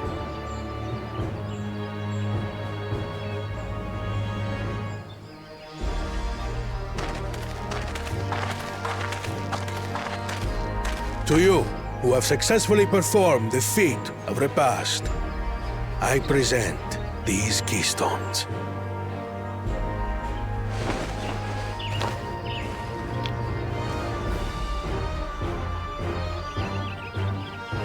Only 1 feet left.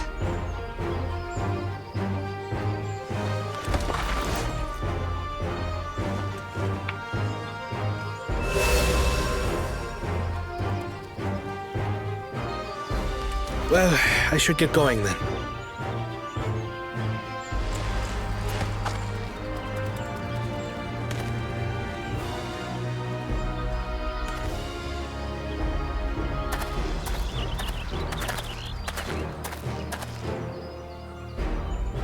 I'm glad that I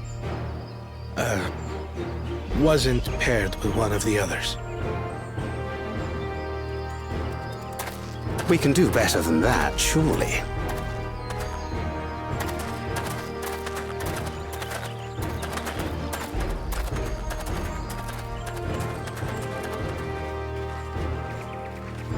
The 6th keystone is ours.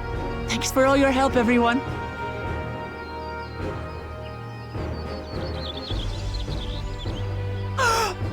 I forgot something important.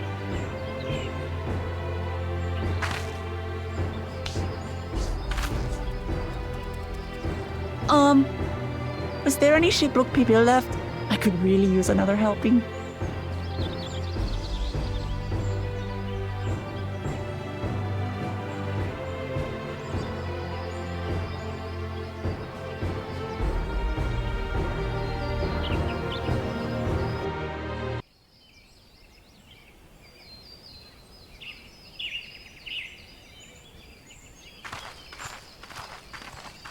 What is the meaning of this?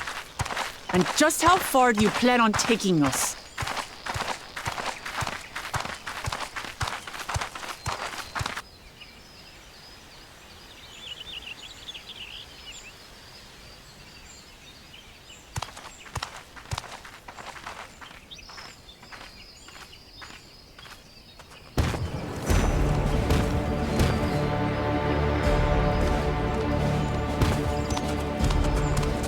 Oh, Morok! Bakul Jaja, you snake! If you want my keystone so badly, you deal with me and me alone. Leave the Elector out of this.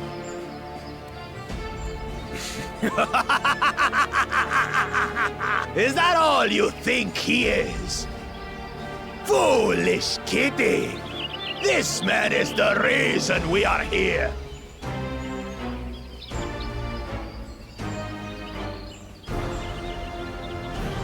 Take a good look at him.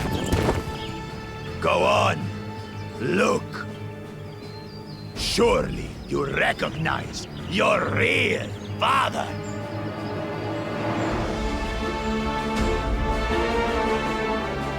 Don't believe us? Then ask your trusted Sellsworth. She heard it straight from the old man's mouth. Is it true? Is Humuruk my...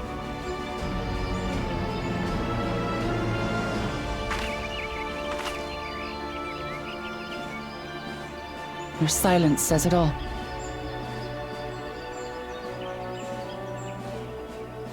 Now that you understand the situation, let's see those keystones. I'll even let you fight for them. Just you and me. If that adventurer attempts to interfere, I'll kill the old man myself!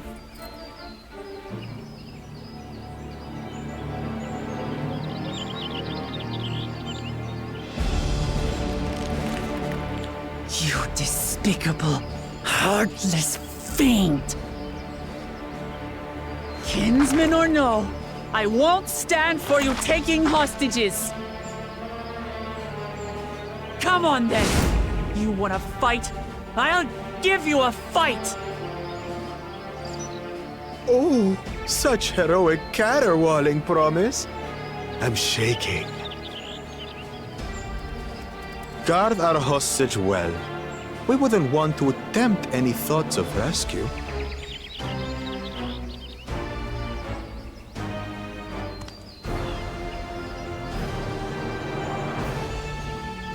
By the by, house cat, they've been instructed to put down Papa dearest when you lose. Hopefully he settled his affairs.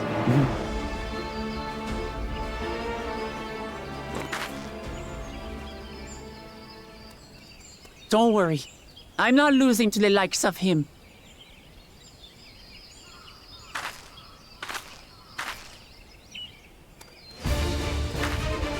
Well, what are you waiting for, you blessed bastards? It's 2 against 1. Don't tell me you're scared. I know I didn't hear you right.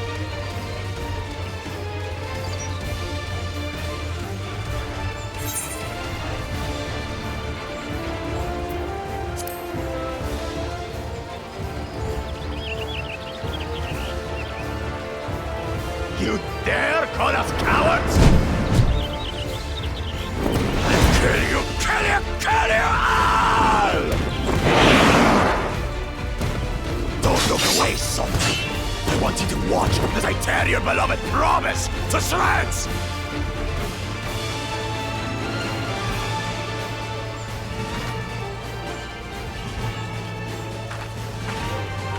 Hey, eyes on me.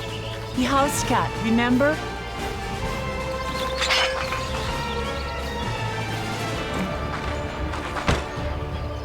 I'll say it again. I'm not losing to the likes of you. I'm going to become Dawn's servant, and I will protect my people!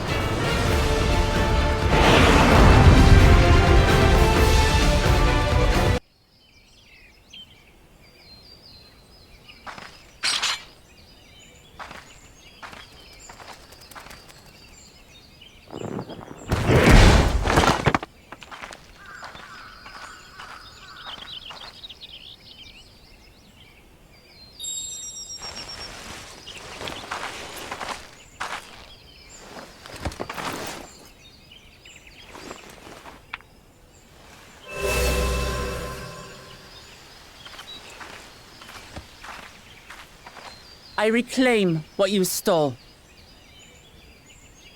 No. How could this be? How could that puny house cat beat all of us?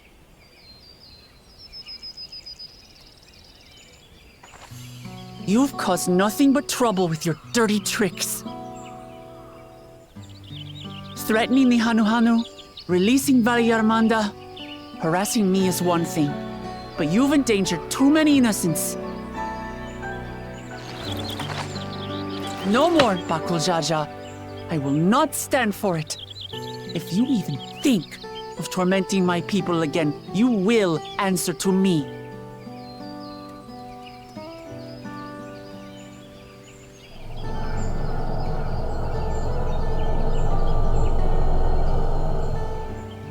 No. No.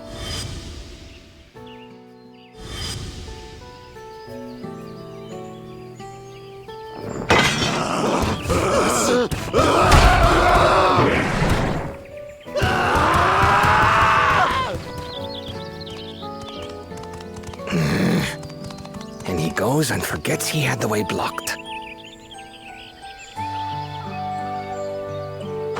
What? That was his doing?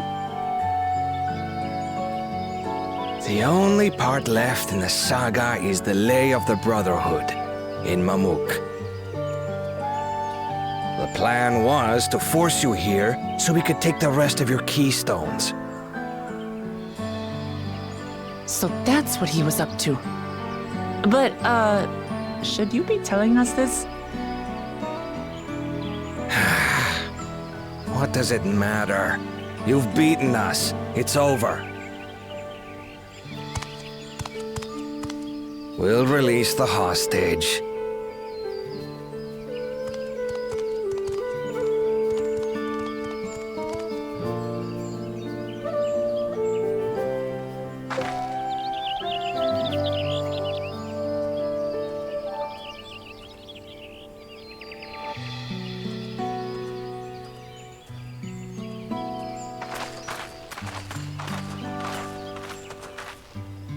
I'm sorry. I was careless. Are you all right?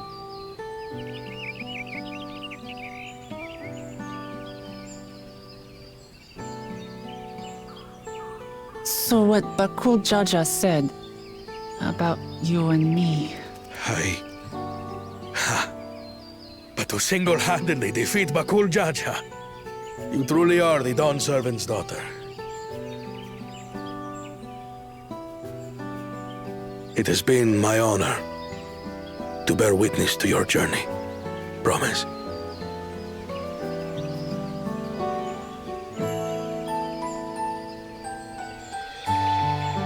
Promise. Yes. That's what I am. I'm Kulul Jaja's daughter, and Tuli Hyolal's next Dawn servant.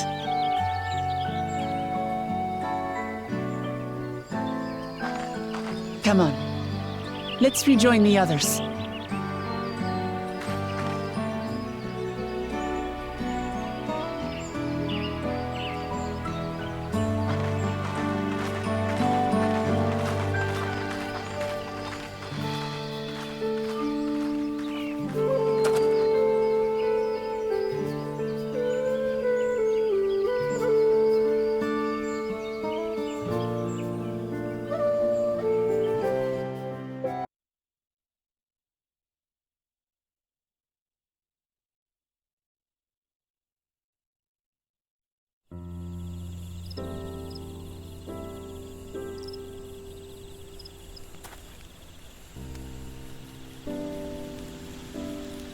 The passage to Mamuk remains blocked. For now, all we can do is try to rest and recover.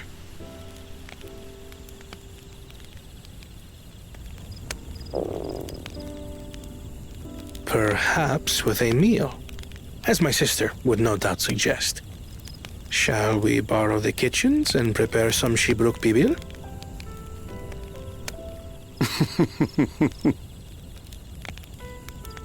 So thou hast taken a liking to the dish.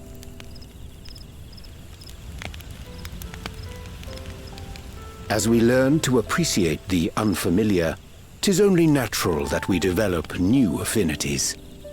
There is no shame in this.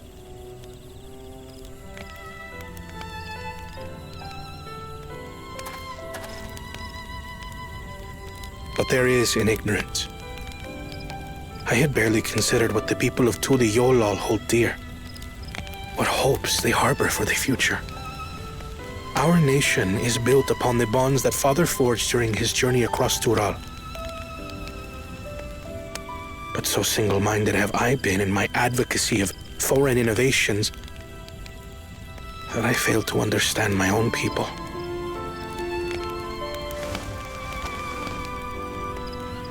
Could someone who struggles to connect with the populace ever make a worthy Dawn servant?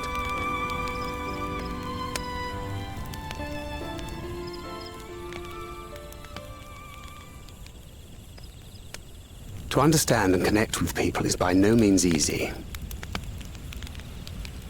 But there is something you can do to pave the way. Let them see you for who you really are. What makes you laugh and cry and rage. That sort of honesty is the first step towards mutual understanding and connection. Understanding begets fellowship, as my father said. And yet, what you suggest does not come naturally to me.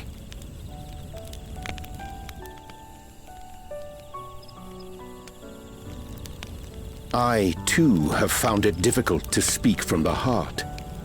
In thy struggles, I see mine own, painful in their familiarity. Yet frightening though it may feel, if we are to move forward, we must indeed take that first step. Dispense with pretense, and simply be. Do you remember when you first approached us, and we asked you why you wanted to become Dawn Servant?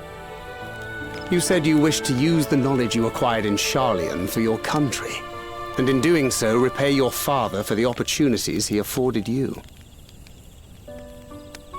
What won me over was not your ambition, but your motivation. So let your people know this, and in time, they'll come to support you as we do. You can't hide behind that stoicism forever.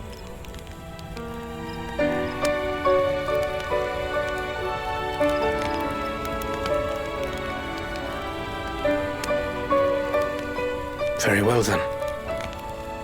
I will make a greater effort to be myself. By not being my usual self so much.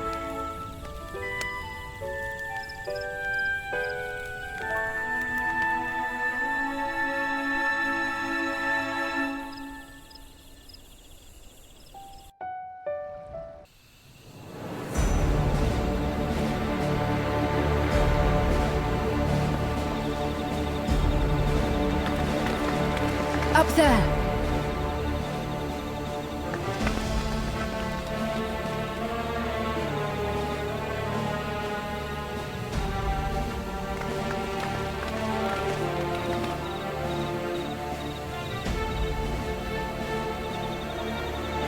Bested by a mere shade.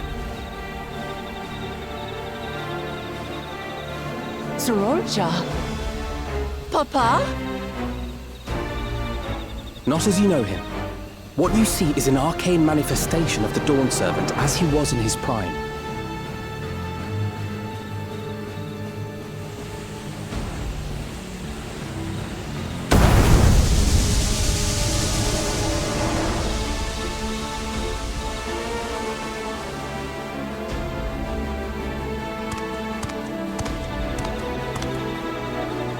The channeler is Zerelja, Autarch of Mamuk and Elector for the feet of the Brotherhood.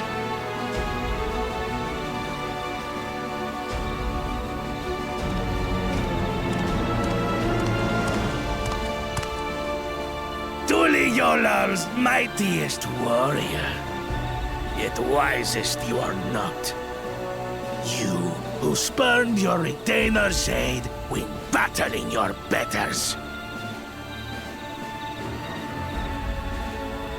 To prove oneself superior to blessed siblings by surpassing the shade of Galul Jar Jar himself.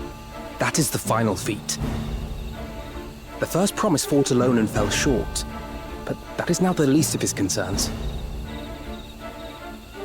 You could have let your foolishness end with your failure.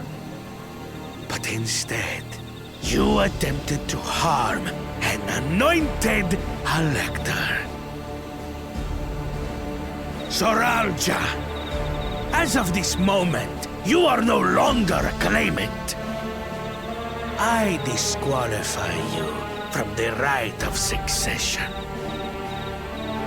Be gone from my sight.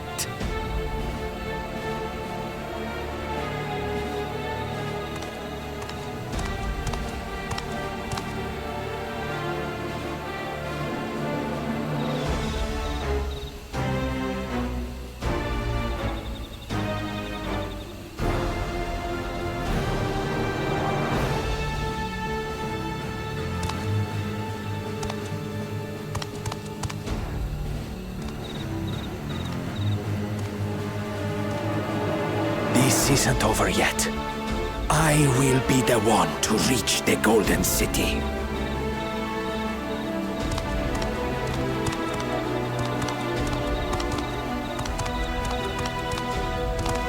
When Zorocha was defeated, he tried to take the keystone by force, but he was thwarted by Father Shade.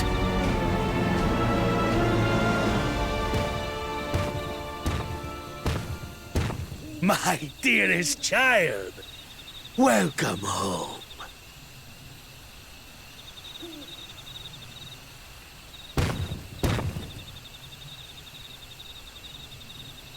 This feat was made for you.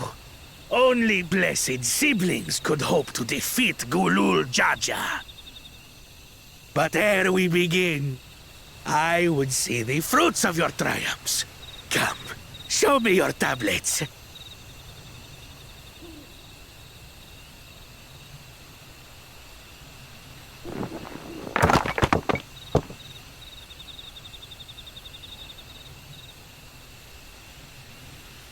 What is this? Where are your keystones? Explain yourself, boy!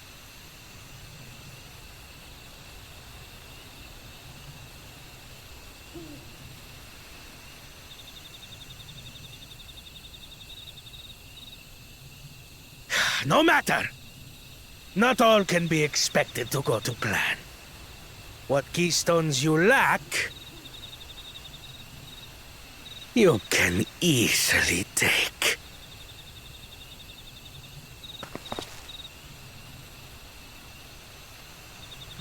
I tried. But I couldn't. I cannot beat her. You mean to tell me that you, Glory of Mamuk, for whom all here have sacrificed, were defeated by your inferiors?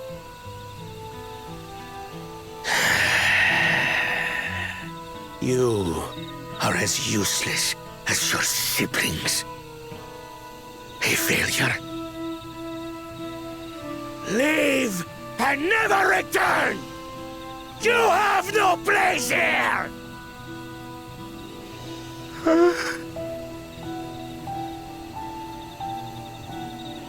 Let's go, brother.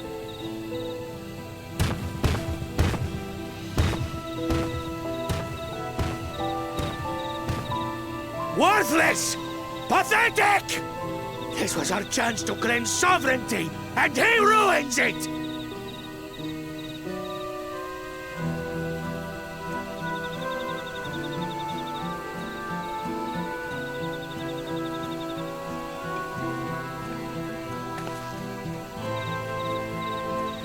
But when these stragglers fail, Gulul Jaja will be forced to extend his rule.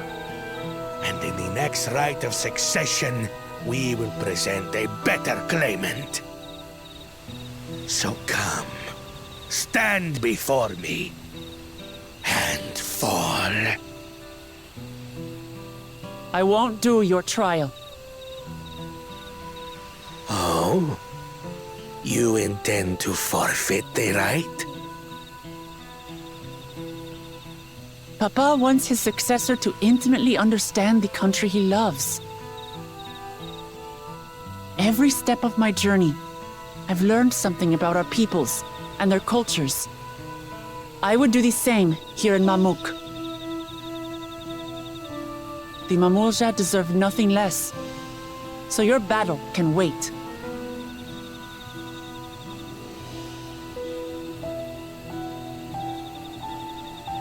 I'm of the same mind. Father named you an elector for a reason. There must be something that he would have us learn.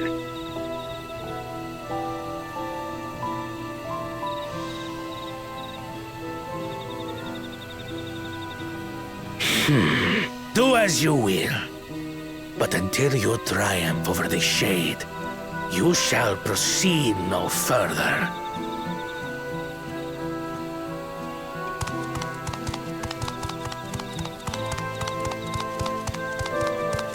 Promise, I would speak with you. Meet me on the western outskirts.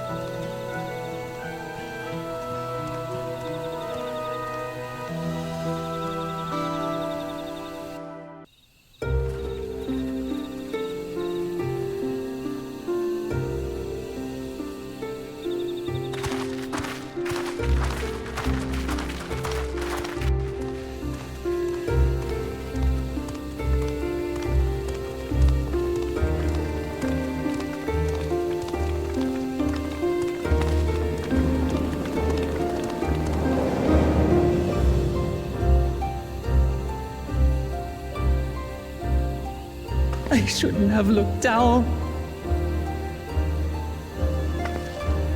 The stone pier yonder. That is our destination.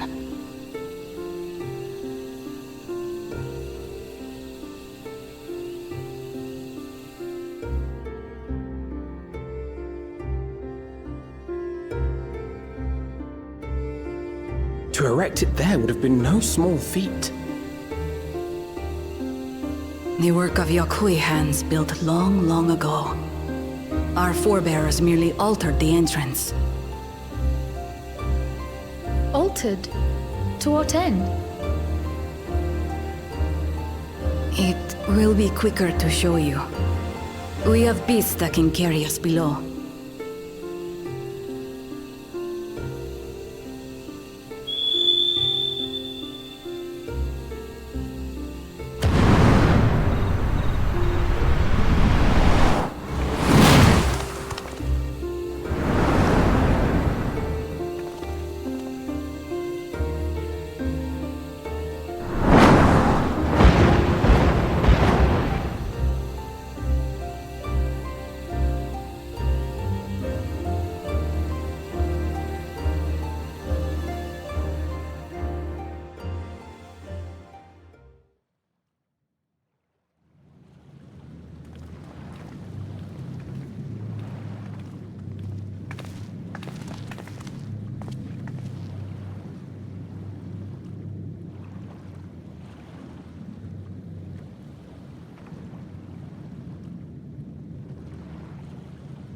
Bakul Jaja.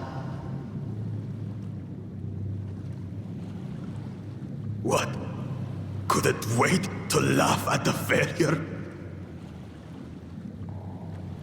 You've always come here to cry. Ever since you were little.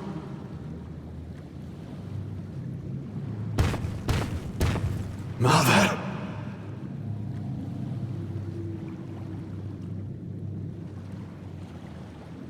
The third promise seeks to learn about Maluk. She may be our chance to finally end what we have been powerless to stop.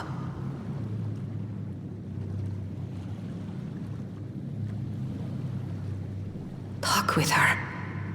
Tell her what we have done. Fine. Perhaps it's only right that we be the ones to speak of it. Blessed as we are.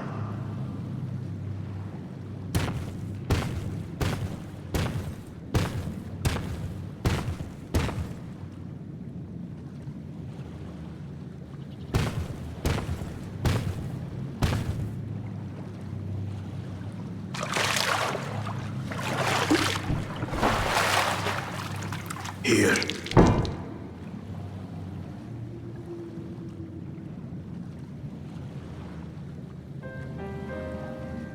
This vessel holds the remains of a two-headed Mabonja. An infant.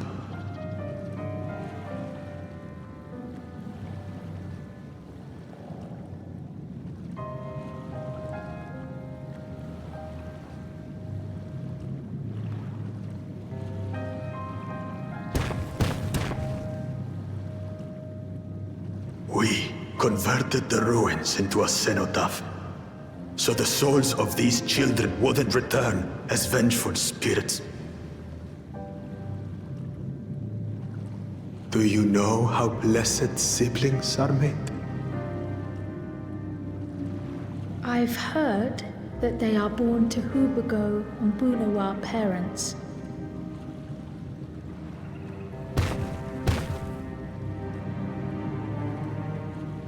Such unions between clans were originally arranged to stop infighting. The war against the Shibral was going poorly, and we needed to be united. Then, one day, a child was born. One blessed with 2 heads and tremendous power. When this child grew old enough to lead our army, we became unstoppable. The Shibral had no answer, and we drove them all the way back to the trees above. That taste of victory awakened our greed. We became obsessed with conceiving more and more of these superior children, no matter the cost. Of the countless born, most die, trapped in their shells. Only 1 in 100 survive. If we are blessed, it is only because we yet live. Unlike our brothers and sisters, who were sacrificed for the glory of Mamuk. That's horrible. Of course it's horrible! It's an atrocity we can never take back. Those children died so that we could live. So we had to succeed, no matter what. To fail would mean it was all for nothing. Nothing. But I did fail. I squandered their sacrifice.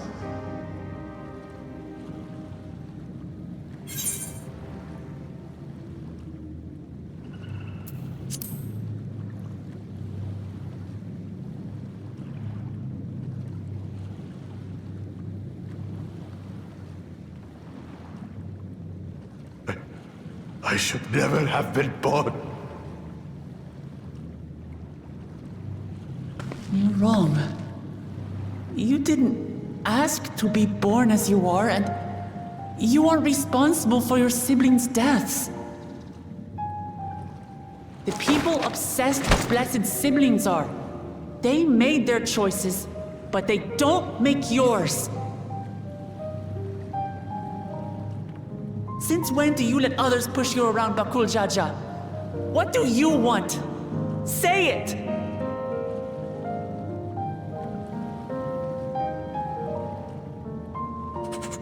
I want it to end. I don't want any more to die.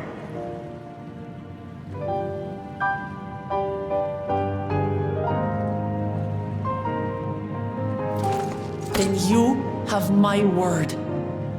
We'll put a stop to this madness.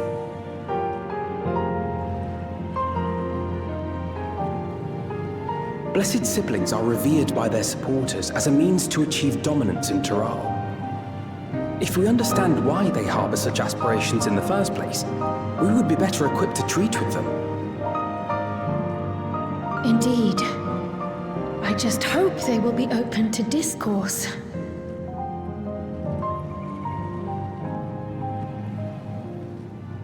Take me with you.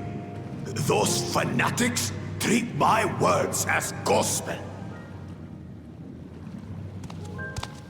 No. There will be trouble if your father finds out you're still here. Moshutural Zush. There we will gather the people, and ask anything the Third Promise wishes to know. Then take one of my scales. One that blends the Hubiko and Bunewa coloring. It'll serve as proof that you have our trust. People will do as you say if you show it to them.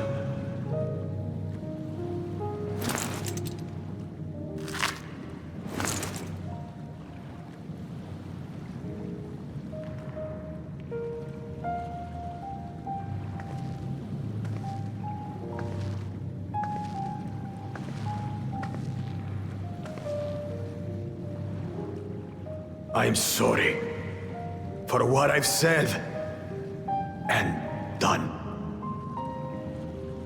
I don't expect your forgiveness.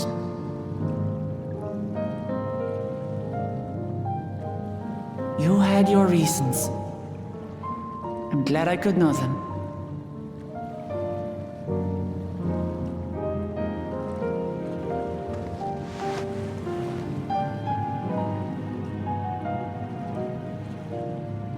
Which is to say, you're not a complete alpaca's ass.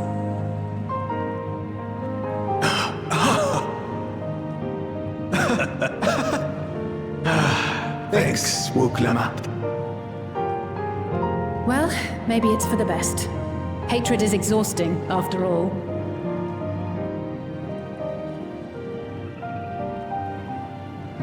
Indeed.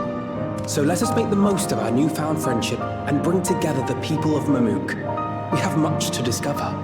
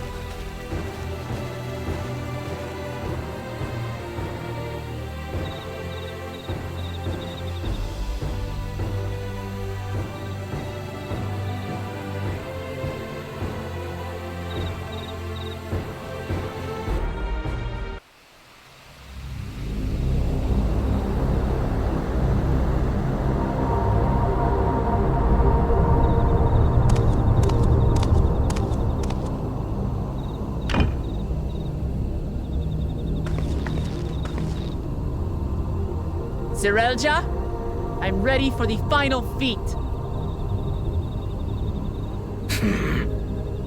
Grown weary of postponing the inevitable, have you? Something like that. You see, I've learned all sorts of things about Mamuk and your people. Is that supposed to impress me? I now understand why I need to surpass blessed siblings. The cost of producing superior offspring is destroying your people's souls. Look at them, and you'll see this. So I'll defeat my father's shade and prove to you that there's a better path for Mamuk. What drivel! Without the blessed, we are nothing but weaklings! Doomed to fade into obscurity. Of course you're weak. We all are, each and every one of us. But when we join hands, we gain the strength to overcome any foe, even Vali Yarmanda.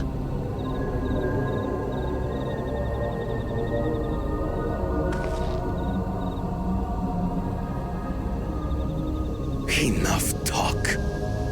Prove your mettle against Gulul Jaja, the finest warrior ever to have graced Tural. Fine by me. Not even Papa's shade will stop me from upholding his legacy. I will fight alongside her.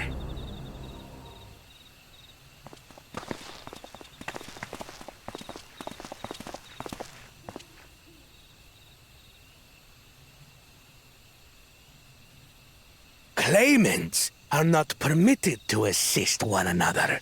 Second promise. But you may observe your sister's pitiable attempt. I see. In that case...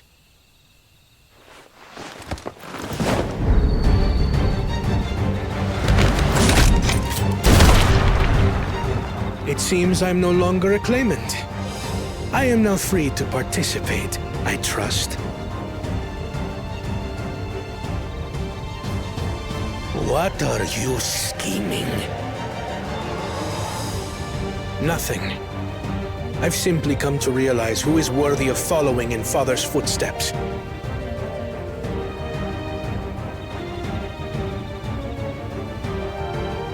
Not our brother.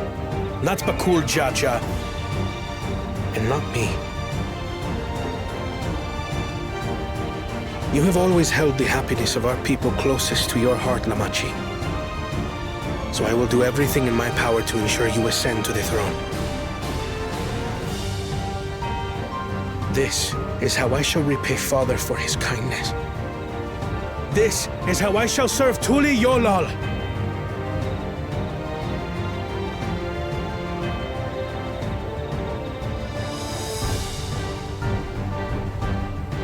I could always count on you, Kona.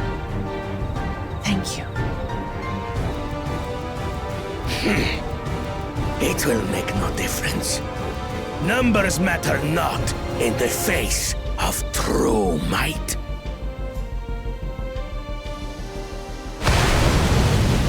Gulul Jaja, mightiest of the blessed, arise!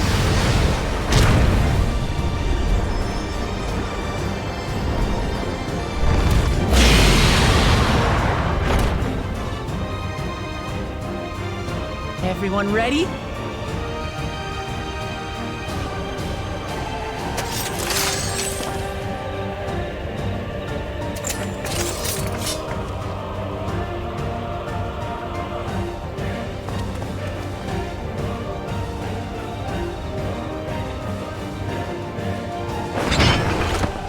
No hard feelings, Papa.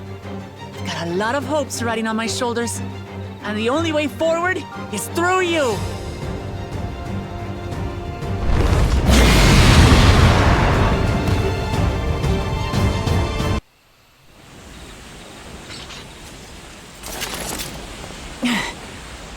That's my old man for you.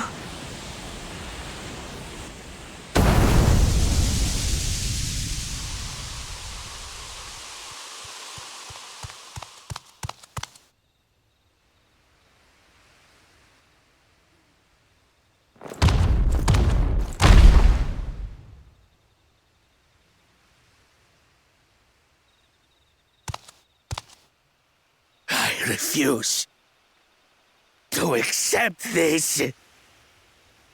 Ain't that a bit stubborn? Even for you.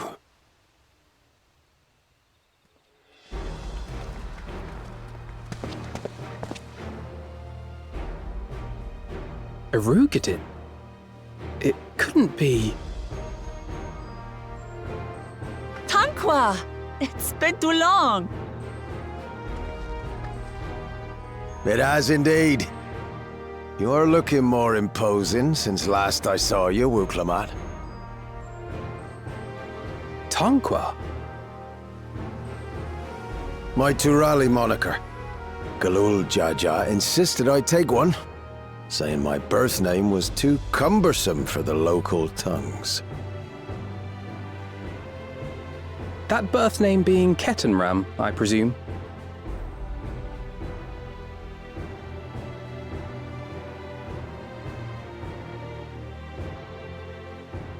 No! Ketenram's that legendary Eorzean sailor. The one with the pickled cabbage. We can talk about me cabbage later.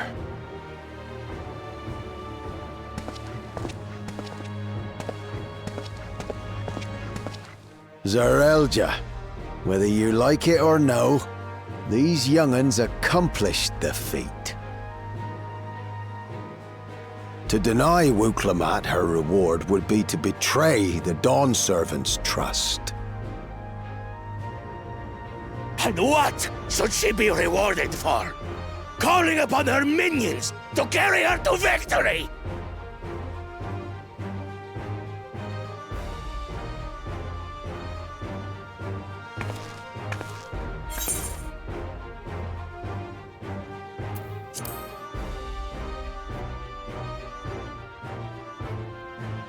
Comrades, you believe a ruler should be reliant upon such? Together, we can achieve anything. You needn't place your faith in the promise of blessed siblings. How would you have us reclaim our glory?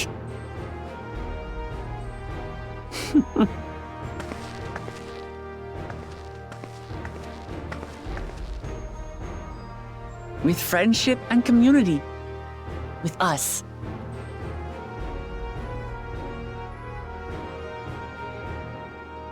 If you mean to rule, you should be more sparing with your offers of clemency. Especially to a man who has sacrificed countless young lives. Nevertheless, I will fulfill my charge as Elector. In recognition of your feat, I bestow upon you a keystone.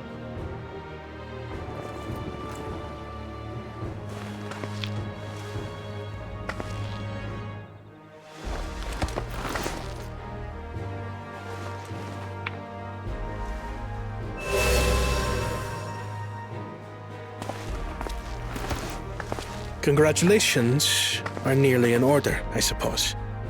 I'm confident that you will find the Golden City in no time.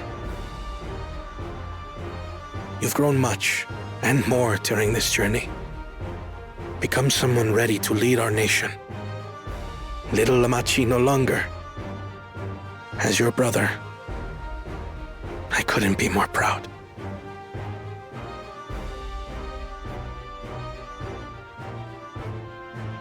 Kona. Thank you.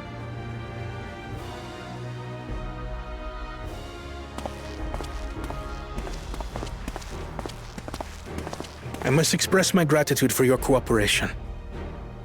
and my regret for failing to live up to expectations. Nonsense. If you believe Wuk-Lamat is the woman for the job, then you have our wholehearted support.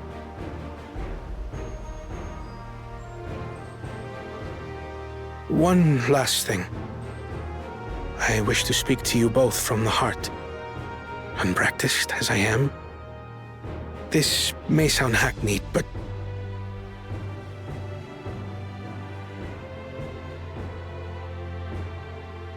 I am truly grateful to have met you.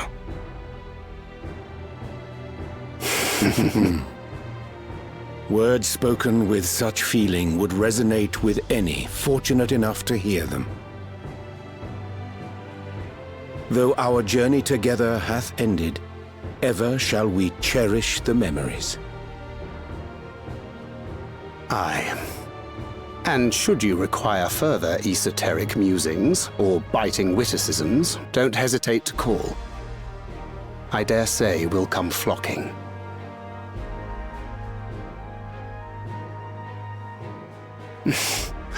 But I get ahead of myself. As I recall, our contract remains in effect until we've escorted the second promise back to the capital.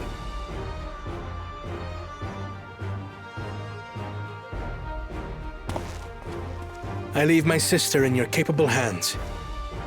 See that she returns home safely.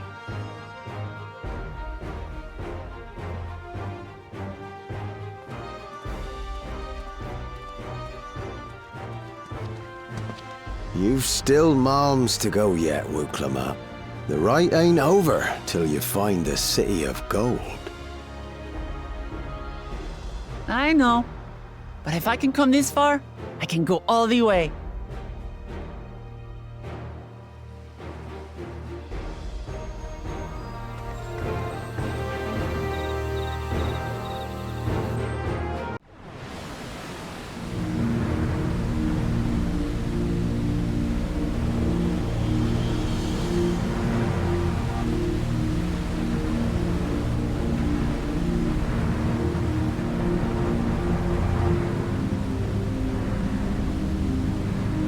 This place was of Yokwi origin.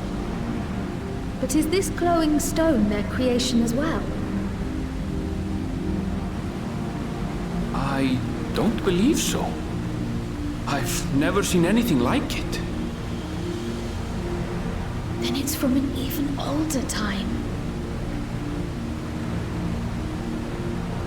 Don't tell me it's the Allagans again. While careful study would be required to confirm, it does not appear to be reminiscent of their designs.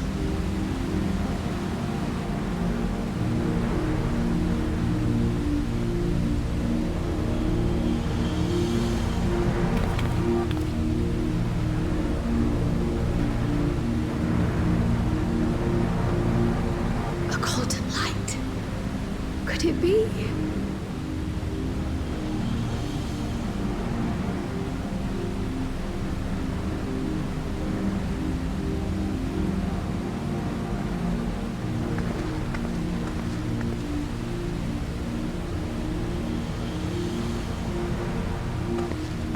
There's something on the other side, but how did we get over there?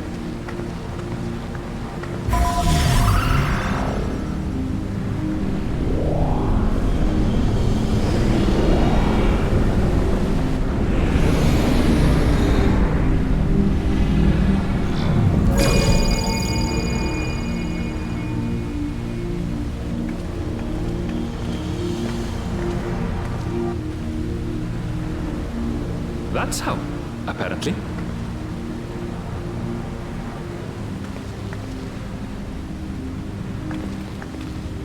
Right then. Let's go and take a look.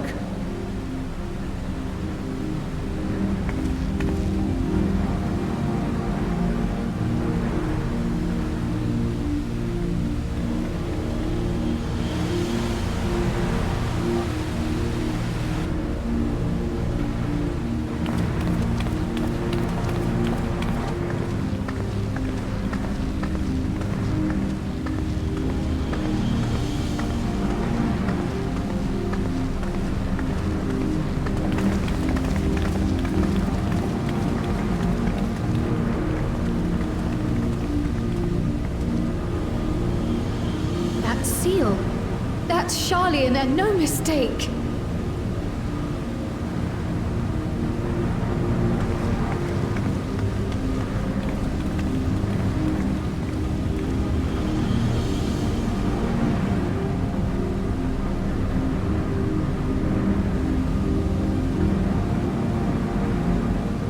How do we open it? Come and look at this.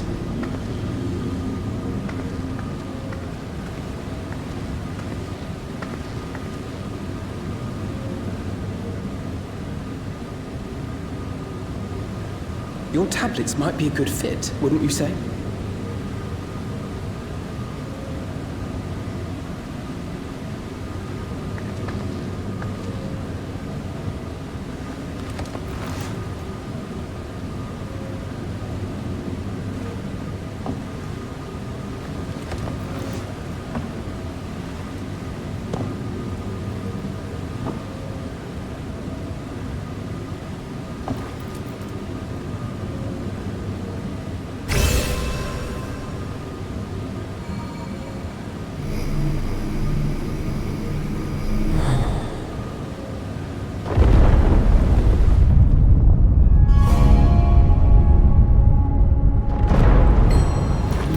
Alfino.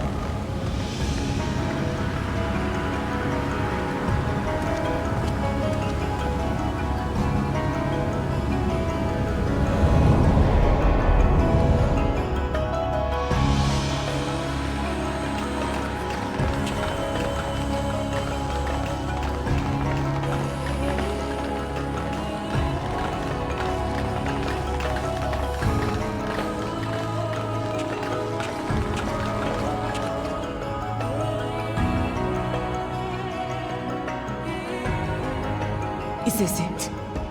The Golden City? Though there is some resemblance, it doesn't quite live up to what the Yokhui described from their dreams.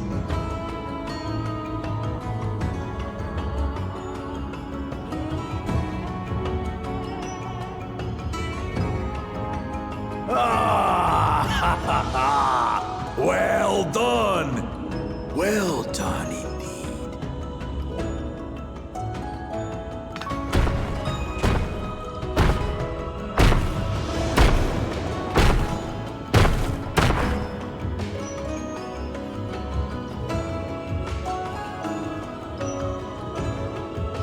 You, my dear daughter, have found the entrance to the City of Gold and triumphed in the right of secession.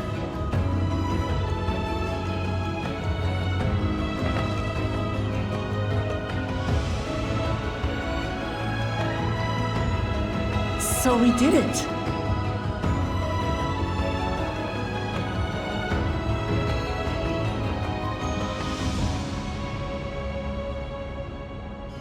We made it to the end.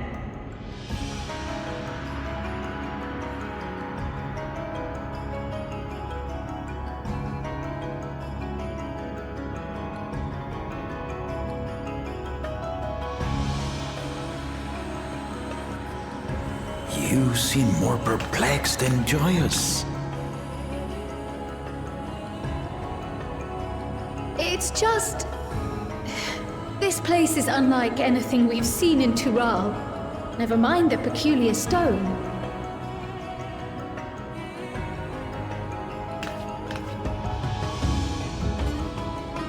So I am given to wonder, what exactly lies beyond that gate? Nothing less than the Golden City of Legend, I assure you. The circumstance prevents us from opening the gate. As to what the city is and what Gall of Valdesium discovered all those years ago,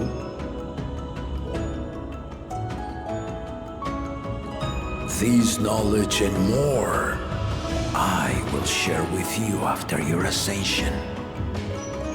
What you choose to do with it will be up to you.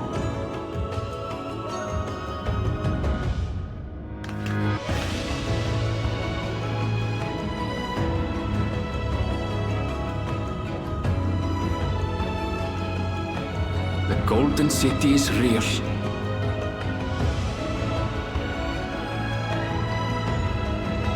It took a while, but I finally found it. Ha ha! Come! Let us return to Tuliyola.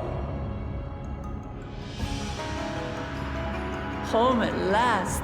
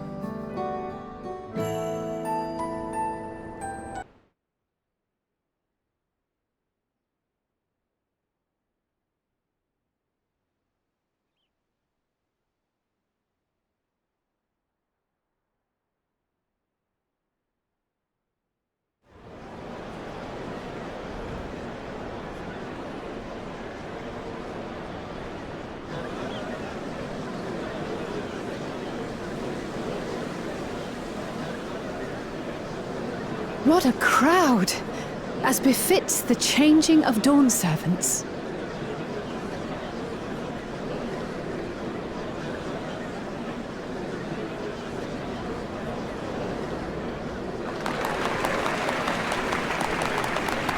It's starting.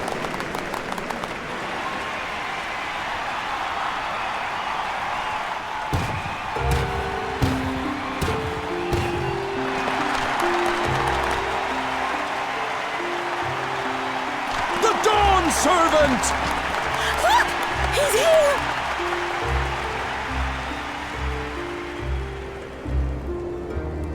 The head of reason is resting again. Thought he'd grace us for this occasion at least. People of Tuliolal, you honor us with your presence. For on this auspicious day, we witness the dusking of one era and the dawning of the next. The succession of Dawn's servants.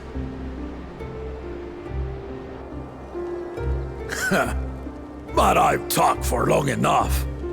Allow me to present the claimant, whose determination, wisdom, and compassion guided them to triumph and the City of Gold.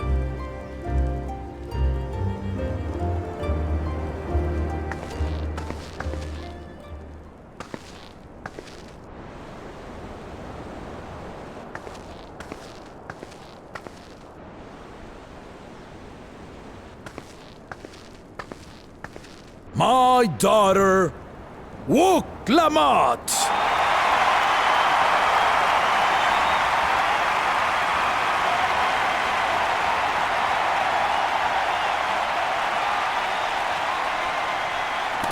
Huzzah! Huzzah!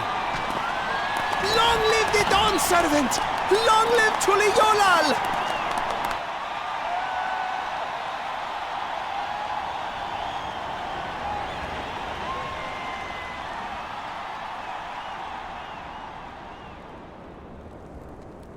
Growing up in this city, I used to think I knew all there was to know about Tuliolal. But my journey showed me how much I had yet to learn about the cultures, histories, and aspirations of this nation.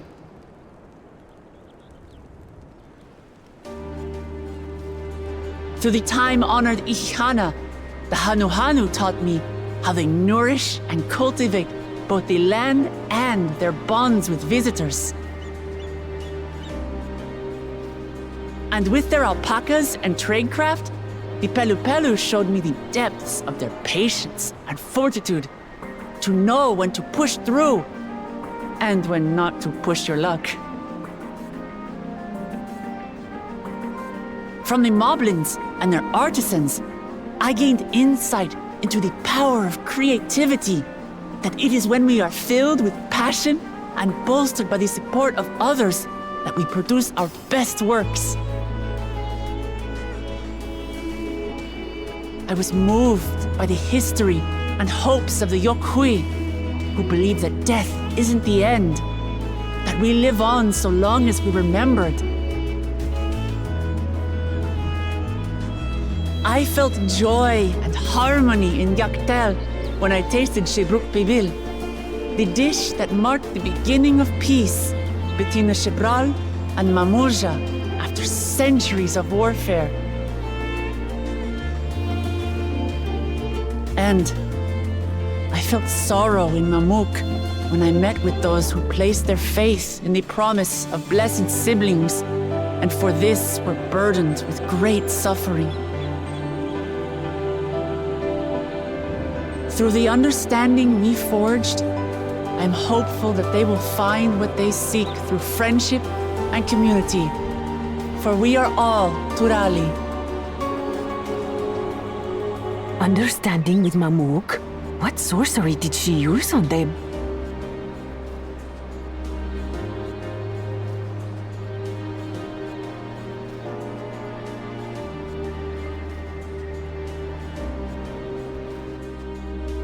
All of which is to say that, as I've come to know our nation, I've seen the ways in which we thrive and the ways in which we still struggle.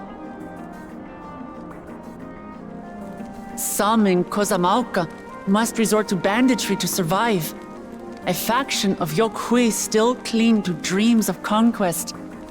Not everyone lives in peace and plenty.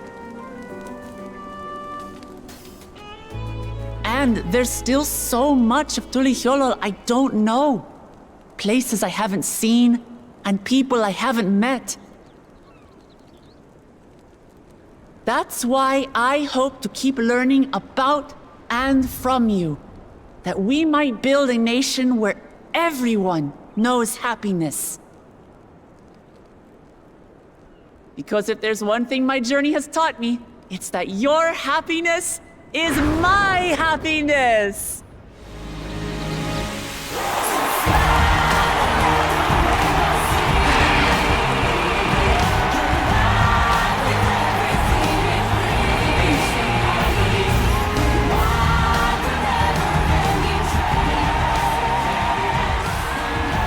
I say mine, but the Dawn Servant doesn't need to be a single person, does it?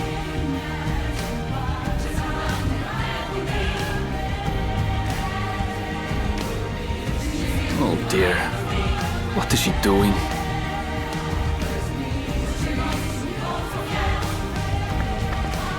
Yeah.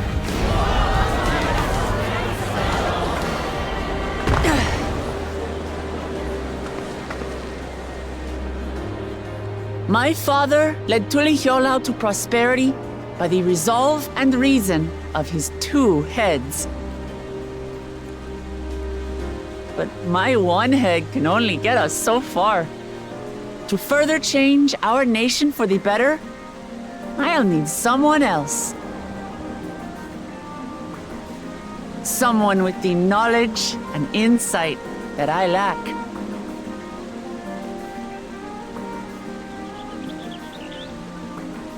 So what do you say? Be Dawn Servant with me, Kona?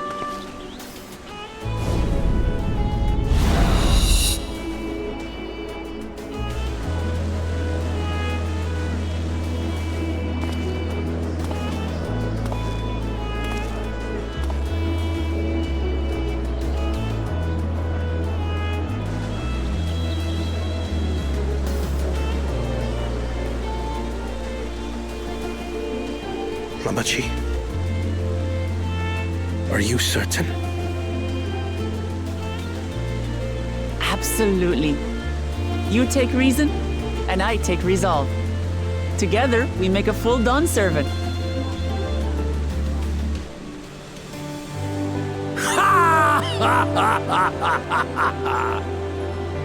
You'll have no objections from me, of course. But mine is not the approval you need.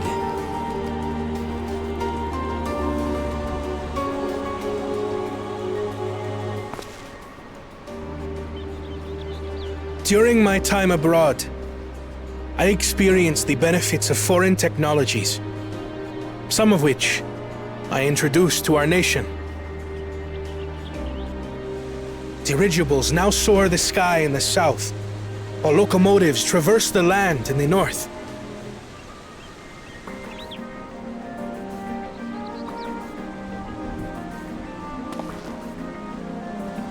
I was convinced that by imitating foreign powers, we could assert our strength and thereby deter invasion. Yet despite my intentions, I failed to understand what I was too eager to cast aside, and the very people I wish to protect.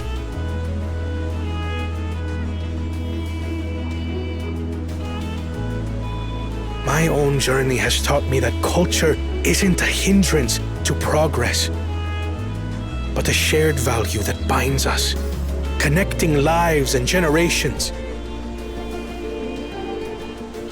With your blessing, I vow to help Tuliyollal prosper in a way that honors the hopes and heritage of all her peoples. My esteemed predecessor would accept nothing less.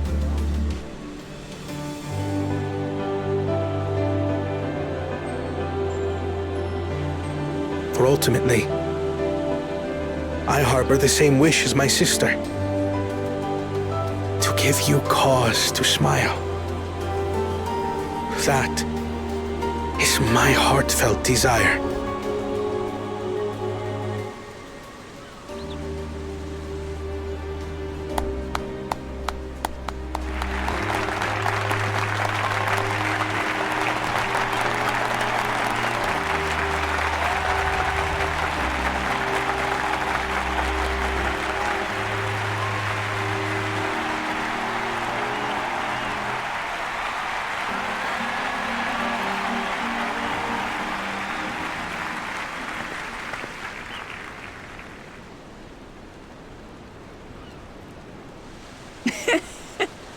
Glad this didn't go to waste.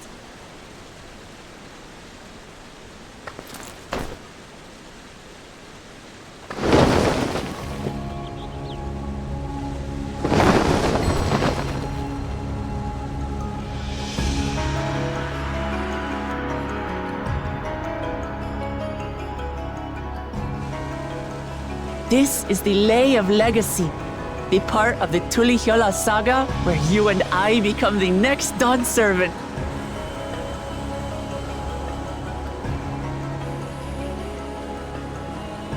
Good heavens!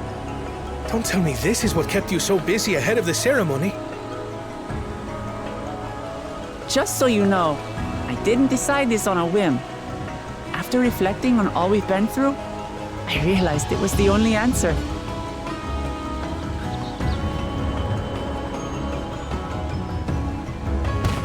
With this, both my brother and I have worthy successors. He would have been proud.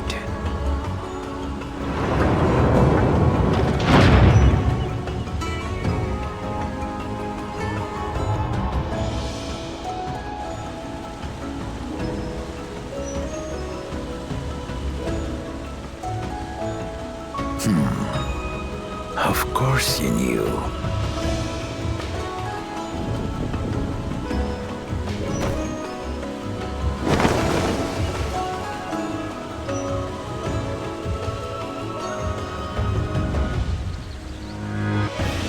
It's been 3 years since my brother left us.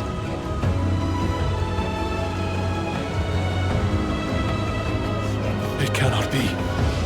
The head of reason is no longer with us. Oh, tragic tidings. I didn't want to believe it. I'm sorry I never told you. We wanted the people to rest easy until our successor could be chosen. Planning the right was my brother's final duty. He was determined for it to serve the nation's best interests, and labored nigh without cease.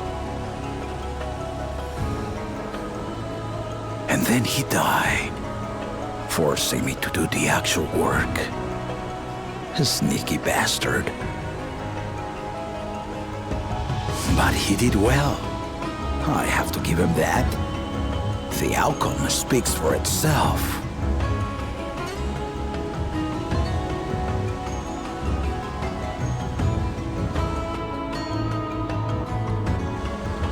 Though not quite to the original script, your new Dawn servant rises. May they shine resplendent, and their rule bring light ever greater to Tuliyollal.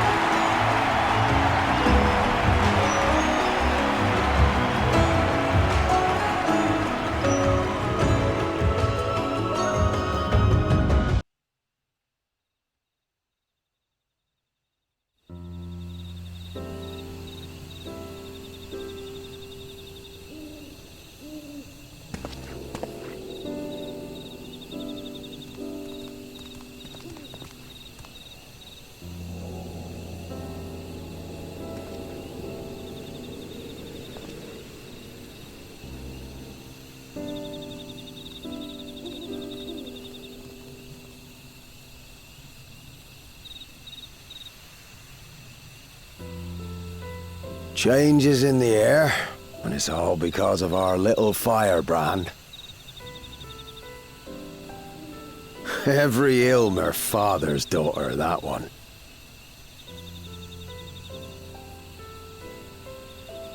I'll be watching where you steer this nation, lass.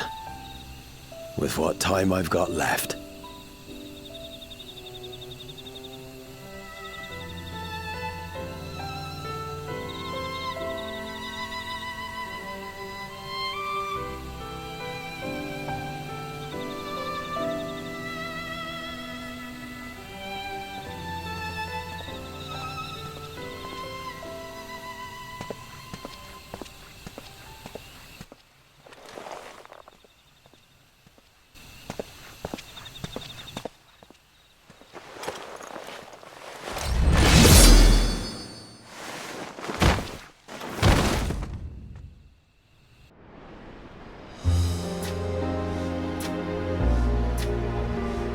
seen everyone you wanted to see?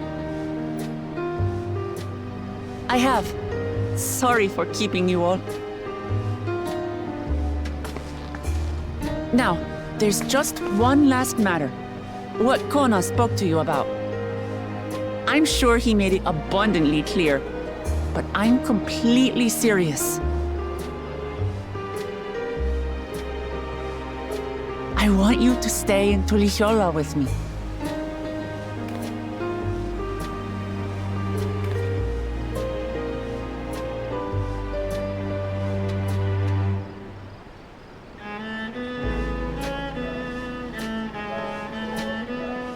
I'm not forcing you, of course, but should you wish it, you'll always have a place here.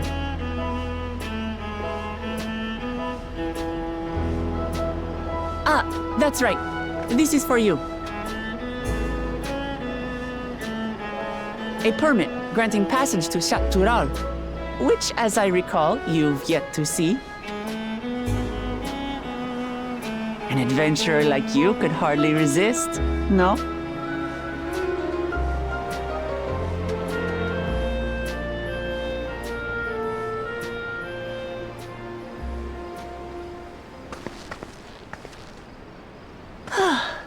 I can't believe our journey is over already.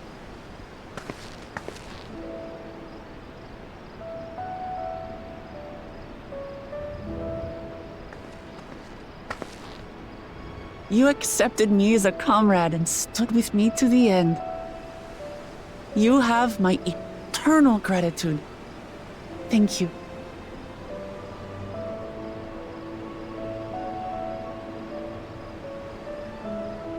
Well, I had better get going. I need to start learning all my official Dawn servant duties. I'll be sure to share what my old man says about the Golden City too, once he tells me. Till then, feel free to pass the time as you like.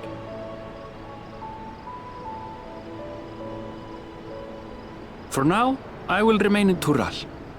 There's someone I'd like to see before returning to Sharlayan.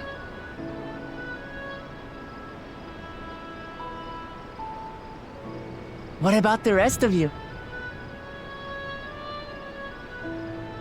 Alize and I also intend to remain a while longer.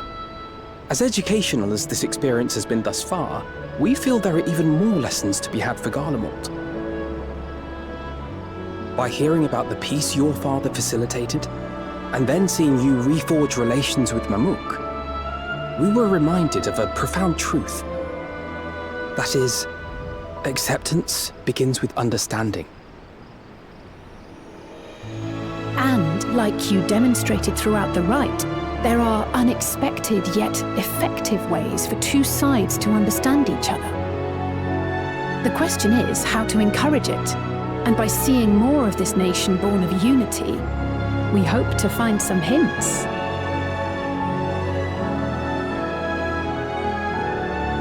Personally, I can hardly wait to learn more about the City of Gold. So, if I may, I'd like to stay in Tuliyola as well.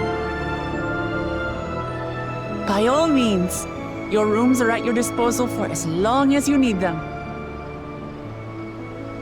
And what of you? Thinking of touring Shaktural, perhaps?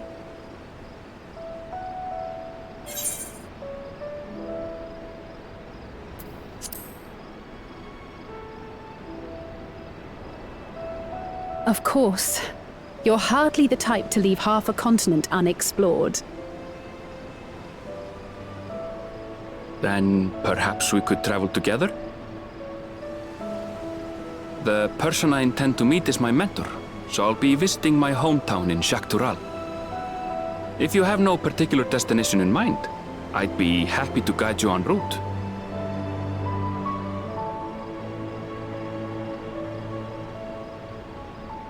Then it's farewell for now. Take care, all of you.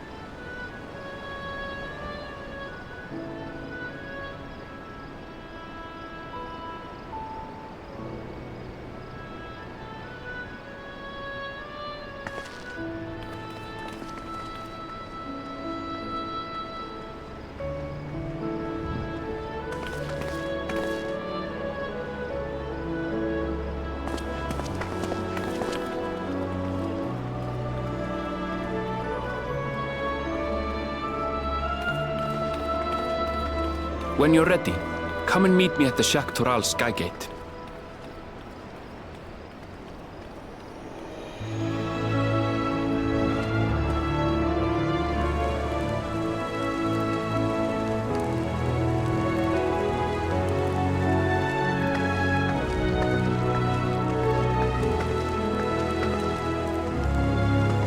We're friends to the end, you hear me? Friends to the end!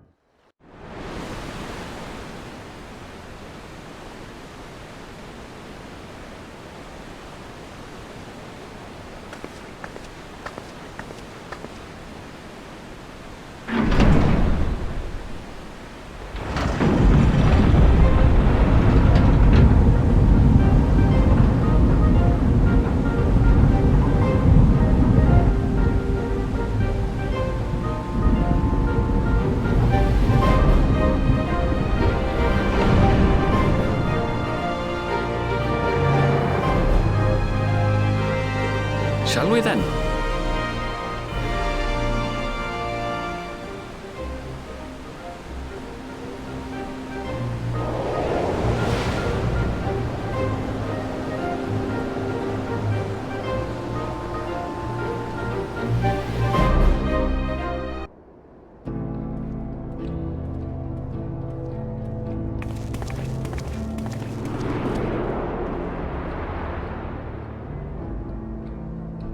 On the far side of that great bridge unfolded the wilds of Shaloni, where the sun guides in the Shitonatum. A harsh guide, to be sure, with its blazing rays scorching the land and hardening its inhabitants. But sweeping change had come to the arid expanse when, beneath its red crust, vast deposits of ceruleum were discovered. Embracing this opportunity, Vau Kona's supporters hurtle on, driven by dreams of a future illuminated by blue flame. It is here that our journey continues, our path taking us along winding roads of steel, each length of track a declaration of hope and ambition.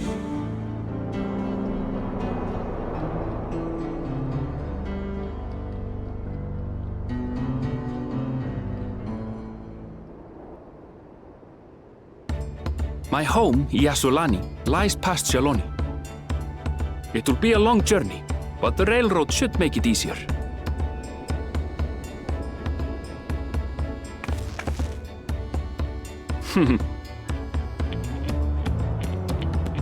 As for the way to the train station, let's ride these fellows, shall we?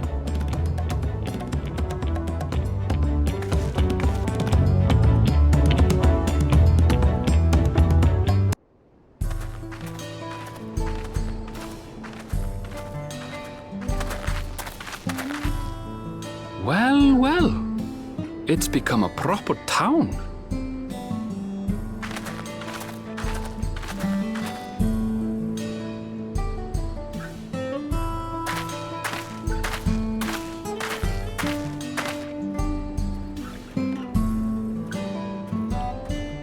Hey!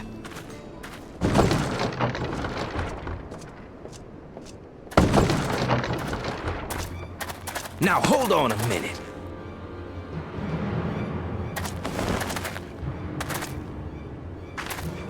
Some sort of trouble.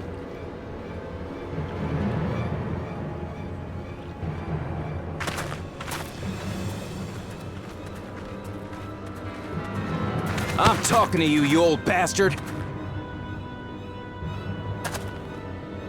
Give me strength. For the last time, the investigation is closed. There's no refuting the evidence. I don't give a shit about your evidence, you lying scum. You release my friends, or I'll make you wish you had. Let me remind you who the scum is here. Your friends, who had the temerity to point their firearms at me, the Deputy Chief of the Dust Watch. And after taking them into custody, what should we discover but incontrovertible proof that they had committed larceny? They will not be released until they've paid for their crimes. I'd heard the peacekeeping force had been formed to deal with growing lawlessness. Seems the situation is bad indeed. Still can't get up a fuss, eh? Sounds like poor Zekua needs his bottle. Sure he wouldn't prefer his mama's teat?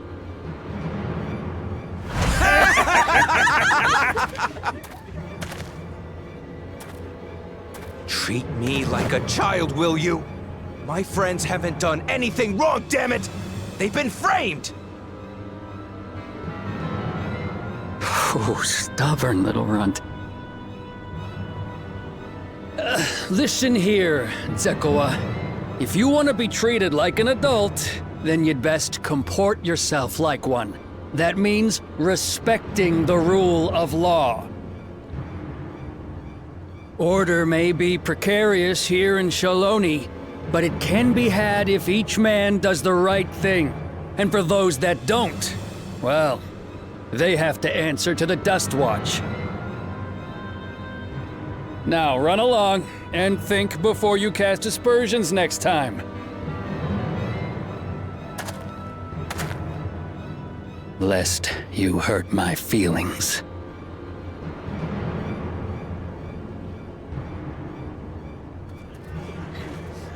Fine! If that's how it's gonna be.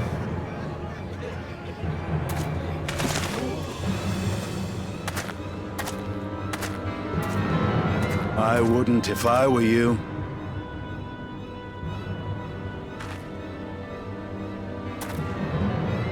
Is that?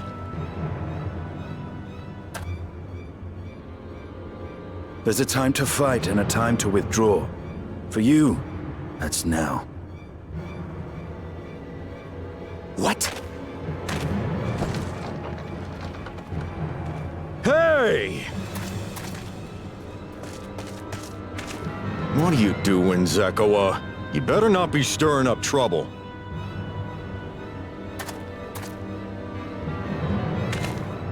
Wahute! You sack of Ronek shit! This ain't over! You hear me?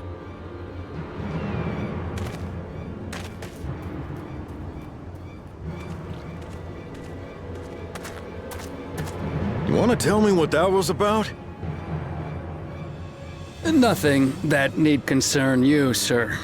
Zekawa is simply struggling to come to terms with the low character of his friends. But for good measure, I'll have the men keep an eye on him. Yes, you do that. Now, if you'll excuse me, I'll go make my rounds.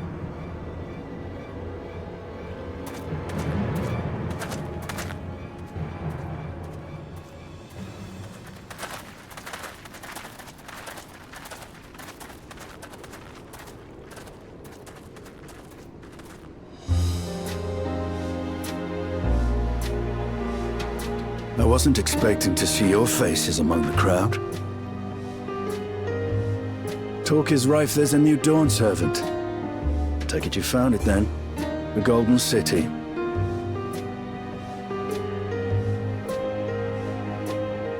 Aye, the contest is over.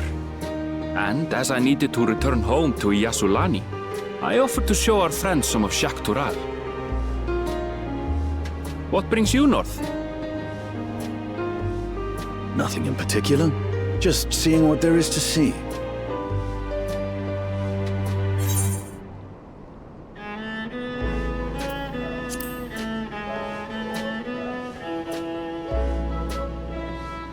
Gulul Jaja compensated me rather generously for our duel. I'll be able to enjoy a comfortable life on the road for the foreseeable future. But for now, I shall be moving on. Oh, by the way, I recommend you try the Sabatender. They may not look it. They're surprisingly delicious.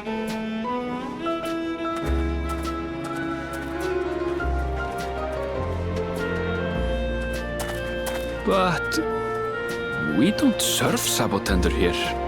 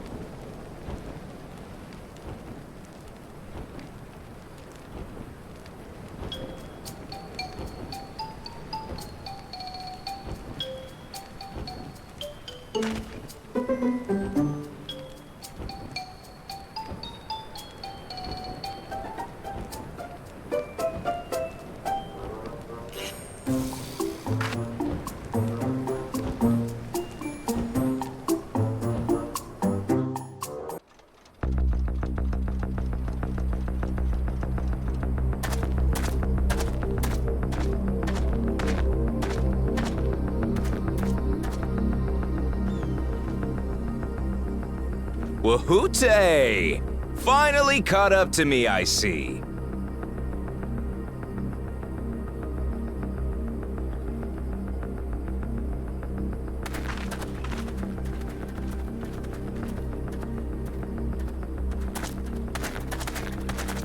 Well, well, if it isn't our young outlaw.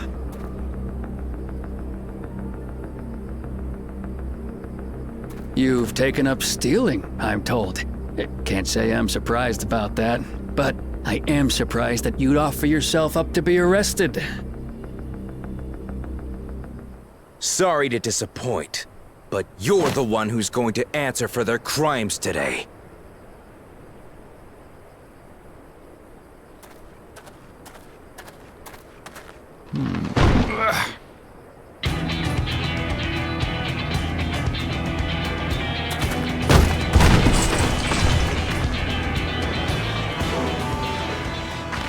Hey! That's my jewelry! And my bag!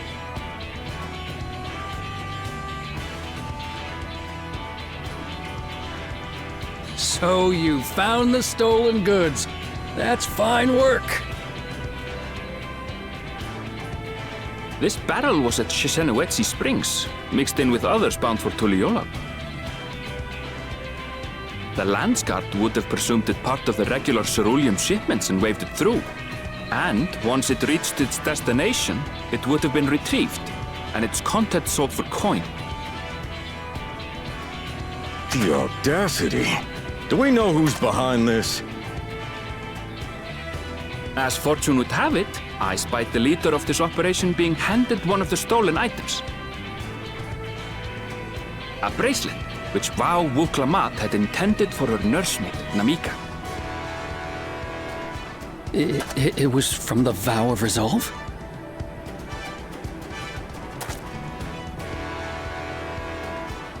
Oh, you've seen it then?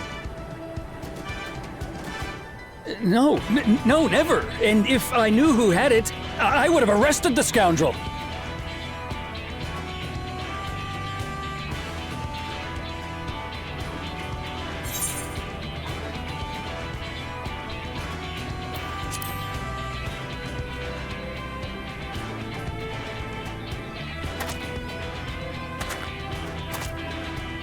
What's the meaning of this, Wahoote?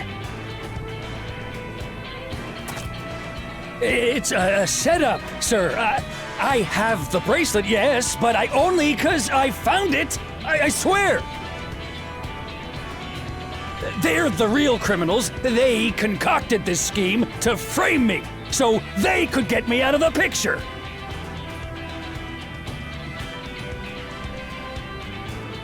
If you feel your honor's at stake, there's always the old-fashioned way. The law which folks have used to settle their differences for generations.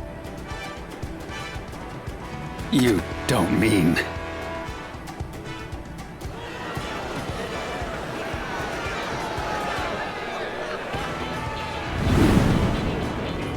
Wahoote, I challenge you to a duel. The winner is right, the loser is wrong. Doesn't get simpler than that. Yeah, have at it! Let your pistols do the talking! Please, do you honestly believe you can goad me into playing your game? You refuse then? Huh. A baby alpaca's got more fight than you.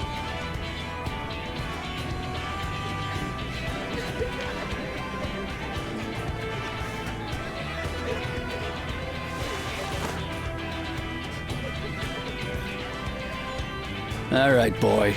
But remember, you asked for this. Come on, Zekawa! Give him what for! Shouldn't we stop him, Chief? Even if it's just rubber bullets, we're in the middle of town. Be quiet. Just watch.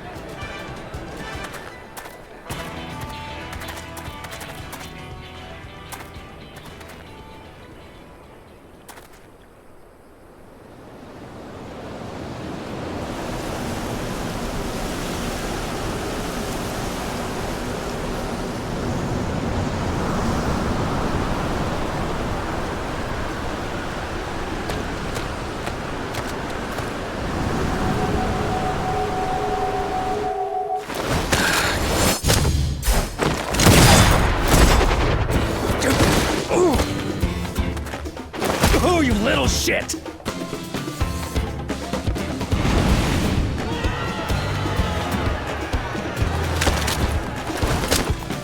Looks like you've gotten slow in your old age, Vulture.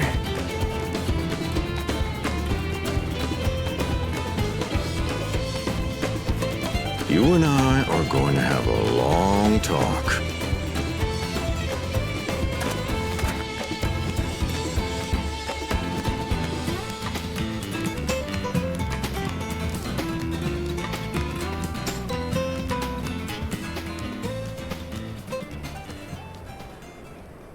I apologize for dueling in the middle of town. If you want to lock me up, then lock me up. But please, let my friends go. They've done nothing wrong.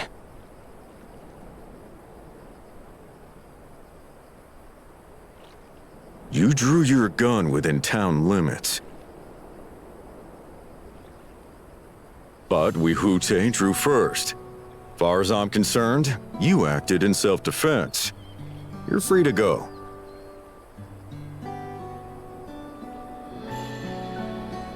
As are your friends. Ah, you're not such a bad guy after all. Just a man of the wilds, like you.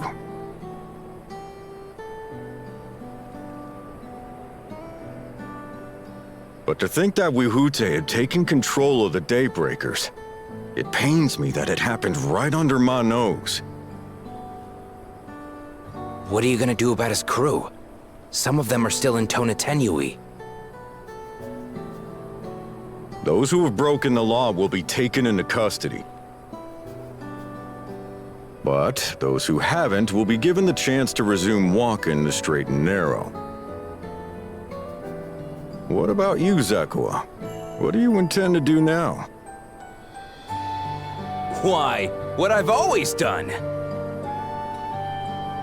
Protect the weak and help the helpless. The old-fashioned way.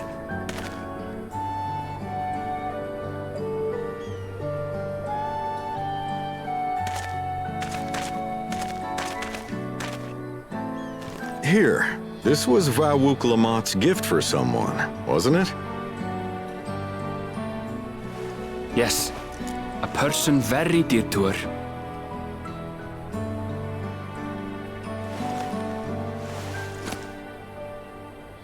I suppose this is where we go our separate ways. My thanks again for your help apprehending the Vulture.